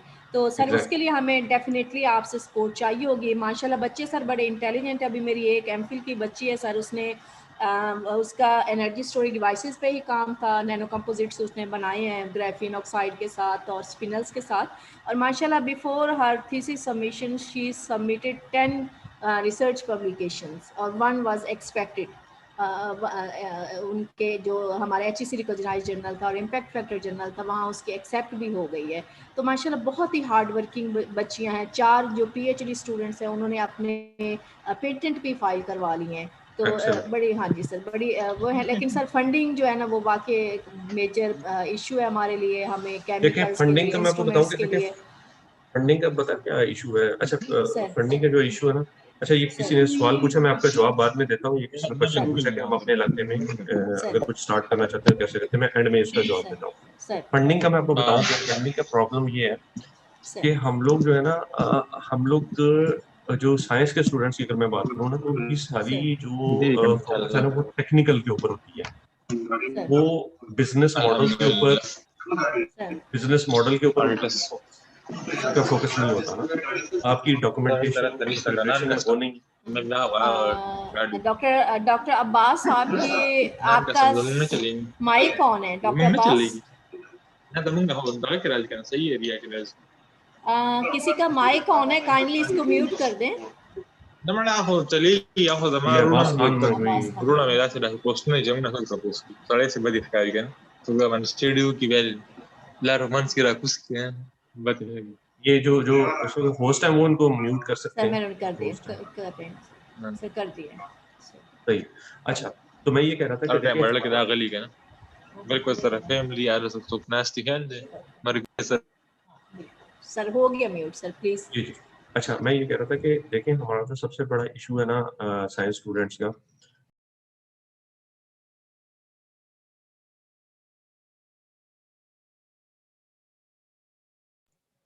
मैंने केमिकल प्रोड्यूस कर दिया फॉर एग्जांपल, ठीक है ना। अब उस केमिकल को मैंने जब प्रोड्यूस कर दिया, अब उसके साथ करना क्या है ये मुझे नहीं पता। ये बड़ा इशू है। अब फंडिंग लेने के लिए आपने अगले बंदे, आप तो एक टेक्निकल बंदे हैं, आपने केमिकल प्रोड्यूस कर दिया, अगला जो इन्वेस्टर है वो नॉन टेक्निकल आदमी है, उसको इसकी टेक्निकलिटी किसका नहीं पता। इसको उसके लेवल पे जाके समझाने की कोशिश करें। कभी भी हाई टेक्निकल चीज को इन्वेस्टर्स के सामने अपनी टेक्निकल लैंग्वेज में कभी मत एक्सप्लेन करें, वो नहीं समझ पाएगा, फेल हो जाएगा आपका आइडिया उसके सामने। तो आप उसके लेवल पे जाके उसको बताएं कि ये केमिकल है, ये करता क्या है, इसकी एप्लीकेशंस क्या है। अच्छा ये तो एक बेसिक बात होगी। उसके बाद उसका इंटरेस्ट होता है ना नंबर्स के ऊपर होता है, रेवेन्यूज के ऊपर होता है कि जी फॉर एग्जांपल ये केमिकल है, मैंने प्रोड्यूस किया, नानो मटेरियल मैंने प्रोड्यूस किया है, इसकी एप्लीकेशन जो है जी ये क्या कहते हैं सरफेस कोटिंग के ऊपर आप यूज कर सकते हैं फॉर एग्जाम्पल। तो जब सरफेस कोटिंग के ऊपर करते हैं, अब उसको यहाँ तक तो समझ आ गई। अब इसके बाद वो कहेगा कि इस मैं अपने आइडिया में इन्वेस्ट करता हूँ, तो मुझे ये बताएं कि इसमें से प्रॉफिट कितना जनरेट होगा, इसके अंदर जो है अपना रिस्क क्या इन्वॉल्व है, कितनी इन्वेस्टमेंट चाहिए, और जो इन्वेस्टमेंट चाहिए वो कहाँ कहाँ आप यूज करेंगे, प्रोडक्शन के अंदर कितना बजट है, मार्केटिंग का कितना बजट है, एम्प्लॉयमेंट का कितना बजट है, ग्रोथ का कितना बजट है, और रेवेन्यू अगले 5 से 10 साल की स्ट्रीम का बनाए। 6 महीने का रेवेन्यू स्ट्रीम मत बनाए प्लीज। कम से कम 5 से 10 साल का आपके पास प्लान होना चाहिए कि जी मेरा ग्रोथ जो है 2021 में ये होगा, 2022 में इतना है, 3 में इतना है, 4 में इतना, 5 में इतना है। और नंबर्स लाने के लिए आपके पास जो है, जो भी जहां से आप नंबर्स लेकर आ रहे हैं उसकी अथेंटिसिटी होनी चाहिए। ये नहीं कि जी अच्छा ये केमिकल है 50,000 बंदे खरीद लेंगे। कहाँ से खरीदेंगे 50,000 बंदे? ठीक है ना। तो उसका तरीका ये होता है कि उसका स्टडी करेंगे, पहले सबसे पहले ये देखें कि मार्केट में डिमांड कितनी है। ये आपको पता चल जाएगा नेशनल ये स्टैटिस्टिक्स ब्यूरो है, वहां से आपको ये नंबर बड़े आराम से मिल जाएंगे कि जी पाकिस्तान में इंपोर्ट कितना हो रहा है, पाकिस्तान से एक्सपोर्ट कितना हो रहा है, और लोकल मैन्युफैक्चरिंग कितनी हो रही है, और लोकल डिमांड कितनी है। अब आप ये देखें कि फॉर एग्जांपल आप ये कहते हैं कि जी 50,000 टन जो है वो एक मटेरियल इंपोर्ट हो रहा है, ठीक जी है। सर। अब 50,000 टन इंपोर्ट हो रहा है, तो आप लोकल कितने मैन्युफैक्चर हो रहे हैं? लोकल जी कोई 20 टन मटेरियल प्रोड्यूस हो रहा है। तो इसका मतलब है कि अगर आपके पास पूरा बाकी का जो 38,000 टन या 48,000 टन जो आपके पास पड़ा हुआ है, आप वो मार्केट आपकी है, उस 100% मार्केट तो आप ग्रैब नहीं कर सकते। तो आप ये लिखें जी शुरू में हम 5 to 10% मार्केट ग्रैब करेंगे, तो उस 5 to 10% से मुझे इतना प्रॉफिट मिलेगा, ये मेरी कॉस्ट है, ये सेल्स प्राइस है, और ये उसका मार्जिन और ये प्रॉफिट है, और हर साल मैं 5 to 10% अपनी प्रोडक्शन को ग्रो करूंगा। सर तो खुद ब खुद आपका बिजनेस मॉडल रेडी होकर उसके सामने आ जाएगा। जब वो इतने बड़े नंबर्स देखेगा तो वो उसी वक्त कन्विंस हो जाएगा। मैं आपको एक छोटी सी एग्जांपल देता हूँ, कल क्या हुआ हमारे साथ ना, हम एक प्रोडक्ट बना रहे हैं। अच्छा, उस प्रोडक्ट के अंदर ना मुझे कुछ जूम की जो है ना, हमें कुछ एपीएस चाहिए। तो कल हमारी मीटिंग उनके साथ सेट हुई कि जी हमें आपकी ये इन्फॉर्मेशन आपके सिस्टम में से हमें हमारे सिस्टम में चाहिए, और हमारे सिस्टम ये इन्फॉर्मेशन आपके सिस्टम में भेजेगा। तो कल उनका काफी बड़ी टीम आई, तो मैंने उसको ऐसा नॉर्मल मीटिंग लेके चला के, हाँ ठीक है, अच्छा ये बस एक नॉर्मल जस्ट टेक्निकल बात थी। जब उन्होंने मेरा आइडिया सुना, उसके बाद वो इवन के मेरे साथ इन्वेस्टमेंट करने को तैयार है। अब हमारी अगली मीटिंग जो होने जा रही है नॉन टेक्निकल से हट के वो इन्वेस्टमेंट के ऊपर होने जा रही है इंशाल्लाह ताला। तो मसला ये कि आपके प्रोडक्ट और आपके नंबर्स ऐसे होने चाहिए कि अगला बंदा देखे और वो कहे कि हाँ इनकी वर्किंग सही है, ये सही डायरेक्शन में जा रहा है। तो आपकी जो स्टूडेंट है ना, मसला ये, मैं खुद ये चीजें फेस करके आ रहा हूँ, मैंने खुद यूनिवर्सिटी से, पाकिस्तान यूनिवर्सिटी पढ़ के आया हूँ। मसला क्या है कि हमें हमें हमारे जो सब्जेक्ट होता है उसी के ऊपर हम रहते हैं, हम उसे अपने शेल से बाहर कभी नहीं सोचते। सर बिल्कुल सर ऐसा हमें एक ना एक हफ्ते के अंदर, महीने के अंदर एक ऐसी क्लास हो रही है, एक ऐसा ग्रुप होना चाहिए कम से कम यूनिवर्सिटी के अंदर, जो स्टार्टअप लॉन्च करने जाना चाहते हैं स्टूडेंट्स, हमें उनको वहां पे मेंटरशिप देनी चाहिए कि हाँ जी आप ये R&D कर रहे हैं, आप फॉर एग्जांपल इसके ऊपर नानो मटेरियल्स के ऊपर, तो आप 3 स्टूडेंट मिल जाए और उनमें से 3 की एक स्पेशलिटी टेक्निकल बन जाए, एक को आप ग्रो करें मार्केटिंग पॉइंट ऑफ व्यू से, एक को आप ग्रो करें फाइनेंशियल पॉइंट ऑफ व्यू से या मैनेजमेंट पॉइंट ऑफ व्यू से। बेसिक काम वो करते रहे मिलके, लेकिन जो एडिशनल उनको जो टास्क मिले वो इस तरह के मिले। सर या उसी यूनिवर्सिटी के अंदर कोई अगर मास्टर्स एक बिजनेस मैनेजमेंट में कुछ स्टूडेंट पढ़ रहा है, और एक केमिस्ट्री में पढ़ रहा है, और एक फाइनेंस में पढ़ रहा है, आप उन लोगों का ग्रुप बनाए कि जी आइडिया मेरा है, मार्केट तुम करो, फाइनेंसिस तुम देख लो, क्या होगा, तीनों डिपार्टमेंट की कोलैबोरेशन से एक पूरी टीम बन जाएगी। सर जी सर, ज़रूर सर, ये बहुत अच्छा आइडिया, थैंक यू सर। और वेलकम। सर बहुत शुक्रिया सर, आपने माशाल्लाह बहुत अच्छी टॉक दी। और सर हम ये तो अभी हमने सिर्फ आपको कॉन्फ्रेंस के लिए इनवाइट किया था, तो हम कोलैबोरेशन भी आपसे चाहेंगे, और हमें गाहे जरूर, बताए एनी जो टाइम। गाइडलाइन चाहिए होगी सर, उसके लिए भी हम आपको सॉरी डिस्टर्ब करते रहेंगे। और नहीं नहीं बहुत नहीं, ही इट विल अच्छा बी लगा माय सर। प्लेजर सर इंशाल्लाह। आपका बहुत शुक्रिया कि आप, क्योंकि माय प्लेजर। बच्चियों का सर आपको पता है कि लिमिटेड कम्युनिटी होती है, इनका सोशल एग्जैक्टली। सर्कल इतना ज़्यादा नहीं होता। तो हम ये जो कॉन्फ्रेंसेस करवाते हैं, हमारा ऑब्जेक्टिव यही होते हैं, हमारा एम यही होता है कि हमारी बच्चियों को एक्सपोजर मिले, क्योंकि इनके मेल्स के साथ कॉन्टेक्ट्स तो नहीं हो पाते होते, ऐसे इनका कोई सोशल सर्कल नहीं होता। और हम जब इनको फील्ड में बाहर निकालेंगे तो फिर ये सिर्फ ख़वातीन के साथ नहीं बल्कि मेल्स के साथ भी इन्हें कम्पीट करना होगा। तो हमारा ऐसे यही पर्पज़ होता है कि हम इनके लिए वर्कशॉप्स, ट्रेनिंग्स और जो कॉन्फ्रेंसेस हैं वो ऑर्गेनाइज़ करते रहें, ताकि ये इनका जो एक्सपोजर है वो बढ़ता रहे, इनमें कॉन्फिडेंस भी आता रहे, और न्यू जो एमर्जिंग मार्केट्स हैं या जो रिसर्च चल रही है, लेटेस्ट रिसेंट जो रिसर्च चल रही है, ये उनसे भी वाकफियत रखती रही।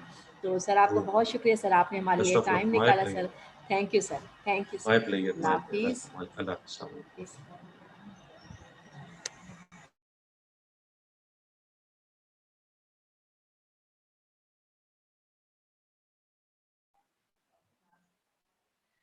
स्टूडेंट 20 मिनट्स के आपकी लंच ब्रेक है, उसके बाद 2 PM जो है सर हमें सैयद नासिर साहब ज्वाइन करेंगे। ये CEO हैं दिया फाउंडेशन के। So at sharp 2 PM will join again. Thank you.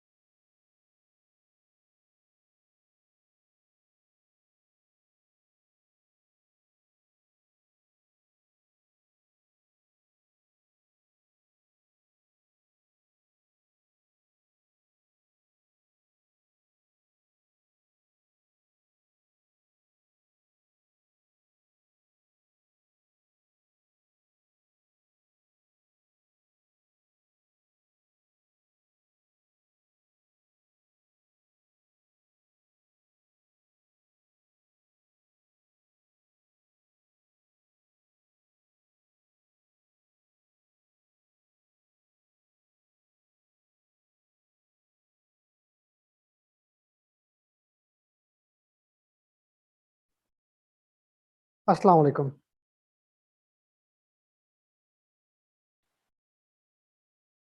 Welcome back to everyone. Now our Dr. Nasir, Mr. Sayyid Nasir, founder and CEO of Dia Foundation, will talk with us. Sir, please start your talk. Thank you, Dr. Abid Aziz, for the introduction. So I hope you guys can see my video. Yes, sir. जबरदस्त। अब मुझे ये कैसे पता चलेगा कि इस call में कितने लोग हैं जो एक्टिव हैं और कितने लोग हैं जो अवेलेबल ही नहीं? तो गाइस, सबको वीडियो नजर आ रही है? कैन आप में से अगर एक दो लोग अनम्यूट करके सिर्फ यस बोल दें तो आई अंडरस्टैंड। Yes sir. चलिए, जबरदस्त हो गया। Awesome. तो ये बताएं कि आप में से कितने स्टूडेंट्स ऐसे हैं जिसको इंशाल्लाह एंटरप्रेन्योर बनना है इन कमिंग इयर्स?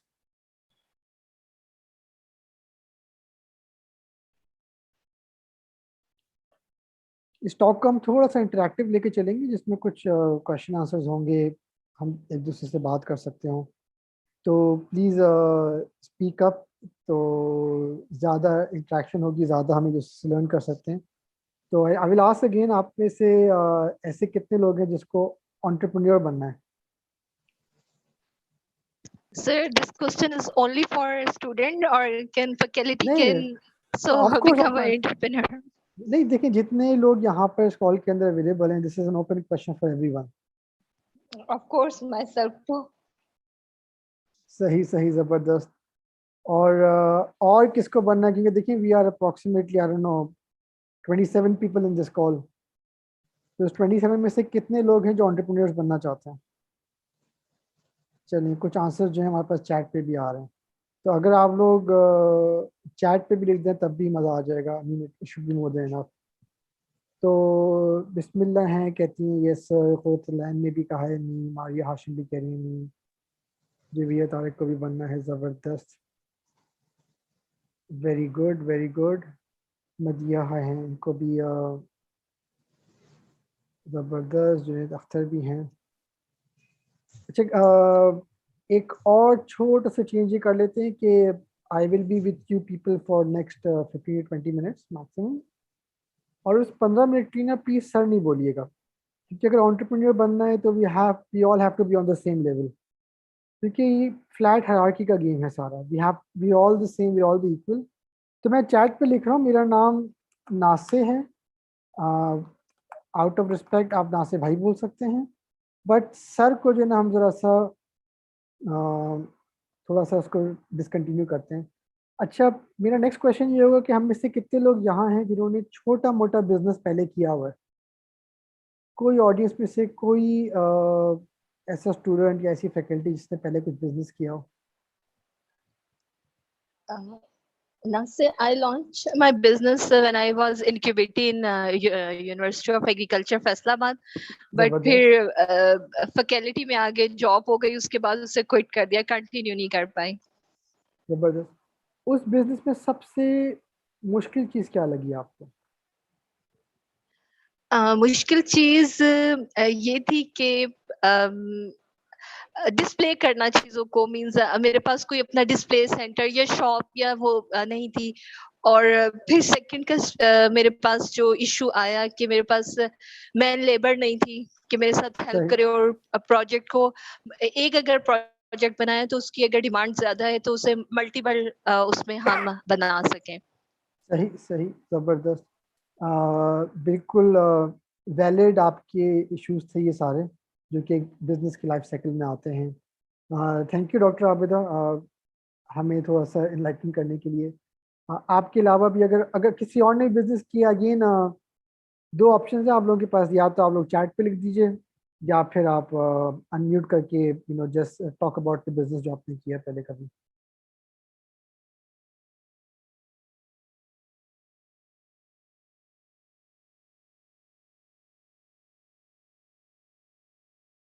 चलिए, इस खामोशी का मैं मतलब ये लूँगा कि बिजनेस अभी नहीं किया लेकिन इंशाल्लाह करेंगे। So let me just share my screen with all of you so you understand a little bit of what I have been doing and what my team has been doing. आप लोगों को मेरी स्क्रीन नजर आ रही है? Yes, it's visible. चलिए ज़बरदस्त हो गया। तो कल मेरे कुलीग ने प्रेजेंट किया था आप लोगों के सामने आके कि दिया इंटरेक्टिव क्या है। तो I will come down to our team. Basically मेरा ज़्यादातर टाइम जो है वो स्टॉकहोम और कराची के अंदर गुजरता है। Half the time I am in Stockholm and half the time I am in Karachi. Covid की वजह से अभी majority I am in here in Pakistan, क्योंकि यूरोप में कोविड की वजह से situation is not very good. अब वैक्सीनेशन की बाद ज़रा डेथ्स वगैरह कम हो गई हैं, वरना उससे पहले वहाँ पे रहना एक स्केरी प्रपोजिशन था। इस वक्त ओवर द ईयर्स हम लोगों ने काफ़ी ग्रो कर लिया है। हमने मल्टीपल कंपनीज बना ली हैं। तो हमने एक कंपनी से शुरू किया था, इस वक्त हम मल्टीपल कंपनीज पे खड़े हुए हैं। मैं आपको बहुत छोटा सा इंट्रोडक्शन दिया के बारे में बताऊंगा। मैं बहुत थोड़ा सा आपको अपनी एक और कंपनी के बारे में बताऊंगा जो हमने स्टार्ट किया है।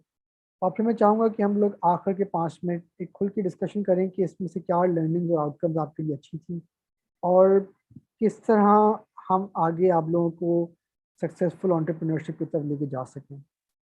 सो दिया इंटरैक्टिव इस वक्त जो है ये हमारी कोर टीम है। इस कोर टीम के अंदर मैं और लामीन नॉर्मली स्वीडन के अंदर होते हैं।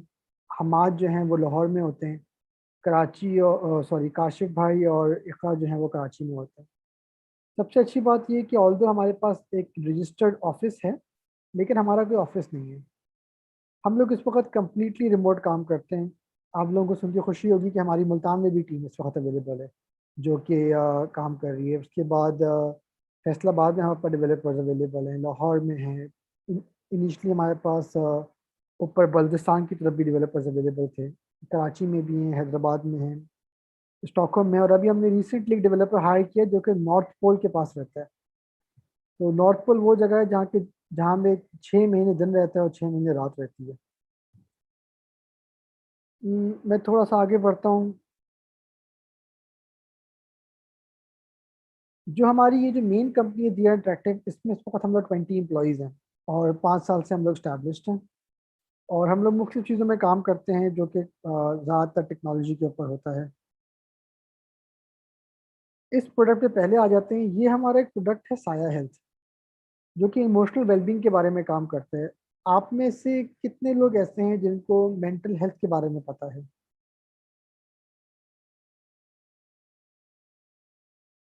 तो मेंटल हेल्थ जो है ये हम में से बहुत सारे लोगों को तो अल्लाह मैंने अल्हम्दुलिल्लाह बहुत मजबूत बनाया है, मगर कभी कभी जिस तरह हमें चोट लग जाती है जिस्म पे, तो हमें फिज़िकल इलनेस हो जाती है। इसी तरह कभी कभी हमारे पास मेंटल इश्यूज भी ऐसे हो जाते हैं जिसकी वजह से हम प्रॉपर्ली परफॉर्म नहीं कर सकते। तो इन इश्यूज के बारे में हमारी सोसाइटी में ज़्यादातर लोग बात नहीं करते, जिसकी वजह से जो है वो इश्यूज और कॉम्प्लिकेट हो जाते हैं। तो मैं मेरे साथ बाकी रेस्ट ऑफ द टीम हमने सोचा कि हम मेंटल हेल्थ के ऊपर काम करेंगे और मेंटल हेल्थ को एक्सेसिबल बनाएंगे।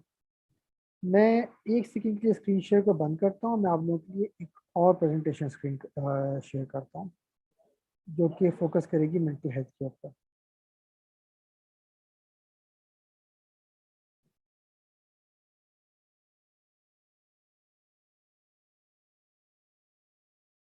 आप लोगों को मेरा स्क्रीन नजर आ रहा है?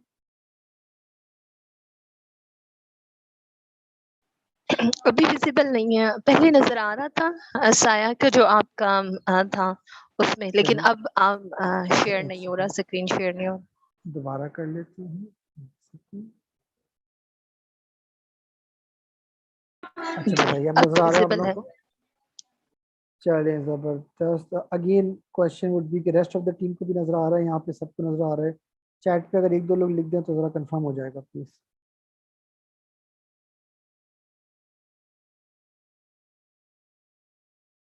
चलें ज़बरदस्त हो गया। तो जुनेद ने confirmation they the. So let's start. ये हमारी जो राइट साइड पर आपको नजर आ रही है ये साया हेल्थ की कोर टीम है। अगेन सबसे अच्छी बात ये है कि हम सब डिस्ट्रीब्यूटेड काम करते हैं और हम छोटी सी टीम यहाँ पर है, but in total we are 40+ people in Saya Health. और हमारा काम क्या है कि हम चाहते हैं कि मेंटल हेल्थ और इमोशनल वेलबींग की जो जो डॉक्टर साइड की सर्विसेज हैं और जो उसके बारे में एजुकेशन है उसको आम किया जाए। उसके लिए हम लोग ऑनलाइन मेंटल हेल्थ काउंसलिंग करते हैं, ट्रेनिंग्स करते हैं, वर्कशॉप्स करते हैं, कंटेंट बनाते हैं और ऑफिसेज में वर्कशॉप्स करके देखते हैं कि उनमें से ऐसी क्या स्ट्रेसर्स हैं जिसकी वजह से ऑफिस की प्रोडक्टिविटी कम हो रही है। ये जो आपको मैं प्रेजेंटेशन दिखा रहा हूँ, ये पर्स जुम्मे को हमने आईटी मिनिस्टर को प्रेजेंट किया। आईटी मिनिस्टर ने हमें स्पेशली बुलाया था अपने पास ये सुनने के लिए कि हम लोग क्या काम करें। He was very impressed with us. आगे बढ़ते हैं। साया हेल्थ ने आज तक, हम पिछले 2 साल के अंदर अगर बात करें तो 6 सुसाइड्स को प्रिवेंट किया है। और देखिए, एवरी लाइफ मैटर्स। हर इंसान की जो ज़िंदगी है वो बहुत मैटर करती है और इसलिए अगर एक लाइफ भी साया हेल्थ ने बचा ली तो ये हमारे लिए एक बड़ी अच्छी विन सिचुएशन बन जाती है। राइट साइड पे आपको तमाम कंपनीज के नाम नज़र आ रहे होंगे जहाँ पे साया हेल्थ इस वक्त लाइव है। HBL हबीब बैंक हमारा हो गया, तकरीबन 30,000 एम्प्लॉयज़ हबीब बैंक के हैं। लॉरियल हो गया, फैशन प्रोडक्ट्स आप सब यूज़ करते हैं इनके, लॉरियल पाकिस्तान में रोल्ड आउट है। एंग्रो का पूरा ग्रुप हमारा को यूज़ कर रहा है, दाऊद का ग्रुप पूरा यूज़ कर रहा है। कुछ नाम यहाँ पर नहीं है, प्रॉक्टर एंड गैम्बल यूज़ कर रहा है, यूनिलीवर यूज़ कर रहा है, बायर पाकिस्तान रैकेट पेंकीजर है। तो अल्हम्दुलिल्लाह पिछले 2 साल के अंदर हम यहाँ से यहाँ तक पहुँच गए, जो कि बहुत फास्ट जर्नी हमारी रही। इस वक्त हमारा जो ईयरली रेवेन्यू है वो 10 मिलियन है। 10 मिलियन बनता होगा PKR 1 करोड़ से ऊपर हम उसको क्रॉस कर रहे हैं अभी। और हर साल हमारा रेवेन्यू 13,000% बढ़ रहा है। तो उससे हम अंदाज़ा लगा सकते हैं कि हम, अगर पिछले साल हमने 1 करोड़ बनाए थे तो अगले साल हम कितने बनाएंगे। दूसरी अच्छी बात यह है कि हमने ग्लोबल कंपनी खड़ी कर दी है। इस वक्त हम नॉर्थ अमेरिका, कनाडा में लाइव हैं। इस वक्त हम मिडल ईस्ट के अंदर दुबई, सऊदी अरब में लाइव हैं, पाकिस्तान में लाइव हैं। नीचे जाएँ तो श्रीलंका, सिंगापुर में लाइव हैं। थोड़ा आगे जाएँ तो ऑस्ट्रेलिया में भी हमारे कस्टमर्स हैं। तो हम कंप्लीट नॉर्थ टू साउथ पूरी ही वर्ल्ड वाइड मैप को इस वक्त देख रहे हैं। और अब हमारे कुछ टारगेट्स हैं कि हम चीज़ों को आसान करें, चीज़ों को, इस सर्विस को और आगे बढ़ाएं। ये सर्विस को मिनिस्ट्री ऑफ IT ने, देखिए नीचे राइट साइड पे लोगों पे लिखा हुआ है, उन्होंने इसको इनिशियली फंड भी किया था। तो यहाँ पे आप में से कोई ऐसा हमारे साथ जो कॉल पे अवेलेबल हैं, आप में से किसी ने कभी, आप में या आपके ख़ानदान में कभी किसी मेंटल इशू को फेस किया है? Again you can just right on chat और येस और नो क्वेश्चन है। आप अगर कभी किसी ने फेस किया है तो सिर्फ येस लिख के बता दो। ज़बरदस्त ज़बरदस्त।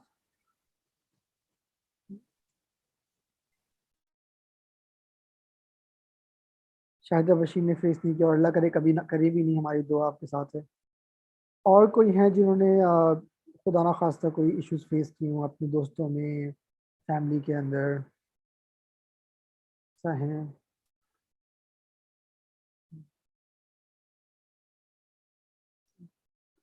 क्योंकि देखिए दोस्तों, होता ये कि इन इश्यूज़ के बारे में ज़्यादा एनवायरनमेंट में बात नहीं होती है। और क्योंकि बात नहीं होती तो इसलिए हमारी सोसाइटी में कहा जाता है कि ये इशू एग्जिस्ट ही नहीं करते, हालांकि रियलिटी ऐसी नहीं है।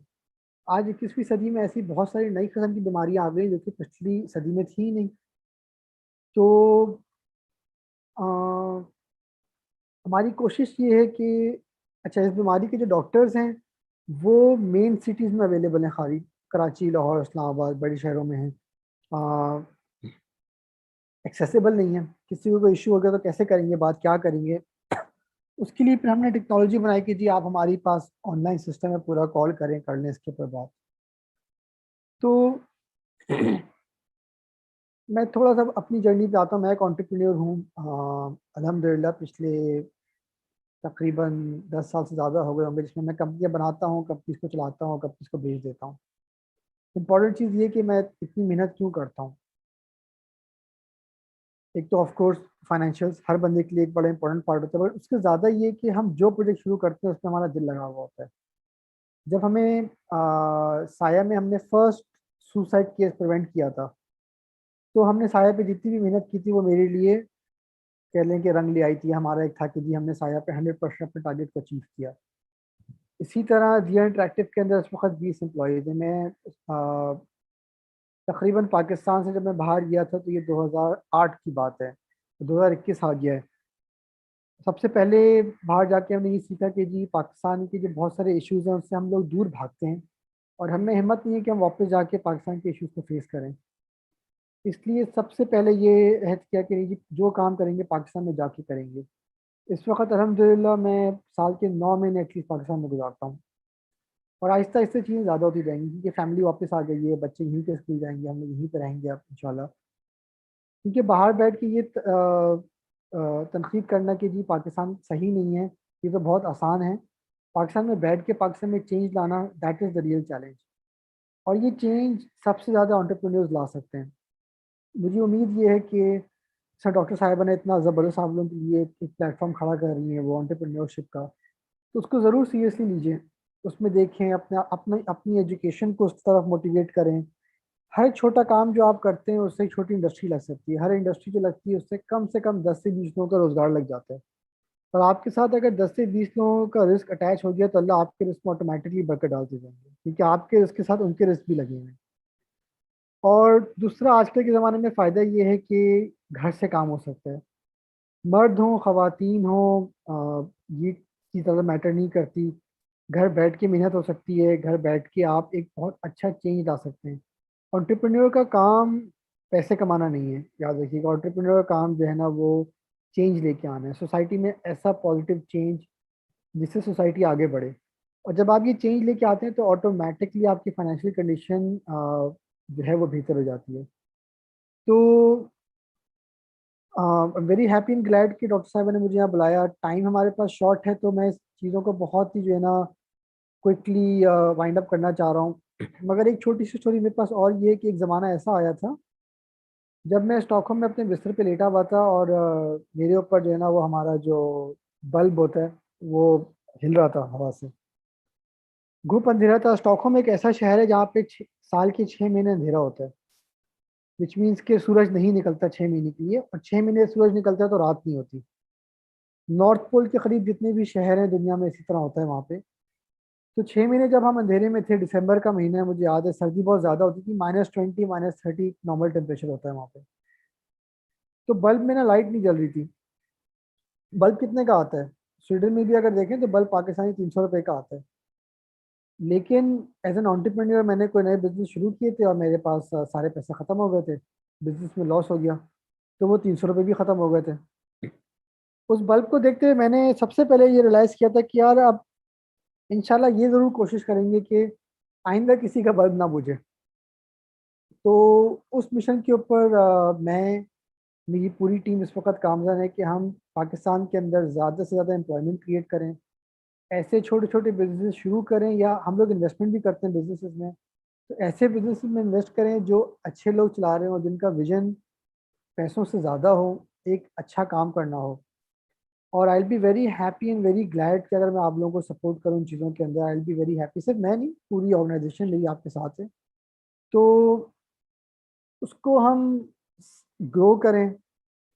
और एंटरप्रेन्योर बनना आसान काम नहीं है। जब आप एंटरप्रेन्योर बनते हैं या जब भी प्रोफेशनल लाइफ में आते हैं, आपके सारे सीनियर्स ही बताएंगे, सबसे ज़्यादा जो लोग सफ़र करते हैं ना वो आपकी फैमिली होती है। इस वक्त जो टाइम मेरा कंपनी में गुजरता है, काश वो टाइम मैं बच्चों के साथ गुजार सकता हूँ। मगर फिर मुझे ये सोच के खुशी होती, चलें जो हमारे साथ 40-50 लोग अटैच हो गए हैं वो तो घर जाके सुकून से अपने साथ, अपनी फैमिली के साथ टाइम गुजारते हैं। तो अगर आप प्रोफेशनलिज्म की तरफ आ रहे हैं तो ख्याल रखिएगा कि आपकी फैमिली सफ़र करेगी, और ये एक बहुत मेजर चैलेंज होता है। इसके लिए आपके पार्टनर को भी रेडी होना चाहिए कि किस चीज़ की तरफ जा रहे हैं। और मैंने अपनी लाइफ का एक बहुत मेजर हिस्सा, जब मेरे बच्चे बड़े हो रहे थे, मैंने सारे काम रोक दिए थे। और उस वक्त का विजन ये था कि सिर्फ फैमिली की पहले सपोर्ट होगी, सिर्फ फैमिली के ऊपर कॉन्सेंट्रेशन होगी। अब अल्हम्दुलिल्लाह फैमिली सेल्फ रनिंग हो गई है। फैमिली की चीज़ें, जब आप शादी करते हैं, बच्चे, एक हम लोग साइकिल से गुजर चुके हैं अब। तो अब मैं back to entrepreneurship, back to creating value for rest of the society, क्योंकि चेंज बिगिंस एट होम। और इसी तरह आपने ये भी सुना होगा बहुत दफ़ा कि चैरिटी बिगिंस एट होम। तो सबसे पहले घर को सही किया, उसके बाद फिर बाहर आए। अब अल्लाह का लाख लाख शुक्र है बाहर की चीज़ें भी सही हो गई हैं और ये एक साइकिल है। तो आप लोग में जब लोग एंटरप्रेन्योरशिप की तरफ आ रहे हों, मैं अपने लिंक्डइन का कॉन्टैक्ट आप लोगों की चैट पे डाल रहा हूँ। Please reach out to me, faculty हो स्टूडेंट हो डजेंट मैटर, और I will be very happy to step in my personal capacity and help you all as much as I can, as long as you are making a positive change and positive impact for the country. हमारी country में जितने मसले हैं उतनी ज़्यादा opportunity भी है, और पूरी दुनिया घूमने के बाद मुझे ये समझ में आया कि पाकिस्तान से ज़्यादा अच्छी रहने की कोई जगह है नहीं। तो thank you very much doctor साहिबा फॉर इनवाइटिंग मी हियर, और thank you very much for the audience. I hope कि आपने कुछ छोटा मोटा ज़रूर सीखा होगा। अगर किसी के पास कोई क्वेश्चंस हैं तो I am here for next 10 minutes. I'll be very happy to take some questions. Again, you can write them on chat or just ask them.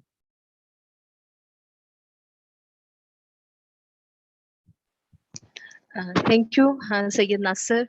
Nasir साहब, बच्चों आपके लिए था मोटिवेशनल, आपको टॉक उन्होंने दी, बताया कि कैसे स्टार्ट करना है। कोई क्वेश्चन जो आप नासिर से पूछना चाहें, फील फ्री, आप पूछ सकते हैं।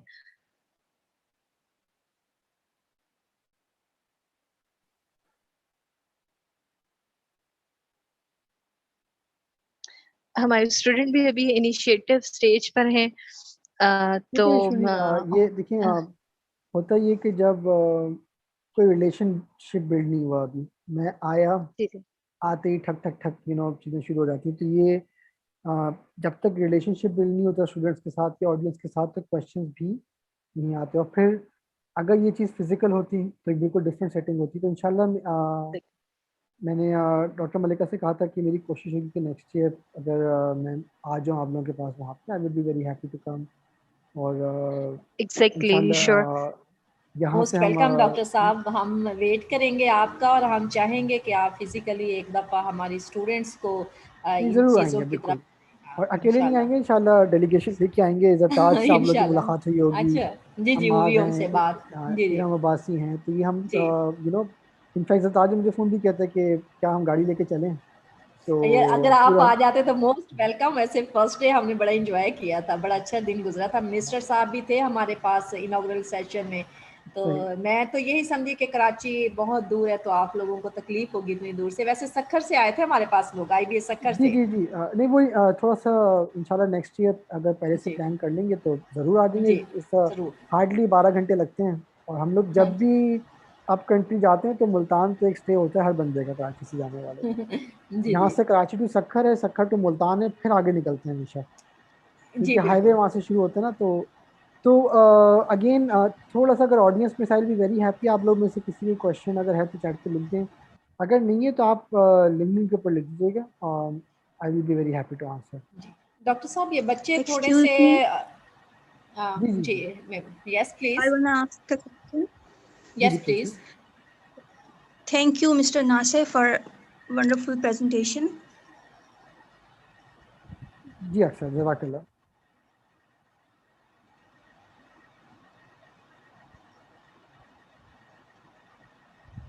यस अक्सर।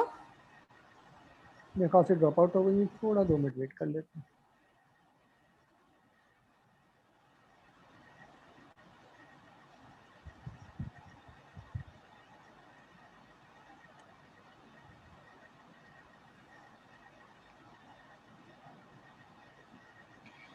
डॉक्टर नासिर साहब, हम हमारे जो स्टूडेंट्स हैं हम आपसे कोलैबोरेशन भी करना चाहेंगे, क्योंकि हमारे जो स्टूडेंट्स हैं जो प्रोडक्ट्स वगैरह वो अपनी बना रहे हैं वो उसको लॉन्च करना चाहते हैं, और they want to deliver their products to the community.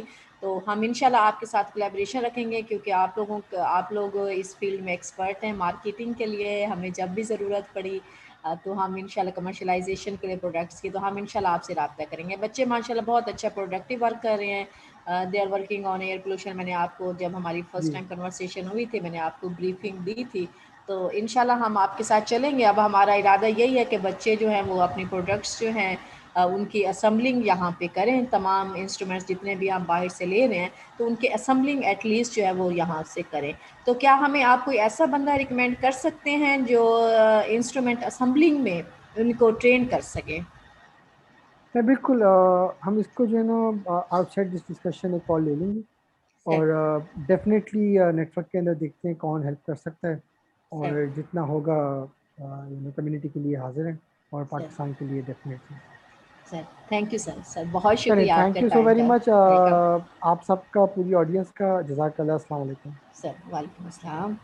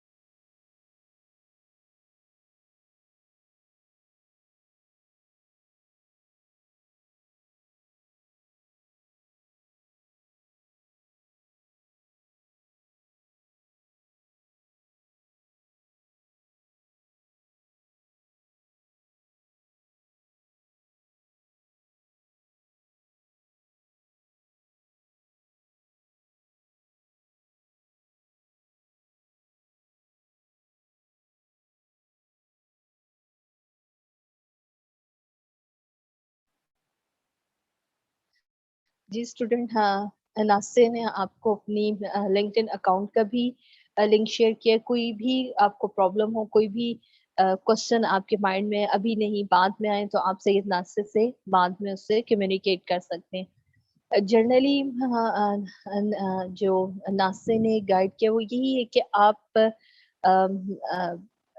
Fair feel नहीं करना, कुछ भी एक्टिविटी करनी है, कुछ भी करना है, उससे कम्युनिटी के साथ लेकर आपने चलना है। प्रोजेक्ट्स अब देखिए, इनकी जो एक साया इन्होंने अपनी कंपनी लॉन्च की है, उसका वो जर्नल हमारी कोई भी इंसान, आइदर वो किसी भी फील्ड से हो, आइदर वो from chemistry, botany, zoology, social sciences से, वो एक आपको मेंटोरिंग करें इन दैट सेंस कि जैसे कोई स्ट्रेस में चला जाता है, आपका कोई फैमिली मेंबर है जो आपके किसी मिसहैप का शिकार हो गया है, कोई वो सोसाइटी में दोबारा से नहीं पार्टिसिपेट करा, तो इस तरह की अगर कोई कोलैप्स है, इस तरह की कोई चीजें हैं, तो कोई भी जो है उसको बूस्ट कर सकता है। और वो सिंपल एक आइडिया है। आप ये देखें कि लोगों को उनके कंफर्ट जोन में लेकर जाना, उन्हें उस एंजाइटी से, उस डिप्रेशन से निकालना, ये एक आइडिया ये कि एक ऐसे, इसमें क्या इन्वेस्टमेंट, ऑल्दो जाहिर बात है उनकी मार्केटिंग, उनकी सारी चीजें मैटर करती है, लेकिन बेसिकली एक यूनिक आइडिया है कि कैसे उन्होंने सोशल कम्युनिकेशन का एक जरिया बनाया और उससे वो क्या कर रहे हैं, अपनी एंटरप्रेन्योरल एक्टिविटी कंटिन्यू करें। तो बेसिकली एंटरप्रेन्योरशिप डिपेंड करती है आपके आइडियाज के ऊपर, आप किस तरह के आइडियाज जनरेट कर रहे हैं, आप किस तरह सोसाइटी को हेल्प कर रहे हैं। कल भी एक जैसे हमें कल की जितनी हमारी टॉक थी उसमें ये कि एंटरप्रेन्योरल एक्टिविटी बेसिकली बेस करती है आपकी सोल्यूशन, आपकी जो प्रॉब्लम आपके माशरे में एग्जिस्ट कर रही है, आपकी सोसाइटी में जो प्रॉब्लम्स हैं, उन्हें अगर आप एड्रेस करते हैं तो आपका आइडिया जो है वो ज्यादा अथेंटिक कंसीडर होगा। तो सबसे पहले अपने सराउंडिंग में कोई भी वर्क आप करना चाहते हैं, उसमें अपने वर्कआउट करें, अपने सराउंडिंग में उसकी फिजिबिलिटी देखें।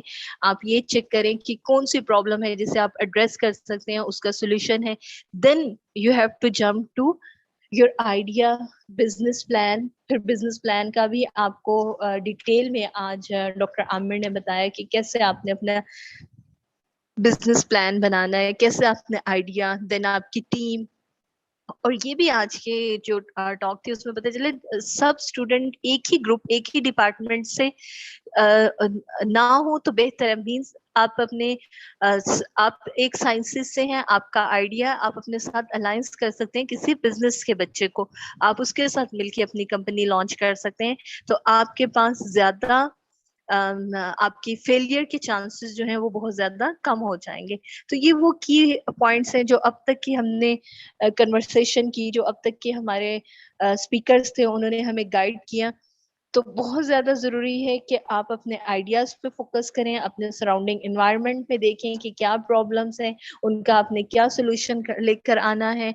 और degree oriented entrepreneurial activity depend नहीं करती। आप किसी भी फील्ड से, किसी भी डिग्री से हो, आप अपना एंटरप्रेन्योर का काम स्टार्ट कर सकते हैं। तो नेक्स्ट अब हम मूव करते हैं अपने नेक्स्ट स्पीकर की तरफ। I think doctor Mubashar Ali हमें ज्वाइन करेंगे और ये बहरिया यूनिवर्सिटी कराची से हैं। देखते हैं जैसे ही सर ज्वाइन करते हैं हम इससे अपने सेशन को फर्दर कंटिन्यू करते हैं।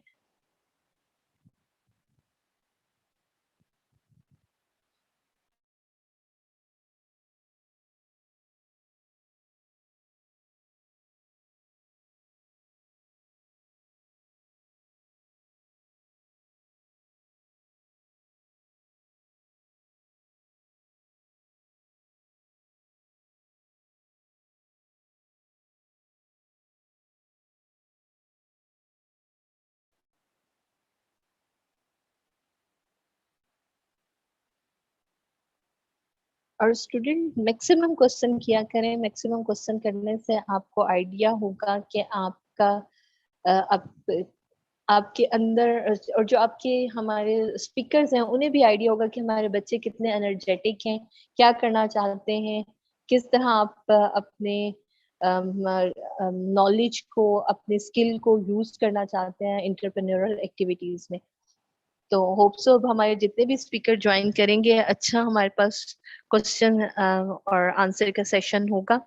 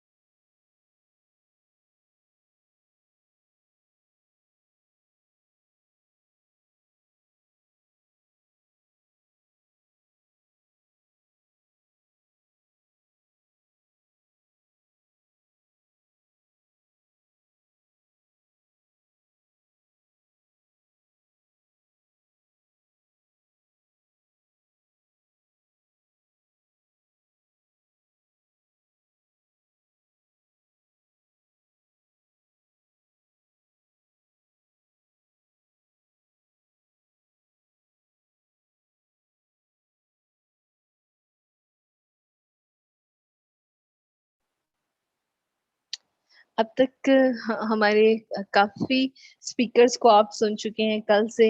तो कोई आइडिया आप लोगों के माइंड में जनरेट हुआ? 34 पार्टिसिपेंट्स मुझे नजर आ रहे हैं यहाँ पर हैं।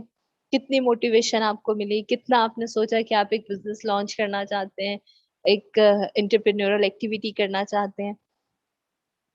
जितनी देर तक हमें डॉक्टर मुबशर अली खान ज्वाइन नहीं करते, आप अपने आइडियाज, अपनी बात शेयर कर सकते हैं। Session is open for all of you.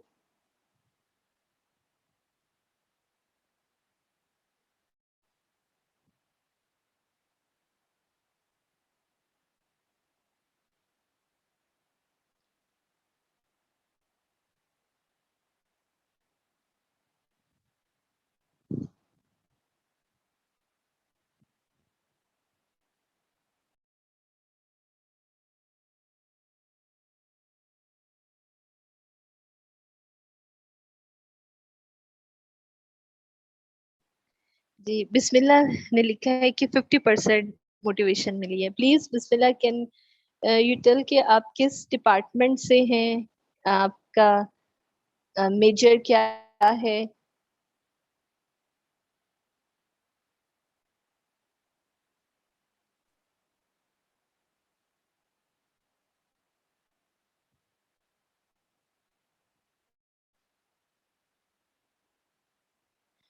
चलें चलें भी, बिस्मिल्लाह को तो 50% तक मोटिवेशन मिली है।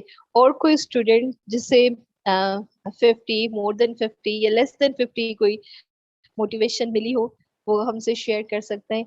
एक्चुअली ये कॉन्फ्रेंस कंडक्ट करवाने का बेसिकली मकसद यही है कि आप लोगों को पता चले कि एंटरप्रेन्योरशिप क्या है और आप क्या कर सकते हैं, आपकी हिडन स्किल्स क्या है, आप अपनी फील्ड में और अपनी फील्ड के अलावा भी ये सम टाइम ये जरूरी नहीं है कि आप साइंसेस से हैं तो आपने एक साइंसेस का ही बिजनेस लॉन्च करना है।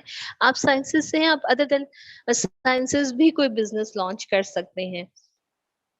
तो ये है। अब बीएस जो कि फिजिक्स से हैं, बिस्मिल्लाह, इन्होंने लिखा है आपकी मैडम तो वैसे ही हाईली मोटिवेटेड हैं और उन्होंने कॉन्फ्रेंस कंडक्ट करवाने का जो मेजर उनका थीम है वो कमर्शलाइजेशन की तरफ जाना चाहती हैं। तो आपकी तो 100% मोटिवेशन एस एस जैसे टाइम होगा आपको कंप्लीट हो जाएगी।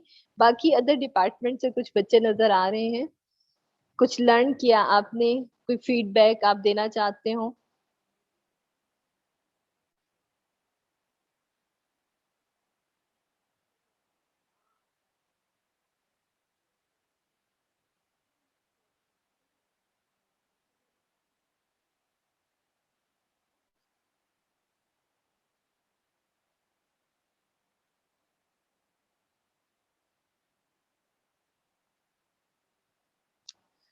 जी, मोटिवेशन देखें, यही बार बार हर स्पीकर ने आपको बताया, जैसे आपने कहा कि मोटिवेशन मिली है लेकिन समझ नहीं आया। उसमें बेसिकली आपने सर्च करना है कि आपके सराउंडिंग्स में क्या प्रॉब्लम्स हैं, आप किन्हें एड्रेस कर सकते हैं, किस तरह आप जो है कम्युनिटी के लिए, एंटरप्रेन्योरल एक्टिविटी जो होती है वो हमेशा आप कम्युनिटी बेस्ड करते हैं, आप कैसे कम्युनिटी को उससे रिलीफ दे सकते हैं, उसके ऊपर आप वर्क करेंगे, देन आप जो है सजेस्ट कर सकते हैं अपने लिए कोई बिजनेस, कोई भी एक्टिविटी। लेट्स सपोज आप के पास अभी हमारे पास कल उस्मान साहब आए थे, उन्होंने बताया कि वो मिल्क प्रोडक्शन का काम कर रहे हैं। Milk production in that sense कि वो लोगों को जो है खालिस मिल्क की सप्लाई कर रहे हैं। तो ये एक, आपको पता है, ये हर घर का एक मसला है कि खालिस दूध हमें अवेलेबल नहीं है। और उन्होंने बहुत अच्छी कल इस पे ब्रीफिंग भी दी कि लोगों डिमांड, आपकी कम्युनिटी को डिमांड किस चीज की है, क्या चाहिए उन्हें, उनकी क्या रिक्वायरमेंट है, वो चीज अगर वो प्रोडक्ट आप लॉन्च करते हैं तो आपको जो है वो बेनिफिट होगा, आप उसमें सक्सेसफुल होंगे। तो इस तरह आपने अपनी कम्युनिटी की जो प्रॉब्लम्स हैं उनको देखना है कि क्या प्रॉब्लम्स हैं, आप उन्हें कैसे एड्रेस कर सकते हैं, उनकी क्या सोल्यूशन कम्युनिटी को दे सकते हैं। तो इस तरह की अगर प्रोडक्ट्स, इस तरह की अगर मार्केटिंग आप करेंगे, मींस अपनी प्रोडक्ट लॉन्च करेंगे, तो आपकी मार्केटिंग भी अच्छी अच्छी होगी।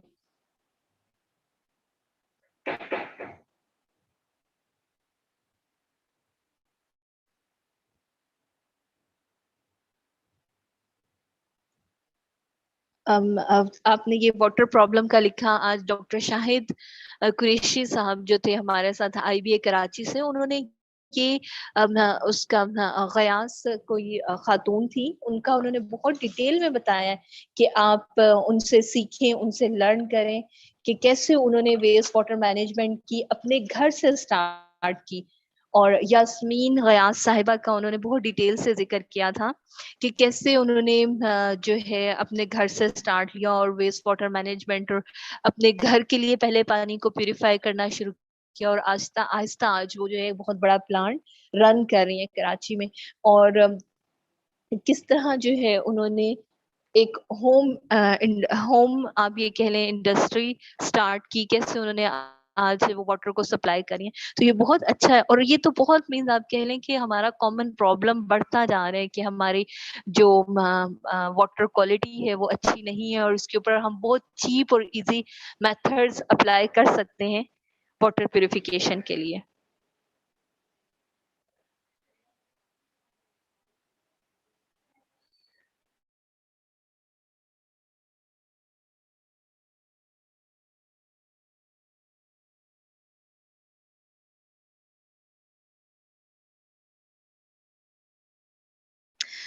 जी, डॉक्टर मुबशर अली खान ने हमें बहरिया यूनिवर्सिटी कराची से ज्वाइन किया है। Sir please, student are waiting for your talk.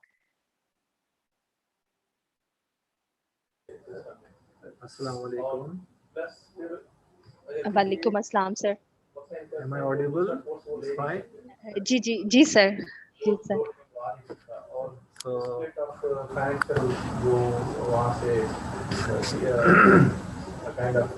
So since I came to know very on an urgent basis that I have to present some thoughts, I have to share some thoughts. So it was quite very brief to share with you. Now, what the topic I got for the conference is CPEC and entrepreneurship, right? Let me share the screen. Ji sir, please share your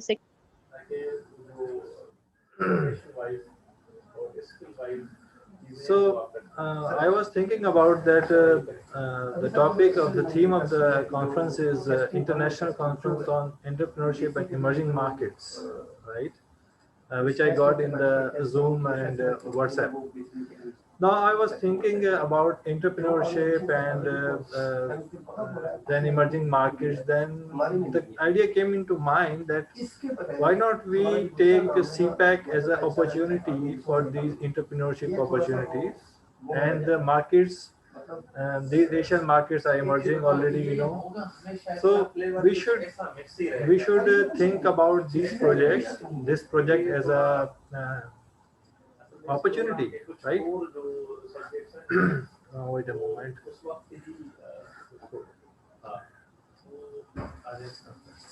So why not we take this as opportunity, and we think about the possible ways to cop up these opportunities in the CPEC, which are lying in the CPEC. Like as we all know that what is CPEC? China-Pakistan Economic Corridor. It has a lot of projects of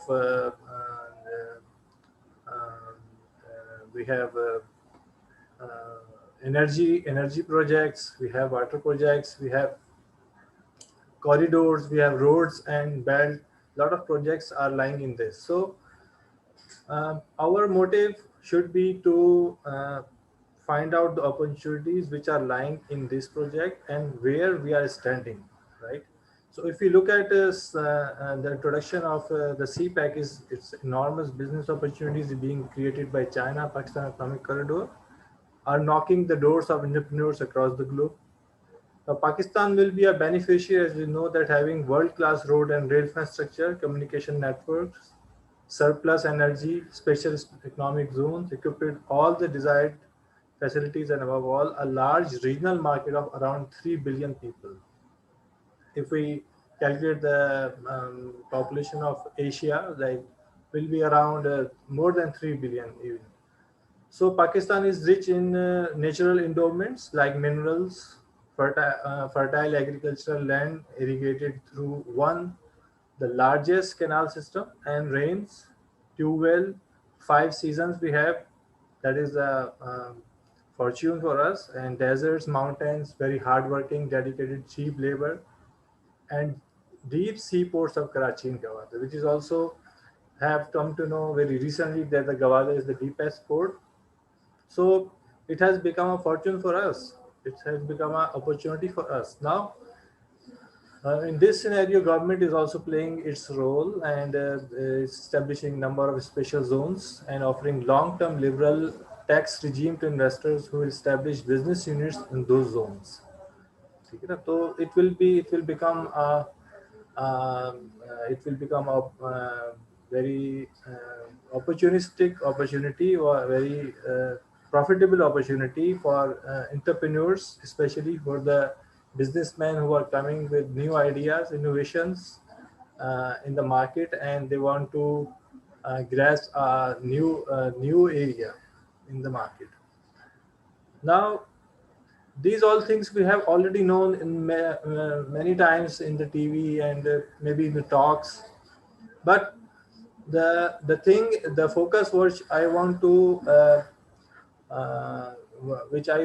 want to do is more that how to achieve these opportunities, how to grasp these opportunities, how to find out how to improve our lackings, how to improve our overcome our shortcomings, and then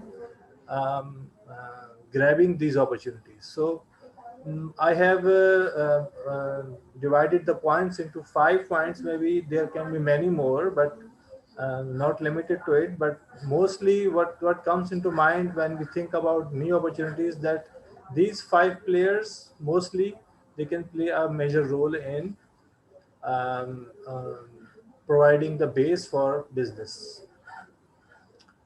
So first one is the role of government, is what government can play in this scenario. Of course, it's the most important player, government, and without government, it is impossible. So we are seeing that government is playing its role. Of course, the infrastructure development is there, roads and railways are being constructed. Many power plants, power projects are being constructed, and they are adding the power to the mainstream of our national grids. So it's a good sign. There's a wind energy projects as well. Now, what else can do the government is ease of doing trade by reducing processing time. What difficulty we see when we see the business community, they are claiming, they most of the time they complain about the processing times between the business transactions, mostly that most of the time we go for export or import something. It takes a lot of time, processing time. Payment systems are very crucial and not understandable to a common man. So in my opinion, it should be one window operation. It should be narrowed down to smaller steps, more easy steps, so that the business community, which is not that much literate, can understand the process very quickly. Then tax legislations, as seen in e-motorcycle case in Pakistan, that Pakistan has launched electronic motorbike these days. So the government should provide the infrastructure, the base, the raw material, the cheaper electricity rates, and tax system already is there that reduce the taxes on new products, innovative products, energy efficient projects, and environmental efficient products. So in the case of e-motorcycle, government has reduced the tax.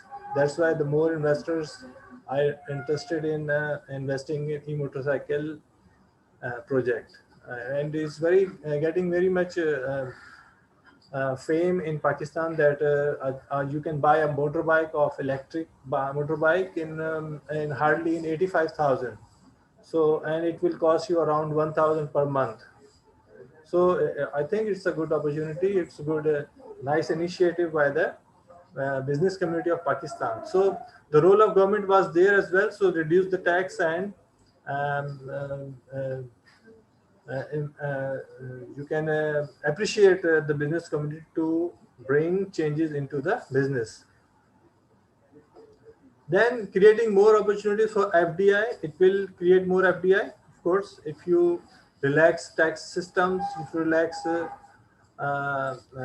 initial processes, raw material prices, so more FDI will be attracted in Pakistan, and more companies, just like we have seen joint ventures in auto industry recently, Chang'an and other Chinese companies, they are investing in Pakistan and going to open their assembly plants here in Pakistan. So it will create more opportunities, more jobs as well, and more skills will be transferred. Technological skills will be transferred to Pakistan. That's a good sign. Then, of course, the government can also play a role in introducing more universities to Pakistani students, so that Pakistani students can go abroad in Asian countries, especially, so that in near future, our markets are Asian markets, not European markets as a target. So why not we send students to Asian countries? Most of the students are going to China, Thailand. So other countries should also be targeted, and the government can play its role to adjust students in other countries as well. Now, secondly, the role of business community. What role a business community can play in this scenario? First, let's see what is the stage of SME of Pakistan. State of SME is 90% of all enterprises in Pakistan. So a huge sector, 90% is all SME, 3.2 million. Employ 80% of non-agricultural labor force. Share in annual GDP is 40%, 35% share in value addition, constrained by financial and other resources. Now, these are the constraints which hinder their SME growth. We can say that what are the barriers? These can be the barriers, can be called as the barriers. The scarcity of working capital. So, what is working capital? It's actually the finances to run the business, daily finances to run the business. So it's very common in Pakistan that the small businesses they are surviving because of the lack of capital. Secondly, manpower the second main issue is the lack of manpower. If you start a business, you will hardly find a person who is skilled, who is able to do it efficiently. So it becomes a hurdle in your starting your business or running your business successfully. Secondly, in lack of educated manpower, I will also add one point here that illiteracy is also playing its role here. So education overall, whenever it will increase the educated manpower as well. Then shortfall of research and development capabilities. Very small businesses in our country, they lack in research and development capabilities. They don't have capability to do research, to find out new opportunities, to find out gaps in the market. So whenever they launch a new product, it hardly survives for months and then it fails.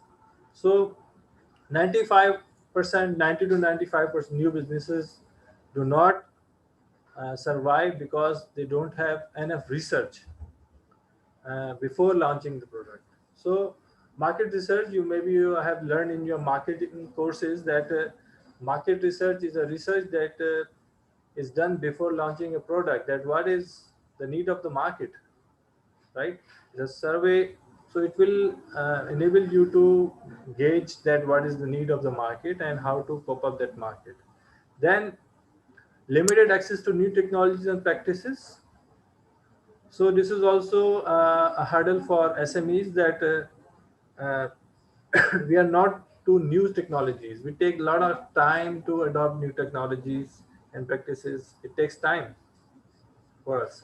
So this is also linked to the education as well, because if you are not educated, we cannot adopt new technologies, right, and practices. So it takes it's all linked up.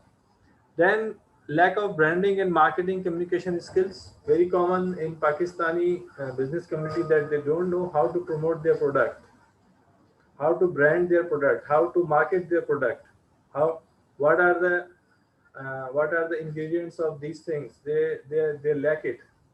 So their successful product, even the product quality is fine, but they don't know how to brand it, so it fails. So business company should also pay attention to the branding, marketing, right, and promotions, communications, which lacks here. For example, if we take example of our mangoes or rice, you will find these mangoes or rice in other countries with other labels, with Indian labels, with Dubai labels, and the promotion is done by those countries because they had better branding and labeling capabilities. So they bought our mangoes and then labeled it with their own names, and they're selling it. So what was the where was the lacking? The lacking was our skills. So how to overcome these these issues, so companies, the small businesses should invest more on research and development. They should invest on more on laboratories, more on invest on the skilled researchers to find out the new product innovations, developments, what is going to be added in the new product, right? Increased training of employees, and it's also goes with employees, that how much your employees are skilled. So whenever your employees, they are skilled, they are capable of doing things, the business grows. Then learn from other nations successful business models. This is also can be a step that why not we learn from successful nations? Why not we learn from their models? Why not we learn from their quickness in the processes? What is their key? So by visiting them, by looking at them, by reading them, or by copying them, I mean, we often say that China copies everything, but they are successful. So copying in efficient way is also a good step. It's not a crime. So why not we do that? Then inclusion of technology in business processes. Why not we include technology in our processes? Why we always go for manual processes? Why not we go for state of the art machineries to include in our business processes? Then finding niche in global markets, as we discussed that if our quality, a product quality is good, and then why not we go for find a niche where that product will be sold most? Why not we think about that? Why not? For example, sports goods, we have our these three things, these three products I have written is because this is our strength: the rice, sports goods, and fruits, or cotton as well. But these days, Bangladesh have grabbed that market because it has more skilled labor. So we should also look for other markets, new markets, where these products will be more successful, more popular, right? Then organizing more exhibitions for promotion of products is also a good step to show your products to the world. Better exhibitions done by the government or by the business community itself, they can organize in expo centers to promote to promote our products. Then role of technological advancements, high communication links. Of course, we all know that technology is a key ingredient in development. In the case of China, Japan, every developed nation is depending on technology. Now, so why not we go for technological advancements and then incorporate into business processes, right? So, of course, technology will enable us high-speed communication links that will enable faster business transactions. Of course, the business transactions, if they take longer time, the business will grow slow. If business transactions are faster and communication links are faster, so maybe the deal is done in 10 minutes, which was taking days or months before. So adopting high-speed communication links is a good step. Then use of online banking. We can see banking transactions are getting sophisticated faster day by day because use of computers, communication is faster. So it should be more, it should increase. We should appreciate this, and just like in China, WeChat is used for WeChat is a software for communication, but it's also used for payment system. You can pay anything, you can buy anything with WeChat wallet with your phone in your hand, and it has barcode. QR code, and you can show this QR code to anyone and it will be accepted. So third thing is online shopping platforms to be increased. The third one is the online shopping platform. We have seen Daraz. It has been successful in Pakistan. It started with 2 or 3 people and then become a giant.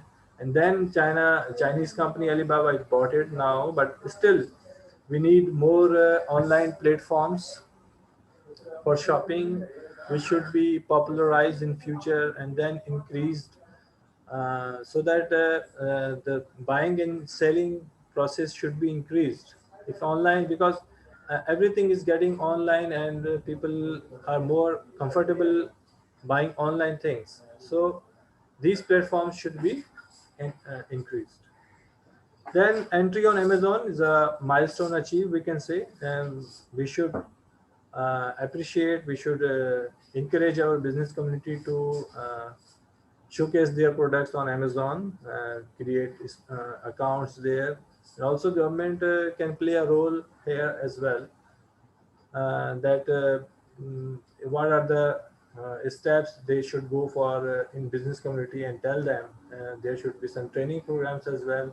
Online trainings can be there, right? And SMEDA, there's a institute, SMEDA, small and medium enterprises.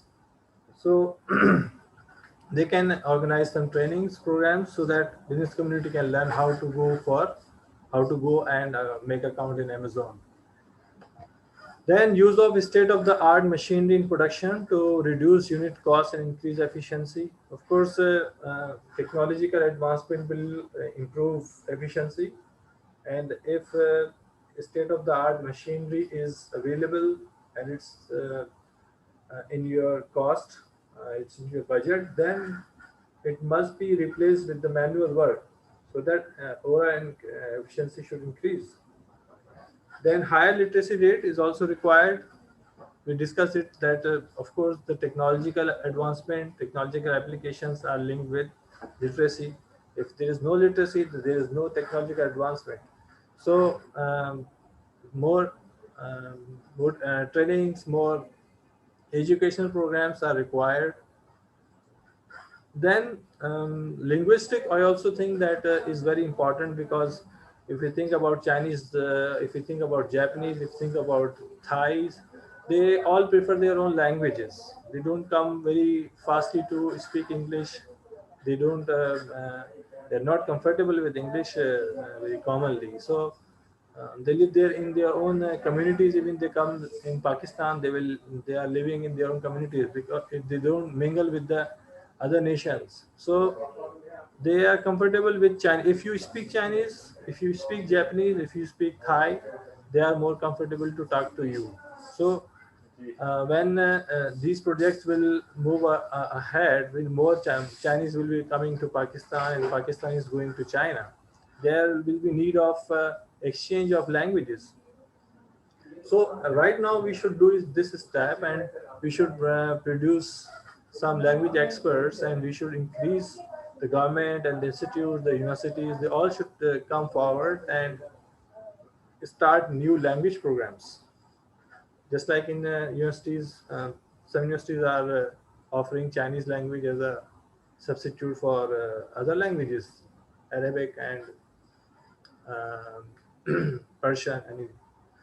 So more Confucian institutes are also desired. You may not know that what is Confucian Institute. It's an institute of Chinese language initiated by China. The Confucius was the famous leader of China.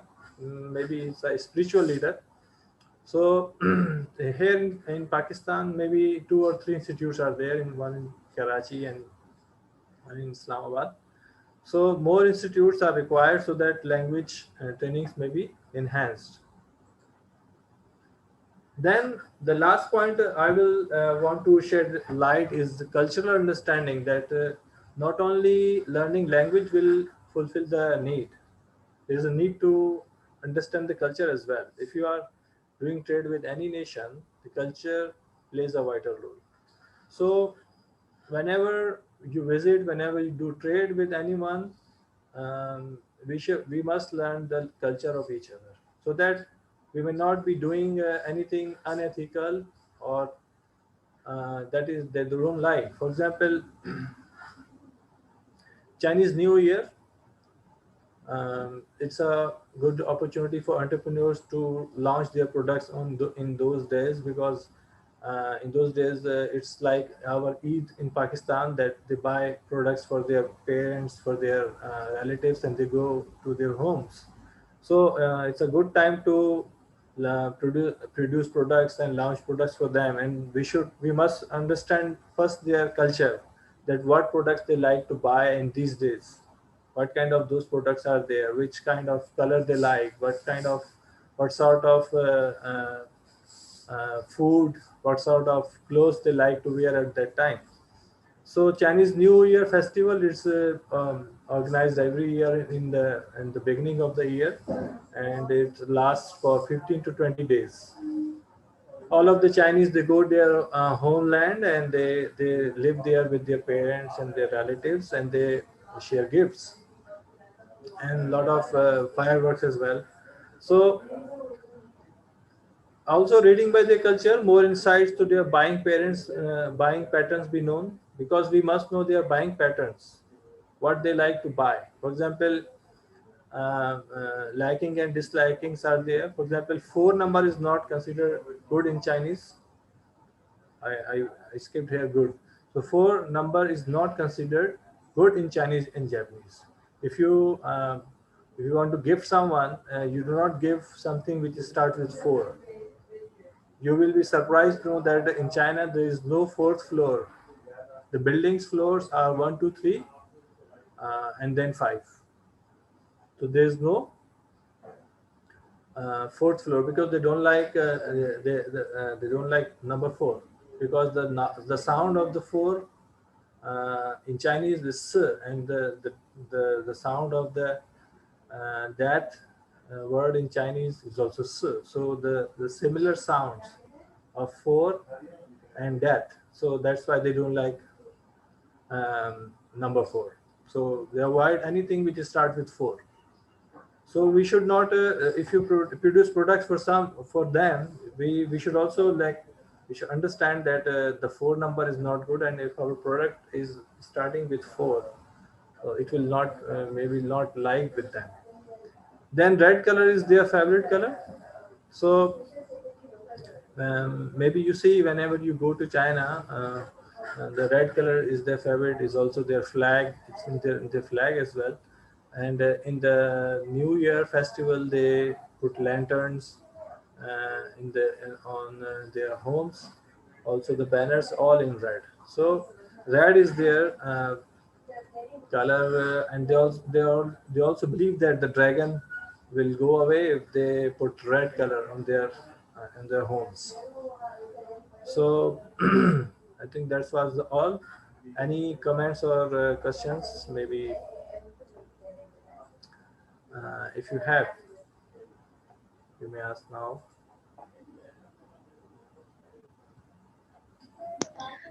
Thank you sir, आपके बहुत informative lecture था। और बच्चे कोई question है, आप session is open for question and answer.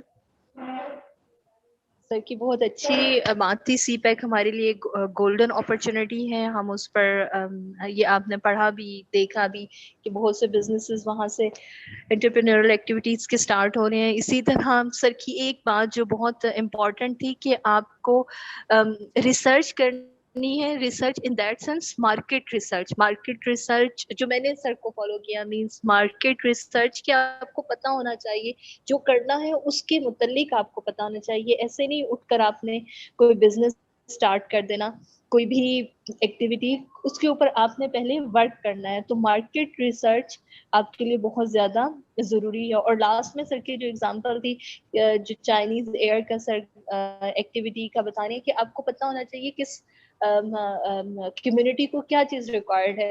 अब China हमारे साथ ऐसे ही करते हैं कुछ, अगर हमें कोई भी प्रोडक्ट चाहिए वो चीप, उसे पता है हमारे कंट्री जो है डेवलपिंग कंट्री है, तो वो चीप प्रोडक्ट हमारे लिए लॉन्च करता है और उसी तरह की बहुत अच्छी कॉस्ट में प्रोडक्ट वो बाहर के लिए लॉन्च करता है। आप बाहर के जितने भी वॉलमार्ट हैं, जितने भी अगर आप विजिट करें तो वहाँ भी चाइना मेड प्रोडक्ट्स पड़ी हुई हैं, लेकिन कॉस्ट उसके यूजर वो उसे यूजर फ्रेंडली बना देता है। वो मीन्स कि जितनी उसकी अप्रोच है उसके मुताबिक उस कंट्री को वो देखकर लॉन्च कर रहा है।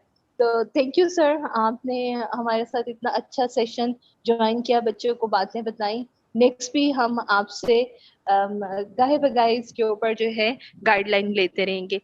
So I'm very much thankful to inviting me. Of course, it was a nice session. If any student has any question later, maybe you can email me as well. No problem, right? You may contact me or in WhatsApp as well. Thank you sir, thank you so much. Okay, Allah Hafiz. Allah Hafiz. Now I call our next speaker, Dr. Asadullah. Sir, please start your talk. Muhammad Ali Asadullah Sahab.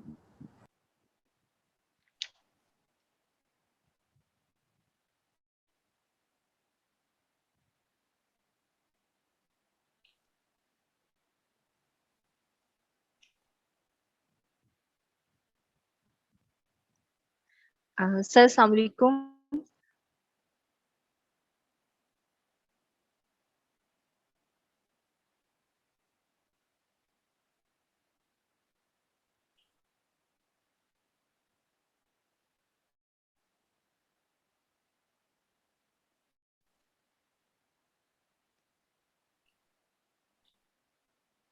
Sir हमें join कर चुके हैं sir, अभी start करते हैं presentation अपनी।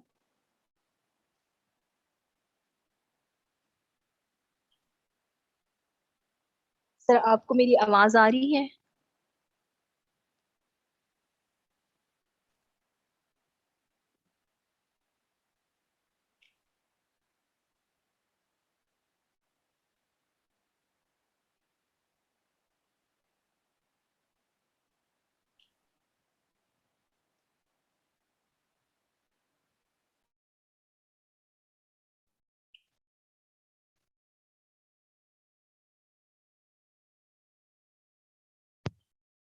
Hello, Assalamu alaikum.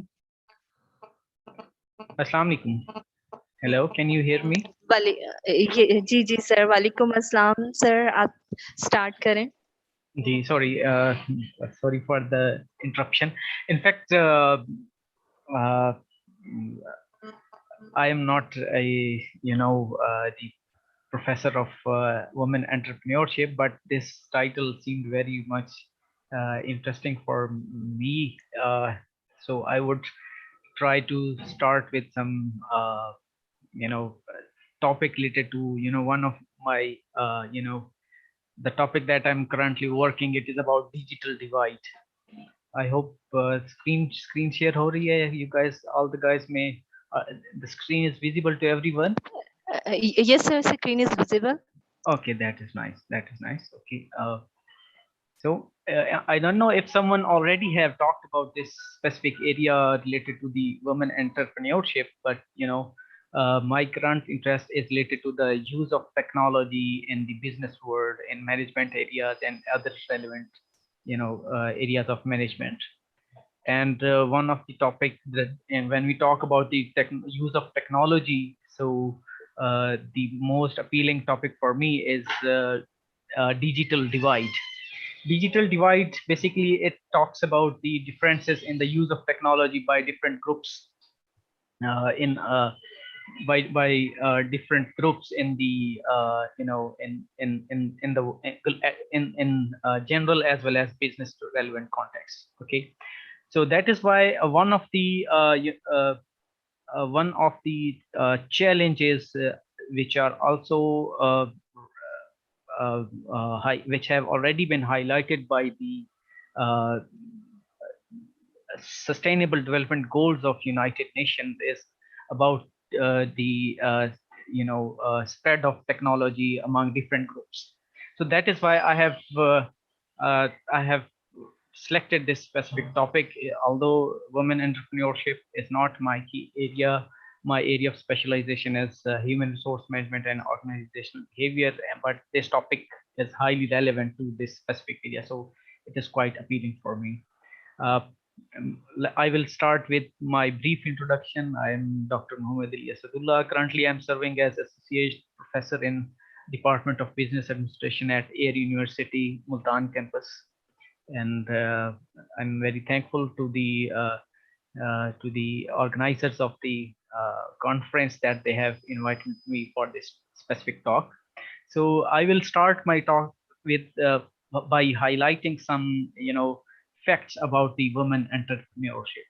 Okay, the first point that I would like to highlight is that in fact, if we I view these facts basically as opportunities for the women globally. Currently, United Nations and all public and private institutions, they are encouraging women for their empowerment, for their sustainable livelihood and lives. And for this, so I view these facts as opportunities for women to catch the opportunities which are related to their to the entrepreneurship.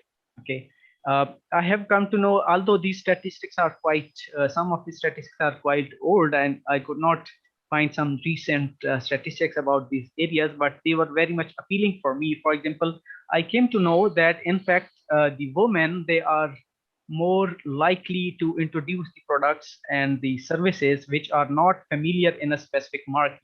So in fact, we can say that their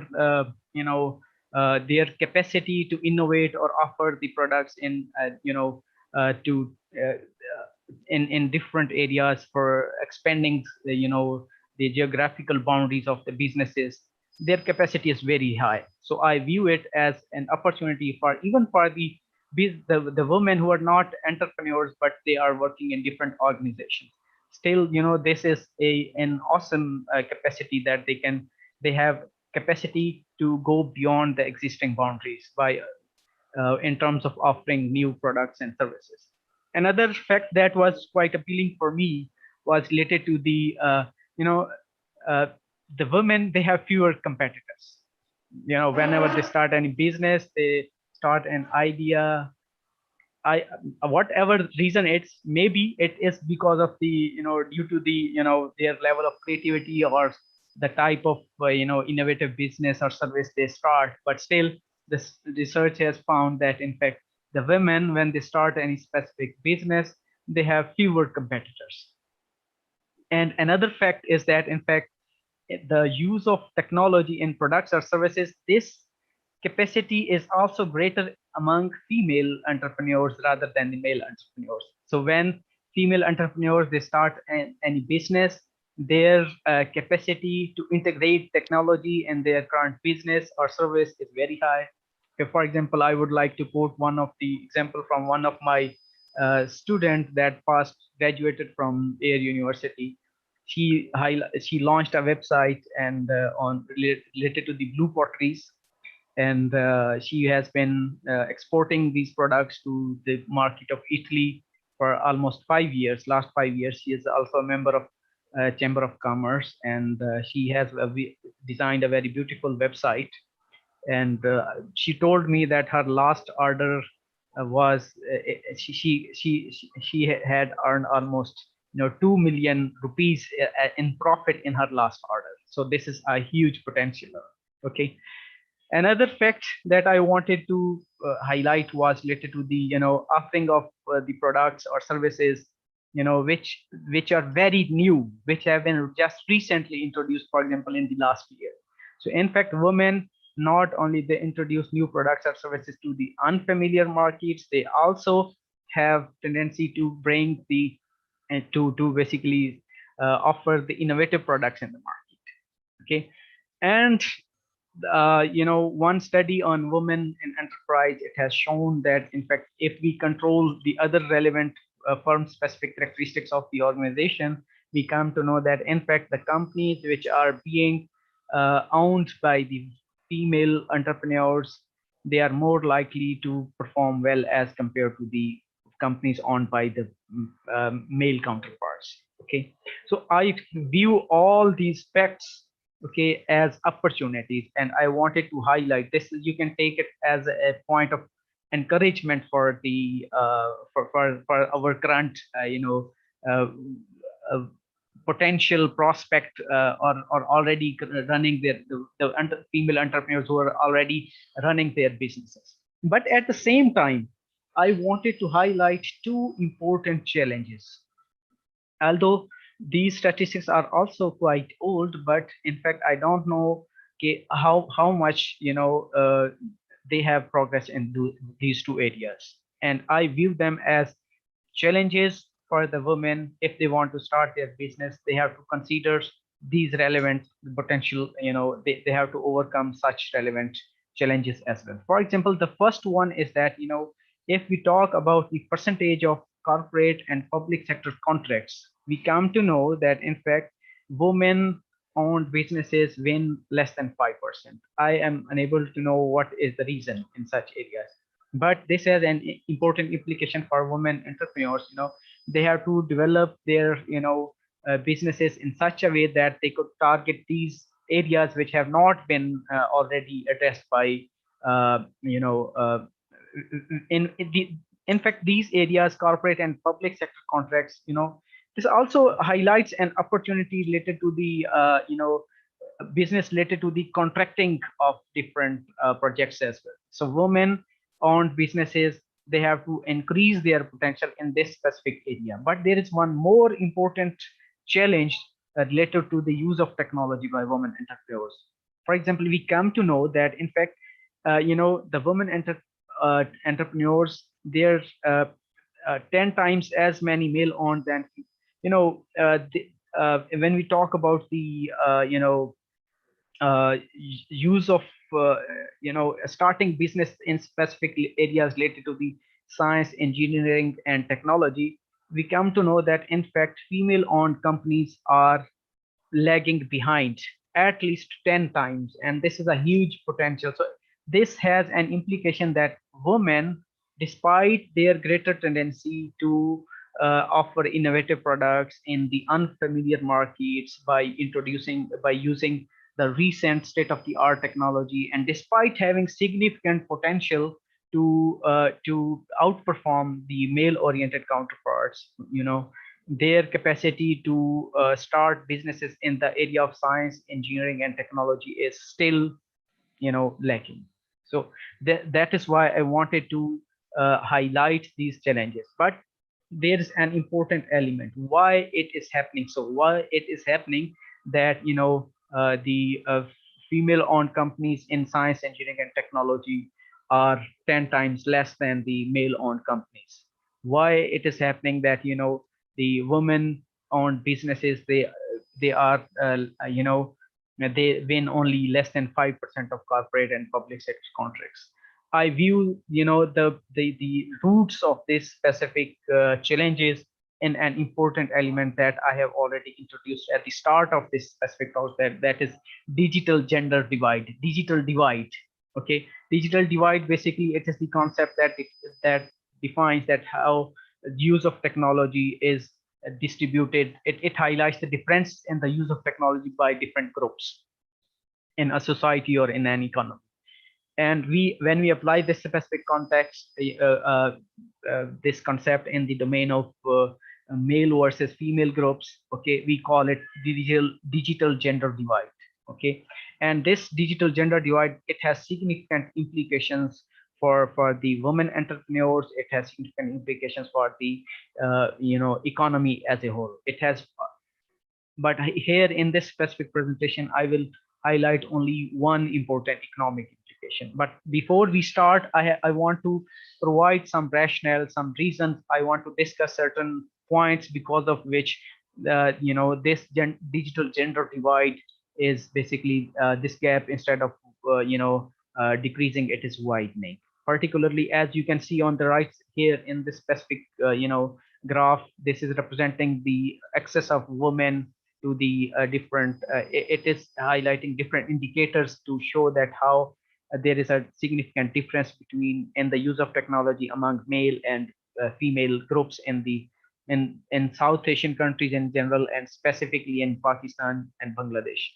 The research has, the studies of the statistics of 2016 have shown that in fact there is highest gender gap in the use of technology by South Asian countries, and specifically India, Pakistan, and Bangladesh are at the top. And you can see in this areas, this gender gap, it does not persist in just one area. It persists in every area, whether it is owning a cell phone, it is owning a smartphone, it is by making a calls, it is receiving calls. Still in Pakistan in today's era, still the women, they are lacking in all this, they are lagging behind in all these specific areas. And why it is happening? It is all because of the digital gender divide. And when we talk about the digital gender divide, there are certain reasons which I would like to highlight. Okay, for example, the first element is the access to the technology. Although currently in Pakistan, almost majority of the the users of cell phones, and particularly it is increasing, and the female users of cell phones are also increasing. But still, there is significant persisting gap in the ownership of a cell phone or a smartphone. And when in today's time, the type of business opportunities which women they have currently, and for example, the online trading or freelancing, or for all these specific type of businesses, that having access to the technology, particularly to the cell phone, is very important. Without this access, women cannot uh, you know uh, run their businesses. Okay, so when we talk about the access to the technology, we come to know that in fact over 300 million fewer women access the internet in low and middle income countries than men. Okay, and this is a huge number. When we talk about the gender gap in the ownership of cell phones, it is 8%, and when we talk about the smartphones, it is 20%. These statistics are uh, related to the some developed countries, but in developing countries like Pakistan, India, Bangladesh, this gap is still higher. Okay, so this is one of the important reason due to which digital gender divide gap, it is increasing, and it can significantly affect women's tendency to run their businesses, okay, on a routine basis. Okay, another important element is related to the availability of infrastructure. For example, the markets from where they can access they can get access the technology. They can purchase the relevant technology relevant products or services. Okay, for example, uh, still in Pakistan, you can see that um, the women, there are only fewer number of women who are using ATM machines or a lot of things in routine life. Okay, so availability of, for example, specific ATM machines for women, they can offer significant opportunities for women to make their daily business transactions as well. Okay, another constraint is the financial constraints. Still, in Pakistan, we know that the women, their their inclusion, financial inclusion, is still very low in context of Pakistan.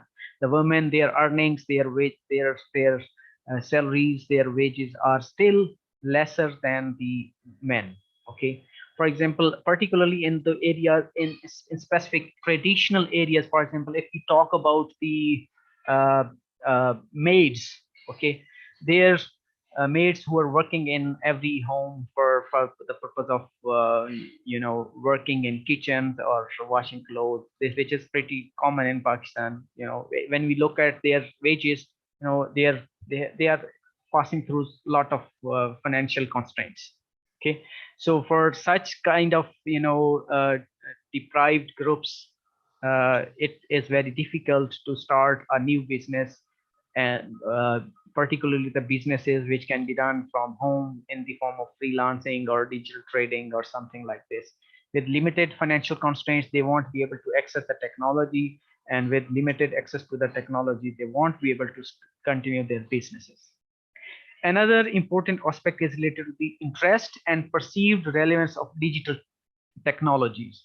Normally, in many rural areas, for example, you will see that the women, they are least interested in the use of technology, and they don't know either it can relate to their it can help them in running some kind of different businesses or something like this.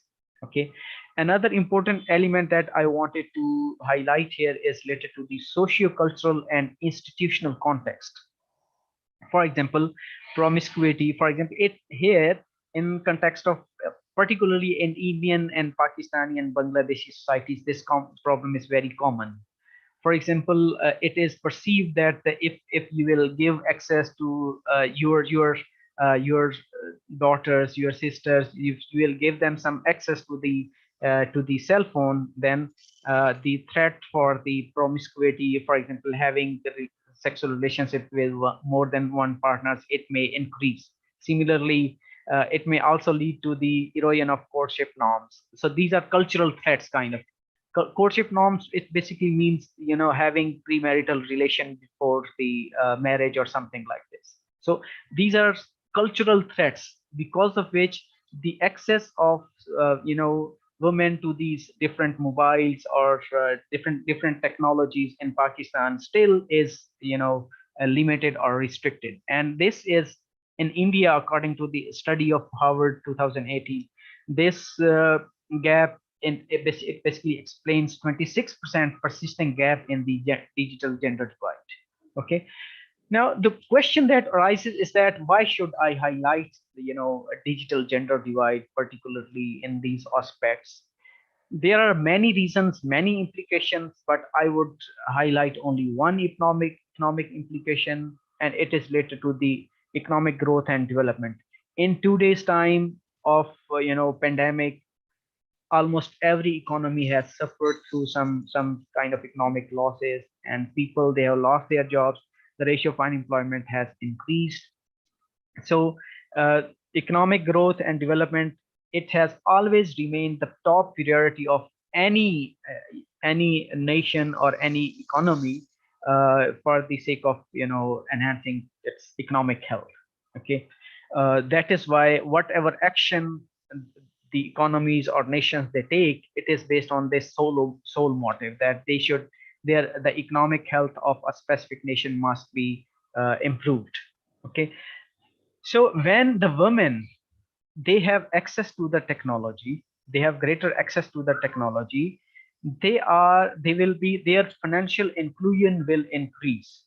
Means they will be able to access to the financial resources, and then by gaining access to the financial resources, they will be in a better position to avail new business opportunities. They will be able be in a better position to overcome the digital gender divide. They will be able to get access new technology. For example, the statistics, they have shown that if 600 million more women are connected to the internet in coming 3 years, this would translate to a rise in global GDP of between from $13 billion to $18 billion. So this is a significant increase. So the more uh, the more the women are using the technology, the more likely they are to start the new businesses, or they are more likely to avail the new business opportunities. And the more the business opportunities the women start by gaining access to the technology, they will be more likely to contribute to the economic health of a specific nation.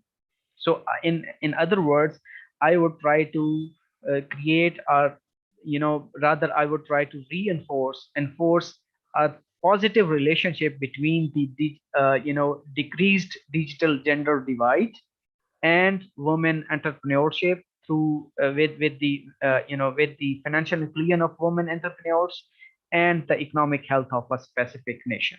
So when they have greater access to the technology, resulting from decreasing digital gender divide, they will be in a better position to experience financial inclusion and start new businesses. If they have lesser financial inclusion, they will be like they have to stay like parasites, or they have to, they won't be able to, I should not use the term of parasite, it has some quite negative connotations, but they won't be active contributors of a specific society or economy. So that is why it is important that the reasons of digital gender divide must be identified, and they must be, certain initiatives must be taken to overcome those barriers, to improve the situation of use of technology for women entrepreneurs. Now, while talking about the economic, after talking about the economic implications of digital gender divide, another question that must arise in the question of the audiences might be how we can, the nations or the different societies or associations who are working at the global platform or the national platform of a specific country, how, which kind of steps they can take to enhance the digital equality among men, male or female entrepreneurs. This is a question mark that must arise in the minds of every person who is talking about the digital gender divide, how digital gender divide can be overcome. In this specific aspect, the important one important aspect is basically all the initiatives which are basically working in the direction of women empowerment. Okay, they need severe attention. When we talk about women empowerment areas, one of the first area is to create a platform for the women, to from where they can access the digital technology or something like this. Okay, for example, it could be the local marketplace, or it could be the online communities for women, which can be developed to include more and more women in the communities to get access to the technologies, new technologies. When we talk about the platforms which basically help us in women empowerment for the sake of in the direction of using latest technology, here I would like to highlight some three important winners, which are for an initiative taken by World Bank. And this initiative is related to the Global Tech Challenge. In fact, this is the Global Tech Challenge Solutions for Women. This is an initiative that World Bank has taken to create some platforms for the women to enhance their use of technology. The purpose of this initiative, again in simple, is to overcome the challenge of digital gender divide. And for this after launching this specific initiative, so far there are three different winners who are listed on the website of World Bank. I would like to introduce these platforms to basically to encourage the participants who would like to avail some entrepreneurship opportunities. Okay, so these are three different platforms. They can sign up, they can join these platforms, and they can connect with them, and they will definitely provide them some mentorship or some kind of training for them, where they can enhance their entrepreneurship by accessing to the latest technology. One of the initiative is Bridge for Billions. This initiative was basically taken in 2015, and so far this initiative has provided support to 717 female entrepreneurs from 70 plus countries who are running their current businesses. I have also given this specific link here. So if you are recording, it's okay. Otherwise, I will share these slides with the audiences if they are interested. You can join them and you can easily start. You can get some kind of mentorship to start your entrepreneurial initiatives. Another winner is the Micro Mentor. This basically website was developed by Mercy Corporation, which is an association that is also working for enhancing social inclusion and financial inclusion of women entrepreneurs. And so far, they have supported 12,481 women entrepreneurs. So this is if 12,481 women can get mentorship from these these professionals, so why not the women who are in Pakistan, who are prospective women entrepreneurs in Pakistan, why not they should get some help from them. Okay, the third entrepreneurship website or platform that is discussed here is Soknapreneurs. I don't know how to spell it. It was started by Digital Empowerment Foundation, and this initiative was started in India. So we can learn a lot of lessons from India as well to encourage the women entrepreneurship in terms of recent technological advancements in our country as well. And so far, they have trained 25,000 different rural women who are basically training 5 million more women in India to use technology for the purpose of starting new businesses. And this is, I think, such kind of platforms, they provide significant motivation for other entrepreneurs as well. So in fact, this is a way, this is one of the important area in which we have to work in order to ensure digital equality in Pakistan for the sake of women's sustainable livelihood. So we have already discussed one aspect, that is platform availability of platforms for women from where they can access technology and start their businesses. For example, there should be some specific, specific offices allocated to the women entrepreneurs in different, technology tower parks, which have been developed in bigger cities of Pakistan, Lahore, Islamabad, and Karachi. So such kind of technology parks may also be developed and specified for the women entrepreneurs in other areas of Pakistan, like in Multan, as in other main cities of Pakistan, where in order to broaden the scope of access to the technology by the women.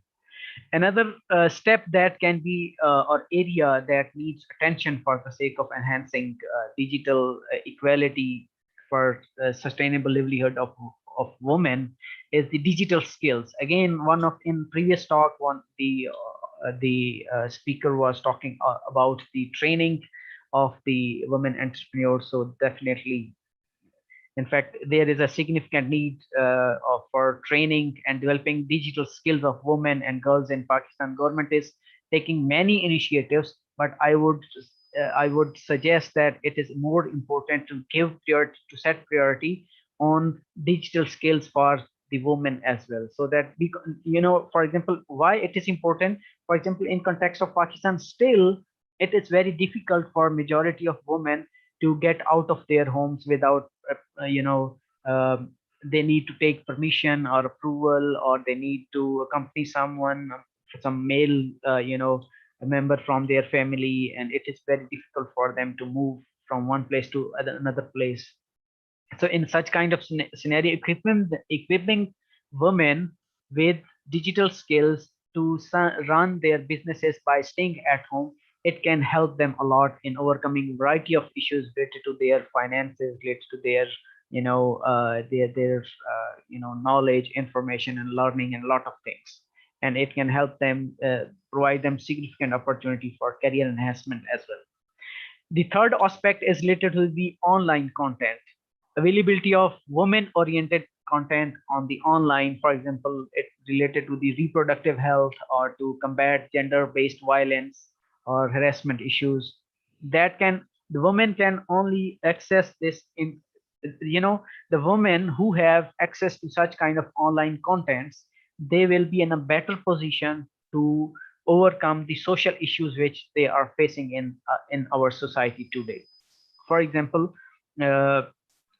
one of the for if the women yes, one important aspect. For example, I was looking for a group on Facebook, and they used to and their focus was to enhance the literacy of people about the rules and about different laws in Pakistan. the legal regulations, or majority of in our country, majority of people, they have lesser information about the different laws related to different social issues. For example, if a woman is being victimized in a specific society, and she is experiencing some kind of violence at home, then and she does not know what to do, how to do it, is only possible if she has access to the technology, to the technology through. So through technology they can access the content, and they can contact the relevant associations or the people who are providing support for such kind of cases. So this is very much important. The fourth important element is, again, is to enhance digital access. Okay, so the story of digital gender divide, it starts with digital access and it ends with digital access. Okay, so when we talk about the digital access, we view it in three different aspects. First one is the access to the technology, second is the use of technology. Even the women who have access to the technology but they do not know how to use this, for example, the women, they normally, even if they have smartphones, they use it for few purposes: receiving call, or making call, or just watching different videos or pictures. That is it. But they do not know that how they can get more information about legal or other aspects for the sake of seeking support. uh, so in fact, it is important that their access to the technology must also be enhanced in terms of enhancing their capacity to use the technology for overcoming their financial and social issues. The third aspect is digital identification. Means it is the next stage of the use of digital technology. For one example here is given: pay as you go. For example, the women, they can start businesses by staying at home. They can access different technique, you know uh, different business opportunities by staying at home and paying. For example, some kind of businesses currently like paying utility bills or something like this, okay, for the sake of running their businesses or something.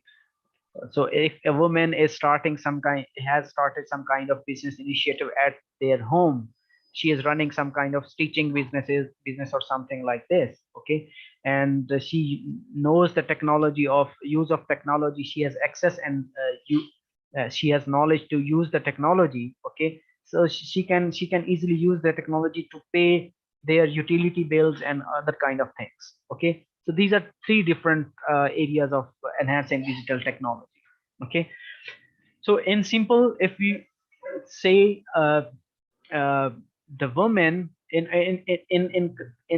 in context of Pakistan, digital gender divide, it is one of the most important challenge on the way of women entrepreneurship, okay. And the governments, the different bodies who are working in Pakistan, they need to pay significant attention to this specific aspect if they want to help women entrepreneurs in overcoming their social, their financial, and other business relevant aspects. When we talk about the digital technology, digital access, enhancing digital technology can also be uh, enhanced by some other steps. For example, getting more access to the internet and cell phone. When the women, they have access to the key information, okay, particularly at the time when they have limited access to the traditional information. For example, currently uh, the habit of reading newspapers or getting access to the magazines, uh, it has reduced in Pakistan as well. The habits of people are changing, okay. The women, if they have access to the cell phone, they can read the magazines or other they can access other relevant information by using their cell phones. Similarly, here I have already slightly touched the topic, that is the entrepreneurial opportunities. The women, the more digital access they have, they are more likely to avail entrepreneurial opportunities. They can stay at home, they can start freelancing businesses. For example, currently um, on news in different media channels, you can see that some women, they have taken a lot of initiatives in terms of freelancing. They are staying home and they are earning a lot of money. So it could be a very good encouragement for potential or prospect women entrepreneurs who want to start their business. Okay. Similarly, online trading, or for example, Amazon, of the office of Amazon is about to be inaugurated in Multan as well after Eid. So this is a brilliant opportunity for the women. For example, they can sell a lot of products online through the Amazon. For example, stitching or clothing relevant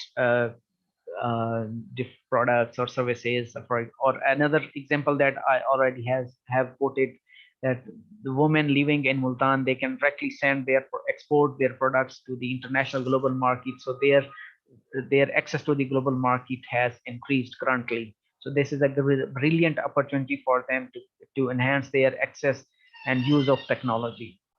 Okay, another, access to the mobile money, it basically also helps in reducing their poverty of the women entrepreneurs. Staying at home, they can run their businesses. A lot of applications have been developed which women can use and to overcome their financial challenges as well. Okay. Similarly, the women, when they have access to the money, their bargaining power increases, and this is a brilliant opportunity. They can bargain with their family members to run their businesses. They can bargain with the customers to basically to sell their products or services. I had an interesting experience a few days ago. One of my colleague, he ordered biryani, one plate of biryani in 2000 rupees, and I was kind of shocked in the city like Multan, buying a only one kg of biryani in 2000 rupees. What kind of stuff they have used? But still, it is based on the bargaining power of the lady who was selling that specific biryani for and the kind of items she was using, and the way she has highlighted the ingredients of that specific or recipe of that specific food on her website. Okay, so in fact, enabling women to access the technology, it can enhance their access to the money. Consequently, they can be in a better position to bargain for resolving their personal and business issues.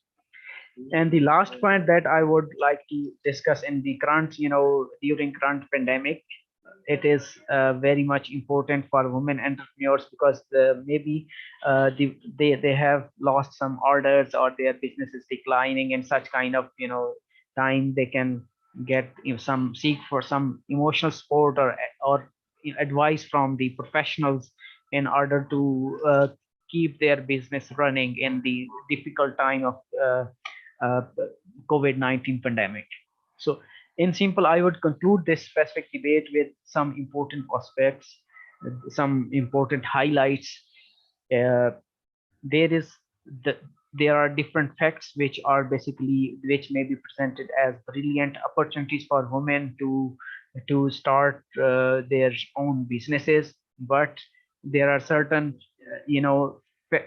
there are some other facts as well which show that still there is a huge potential which they still need to endeavor to enhance their access to the market in order to bring equality at economic inequality. But all this specific gap that is persisting in their access to the different business opportunities, one of the important element could be their access to the digital technology, and it is called digital gender divide. So they have to realize the value of digital gender divide, and they have to take some initiatives through which they can enhance their access to the technology if they want to start a new business, or if they want to strengthen their existing business. So this is all from my side. I hope I have conveyed my message in an appropriate manner. Thank you. If there are some questions, I would welcome questions if anyone has any questions. Thank you, sir. Very informative lecture, specially कैसे जो है women's जो है internet और आजकल की जो emerging technology है उससे अपनी फील्ड के लिए इस्तेमाल कर सकती हैं। बच्चों के लिए बहुत ही फ्रूटफुल ये लेक्चर था। नाउ अब नेक्स्ट हम अपने स्पीकर को कॉल करते हैं, डॉक्टर नासिर बुखारी साहब। Please sir start your talk.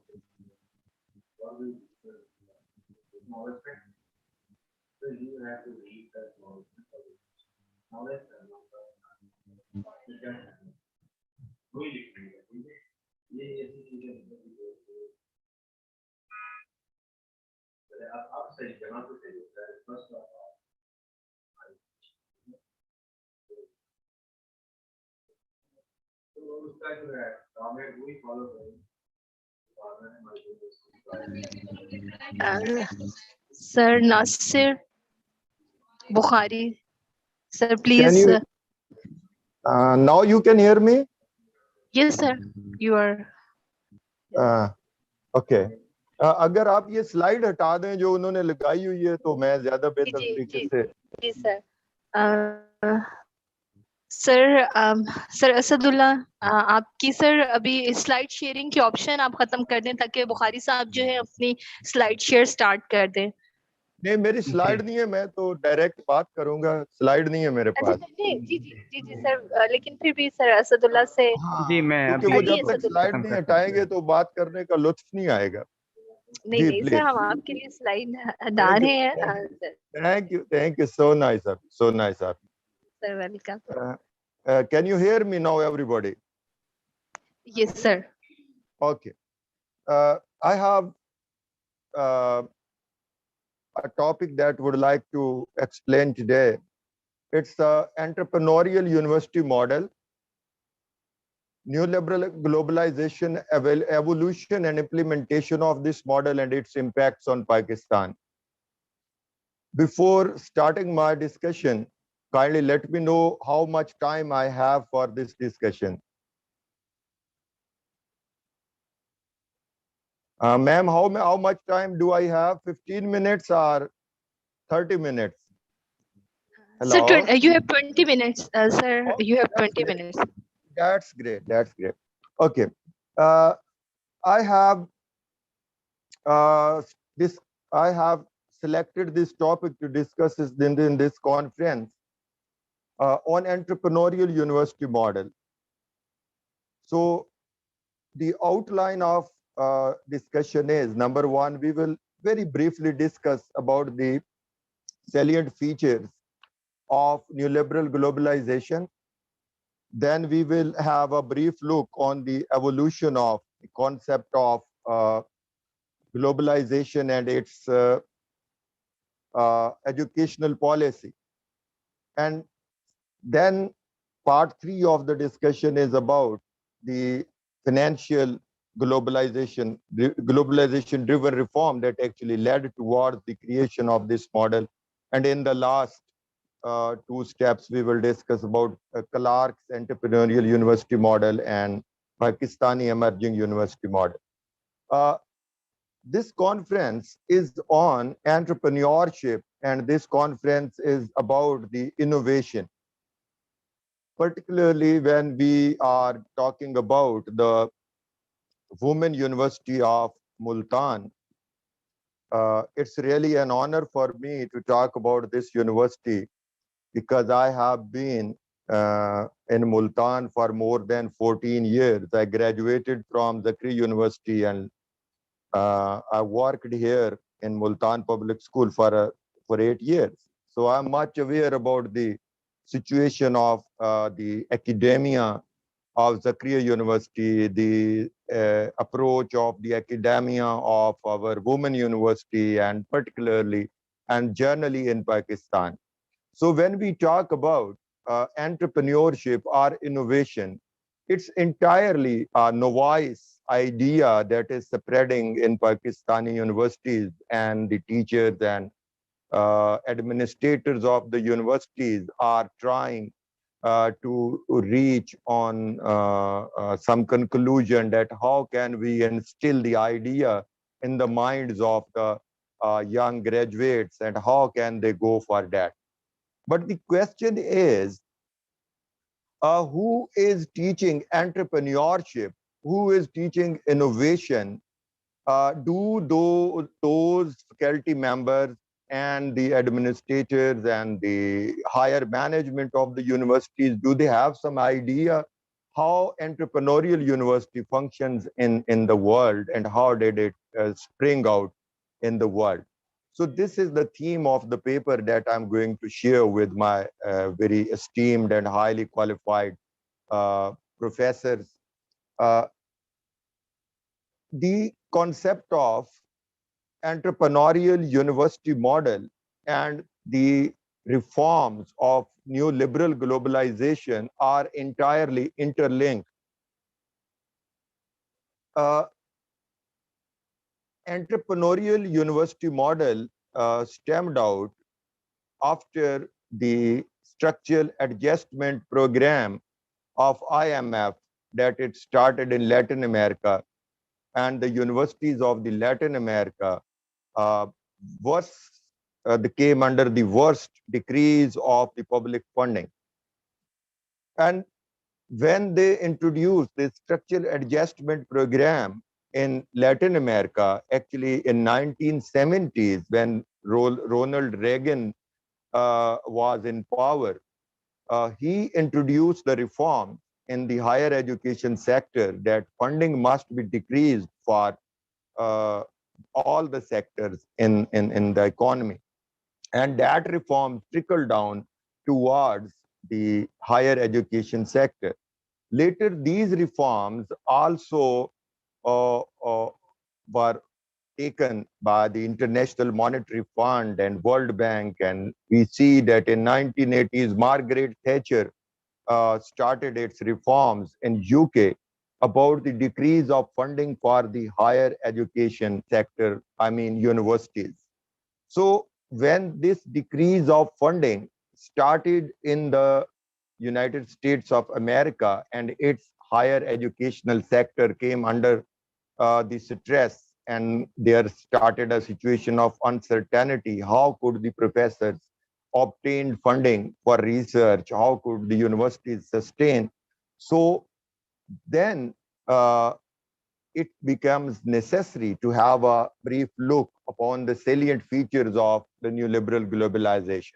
Because apparently on the screen, on the stage, the players were, the actors were playing the role for the decreasing of the funding in the universities. But behind the curtain, the mastermind was the neoliberal globalization and its policies. So historically terms, if we see the globalization in historical terms, it's a historical process since centuries, and that has always been related to economic and hegemonic designs of the capitalist.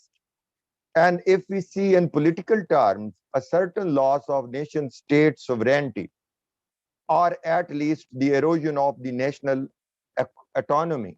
So these reforms mainly globalization, the process of globalization in the political terms actually offer the idea that the state is only monitor, and the state would monitor the activities of the economy, and they would not take part in the economic process of growth and generation. So the result is that currently, if we see in Pakistan, the entrepreneurial activities in the universities have become the necessity of the time. And socio-cultural terms, a tension between the ways in which globalization bring forth cultural activism due to technological advancement of information and communication technology, and developing more standardization and homogeneity.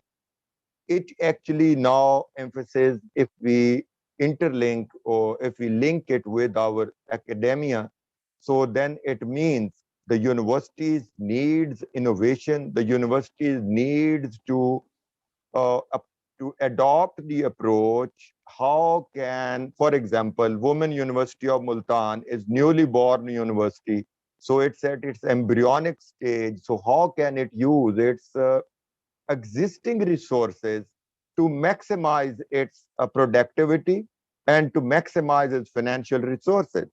If the university is entirely looks towards the Punjab government and the funding from the HSC, definitely then it could not make the progress. So if we see the paradigm of the globalization for universities, then this is very necessary that how the existing resources and how the faculties and the capabilities of the faculty can be used as an academic entrepreneur. So last is the economic terms, a transition from 4 days to post 4 days forms of workplace organization, shift from classical liberalism to new liberalism. I'm not going into the detail of this because it's a very long process.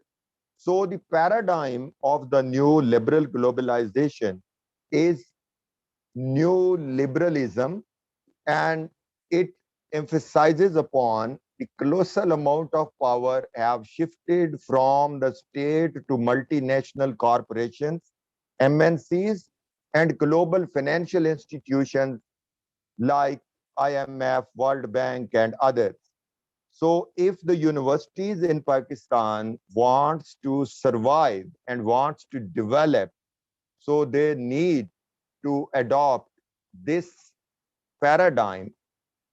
Without adopting this, everything is theoretical. Because if we go for public funding, if we demand for nationalization of the education, I'm one of the great protagonists of nationalization of the educational sector. But the question is, the government role has been minimized, and government cannot go or cannot help the universities in the long run. After 20 years, the government will surrender totally, and then the universities have to rise by their own resources. So when we talk about the globalization and educational policies, the globalization has been defined in educational policy circles as first and foremost an economic challenge, demanding a straightforward and easily applicable set of educational forms that will raise the international competitiveness of the domestic resources. In a sentence, I want to explain it. A Pakistani university, first of all, will improve its existing resources. Then utilizing the existing resources, the university needs to create its position as world-class university. And after using domestic resources, the university has to compete as an entrepreneurial university in the world to attract the students from abroad and from the peripheries of Multan, for example, Layya, Bakkar, Jang, and other Sindh, and other areas. So then they can reach to the status of the entrepreneurial university. Let's come up to the next topic. Globalization-driven reforms actually are divided into two major reforms. One is finance-driven reforms. The other one is competitiveness-driven reform. Finance-driven reforms emphasized on executing cost-cutting, downsizing, cost efficiencies, and the search for new private sources to lessen financial burden of the public institution. I firmly believe that the august audience would support me that your university has lack of resources and you have been advised by the HSC and your university has been advised by the Punjab Financial Department that go for the visiting faculty. And you need to buy the services of the faculty, not on the regular basis, but on the basis of the visiting faculty, because then you can save the money. So this is the finance-driven reform which has been implemented. Ji, ma'am. Then comes competitiveness-driven reforms. Competitiveness-driven reforms are mainly focused on the productivity of the worker. So now universities in Pakistan need to work under these two important reforms. Government is not vividly asking for this, but the policies at the higher management level has been devised, and the faculty is not being trained as an academic entrepreneur. So when these two reforms in 17 and 80s came in America and UK, it spread all across the world, Australia to North America and East to West. And the universities suffered from this. Pakistan is not a exception of this. So when this started, then several theorists, they decided to find out some ways. So if I go for the theoretical framework of this paper, so it is mainly upon the, it's based on the academic capitalism theory. In 1997, Slater, Gary Rhodes and Slater, they published their book, Academic Capitalism. And it based on the theory of academic capitalism. And academic capitalism refers toward the concept of two approaches in the universities, managerial approach and collegial approach.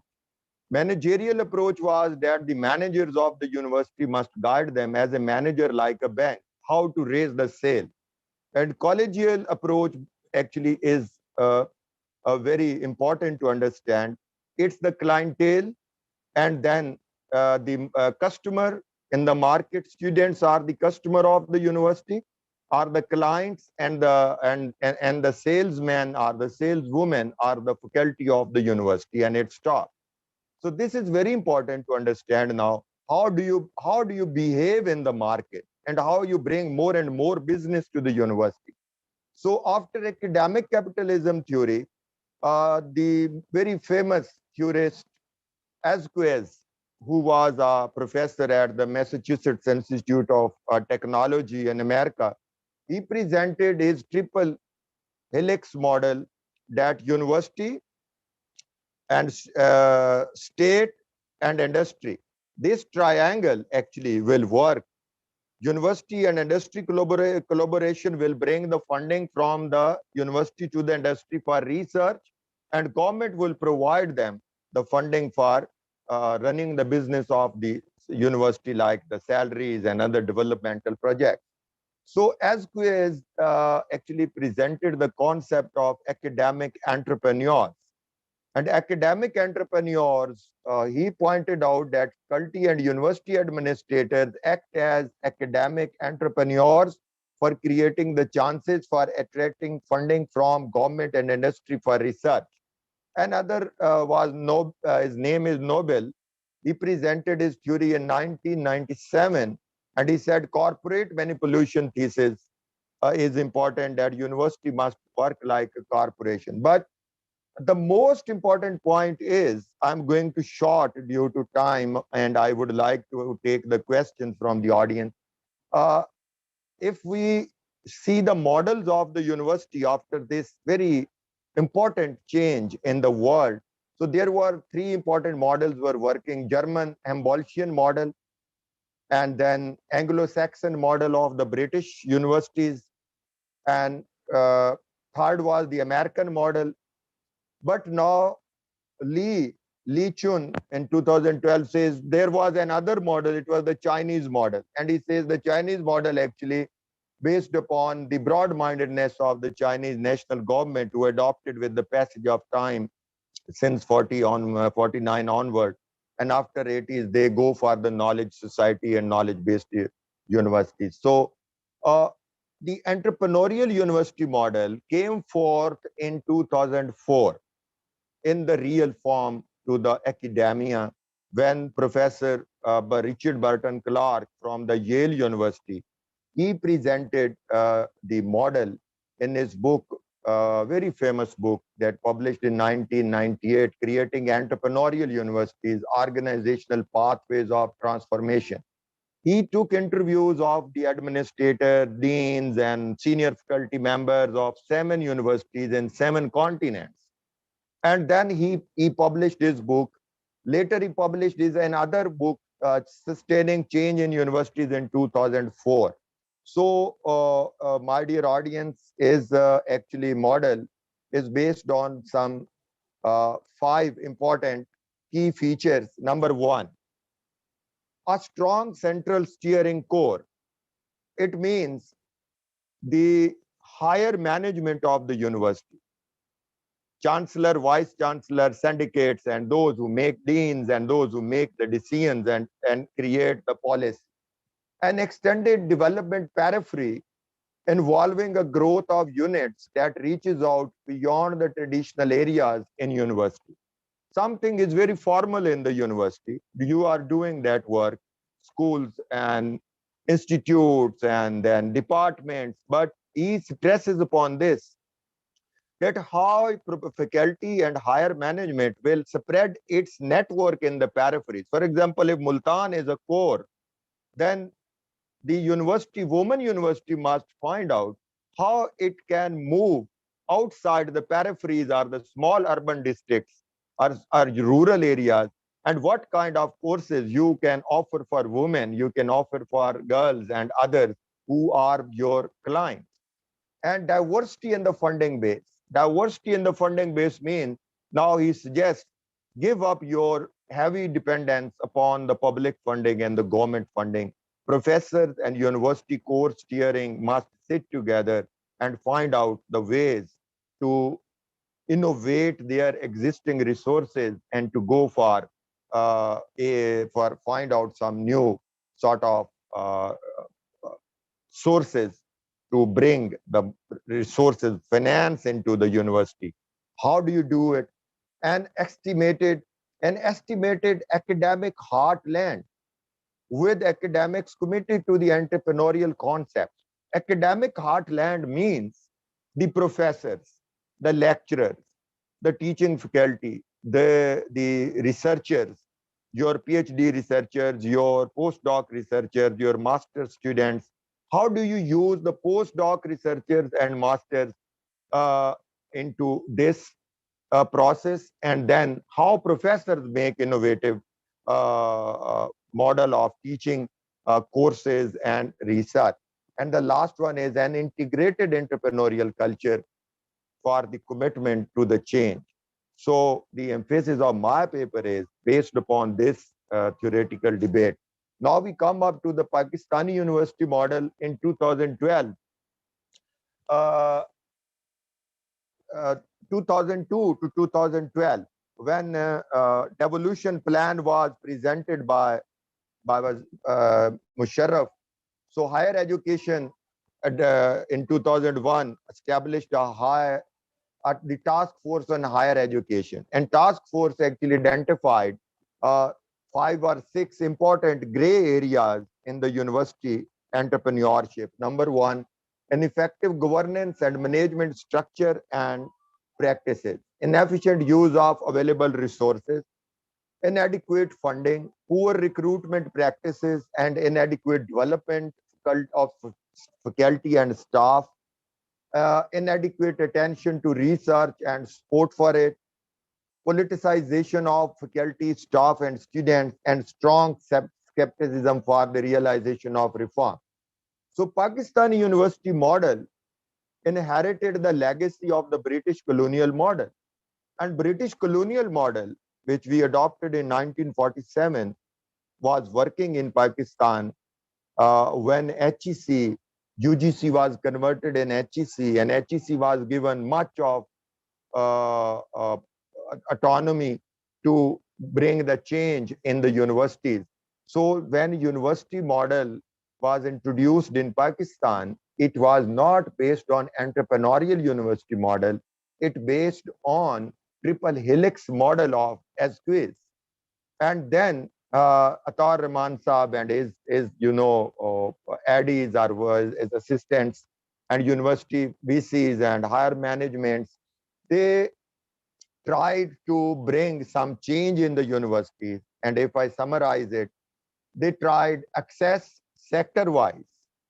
They tried to go for university industry collaboration, but this is not so. This is not very, still effective. finance and funding of universities and students. But unfortunately, our faculty has not adopted entrepreneurial approach. They are not working as academic entrepreneurs. They need first trainings, and then we can go for the students. And research output is not very,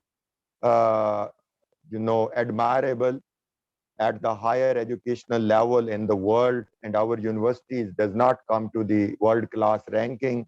Therefore, if we want to go for the entrepreneurship and entrepreneurial and innovative changes in the universities, first of all, the mindset of the professor needs to be changed. And then difference and competition of public and private universities is very important in Pakistan. Private universities have adopted entrepreneurial approach, and our public universities have adopted the approach still that money would come from HEC and government, and then we will go for something. It's not suitable. Another important drawback of this model is the universities innovated only morning and evening shift. They introduced MPhil courses. They introduced PhD classes and PhD degrees, and they are trying to meet the deficit of the finance through their tuition fee. Though this tuition fee model is important, but the question is that have universities gone for some real structural reforms? Because Pakistani universities needs very strong structural program that can bring it up to the level of the entrepreneurial universities. I do not want to go into the long discussion, so I welcome my audience for questions if there is some question.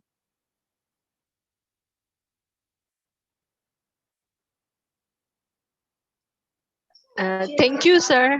Your talk is very informative, especially for faculty too, because we need revolution and we want faculty also need to do some entrepreneurial work for their survival, because as we know, the HEC funding is not enough, and now the shift is moving towards how to generate your own resources. So this is the reason we are doing such type of activities, conferences and workshops on such entrepreneurial activity, and launching our incubation centers, so that we should generate our resources itself. So thank you, sir. In the last, I'm thankful for Dr. Ghulamabad and Dr. Malka Rani Seba, who actually who provided me this chance. As far as concerns the incubation center and research technology centers, I would suggest for the Women University in Multan, they should go for the spin-off companies. They must explore which areas are suitable for women in the surrounding, according to the agricultural and cultural background of Multan. Just before I enter into the conference, there was a presentation on digital divide and use of phones and everything. This is a high tech. This is the last step of the university when it reaches to the status of very high tech university. But you should start from the beginning, and you should create the mindset of the students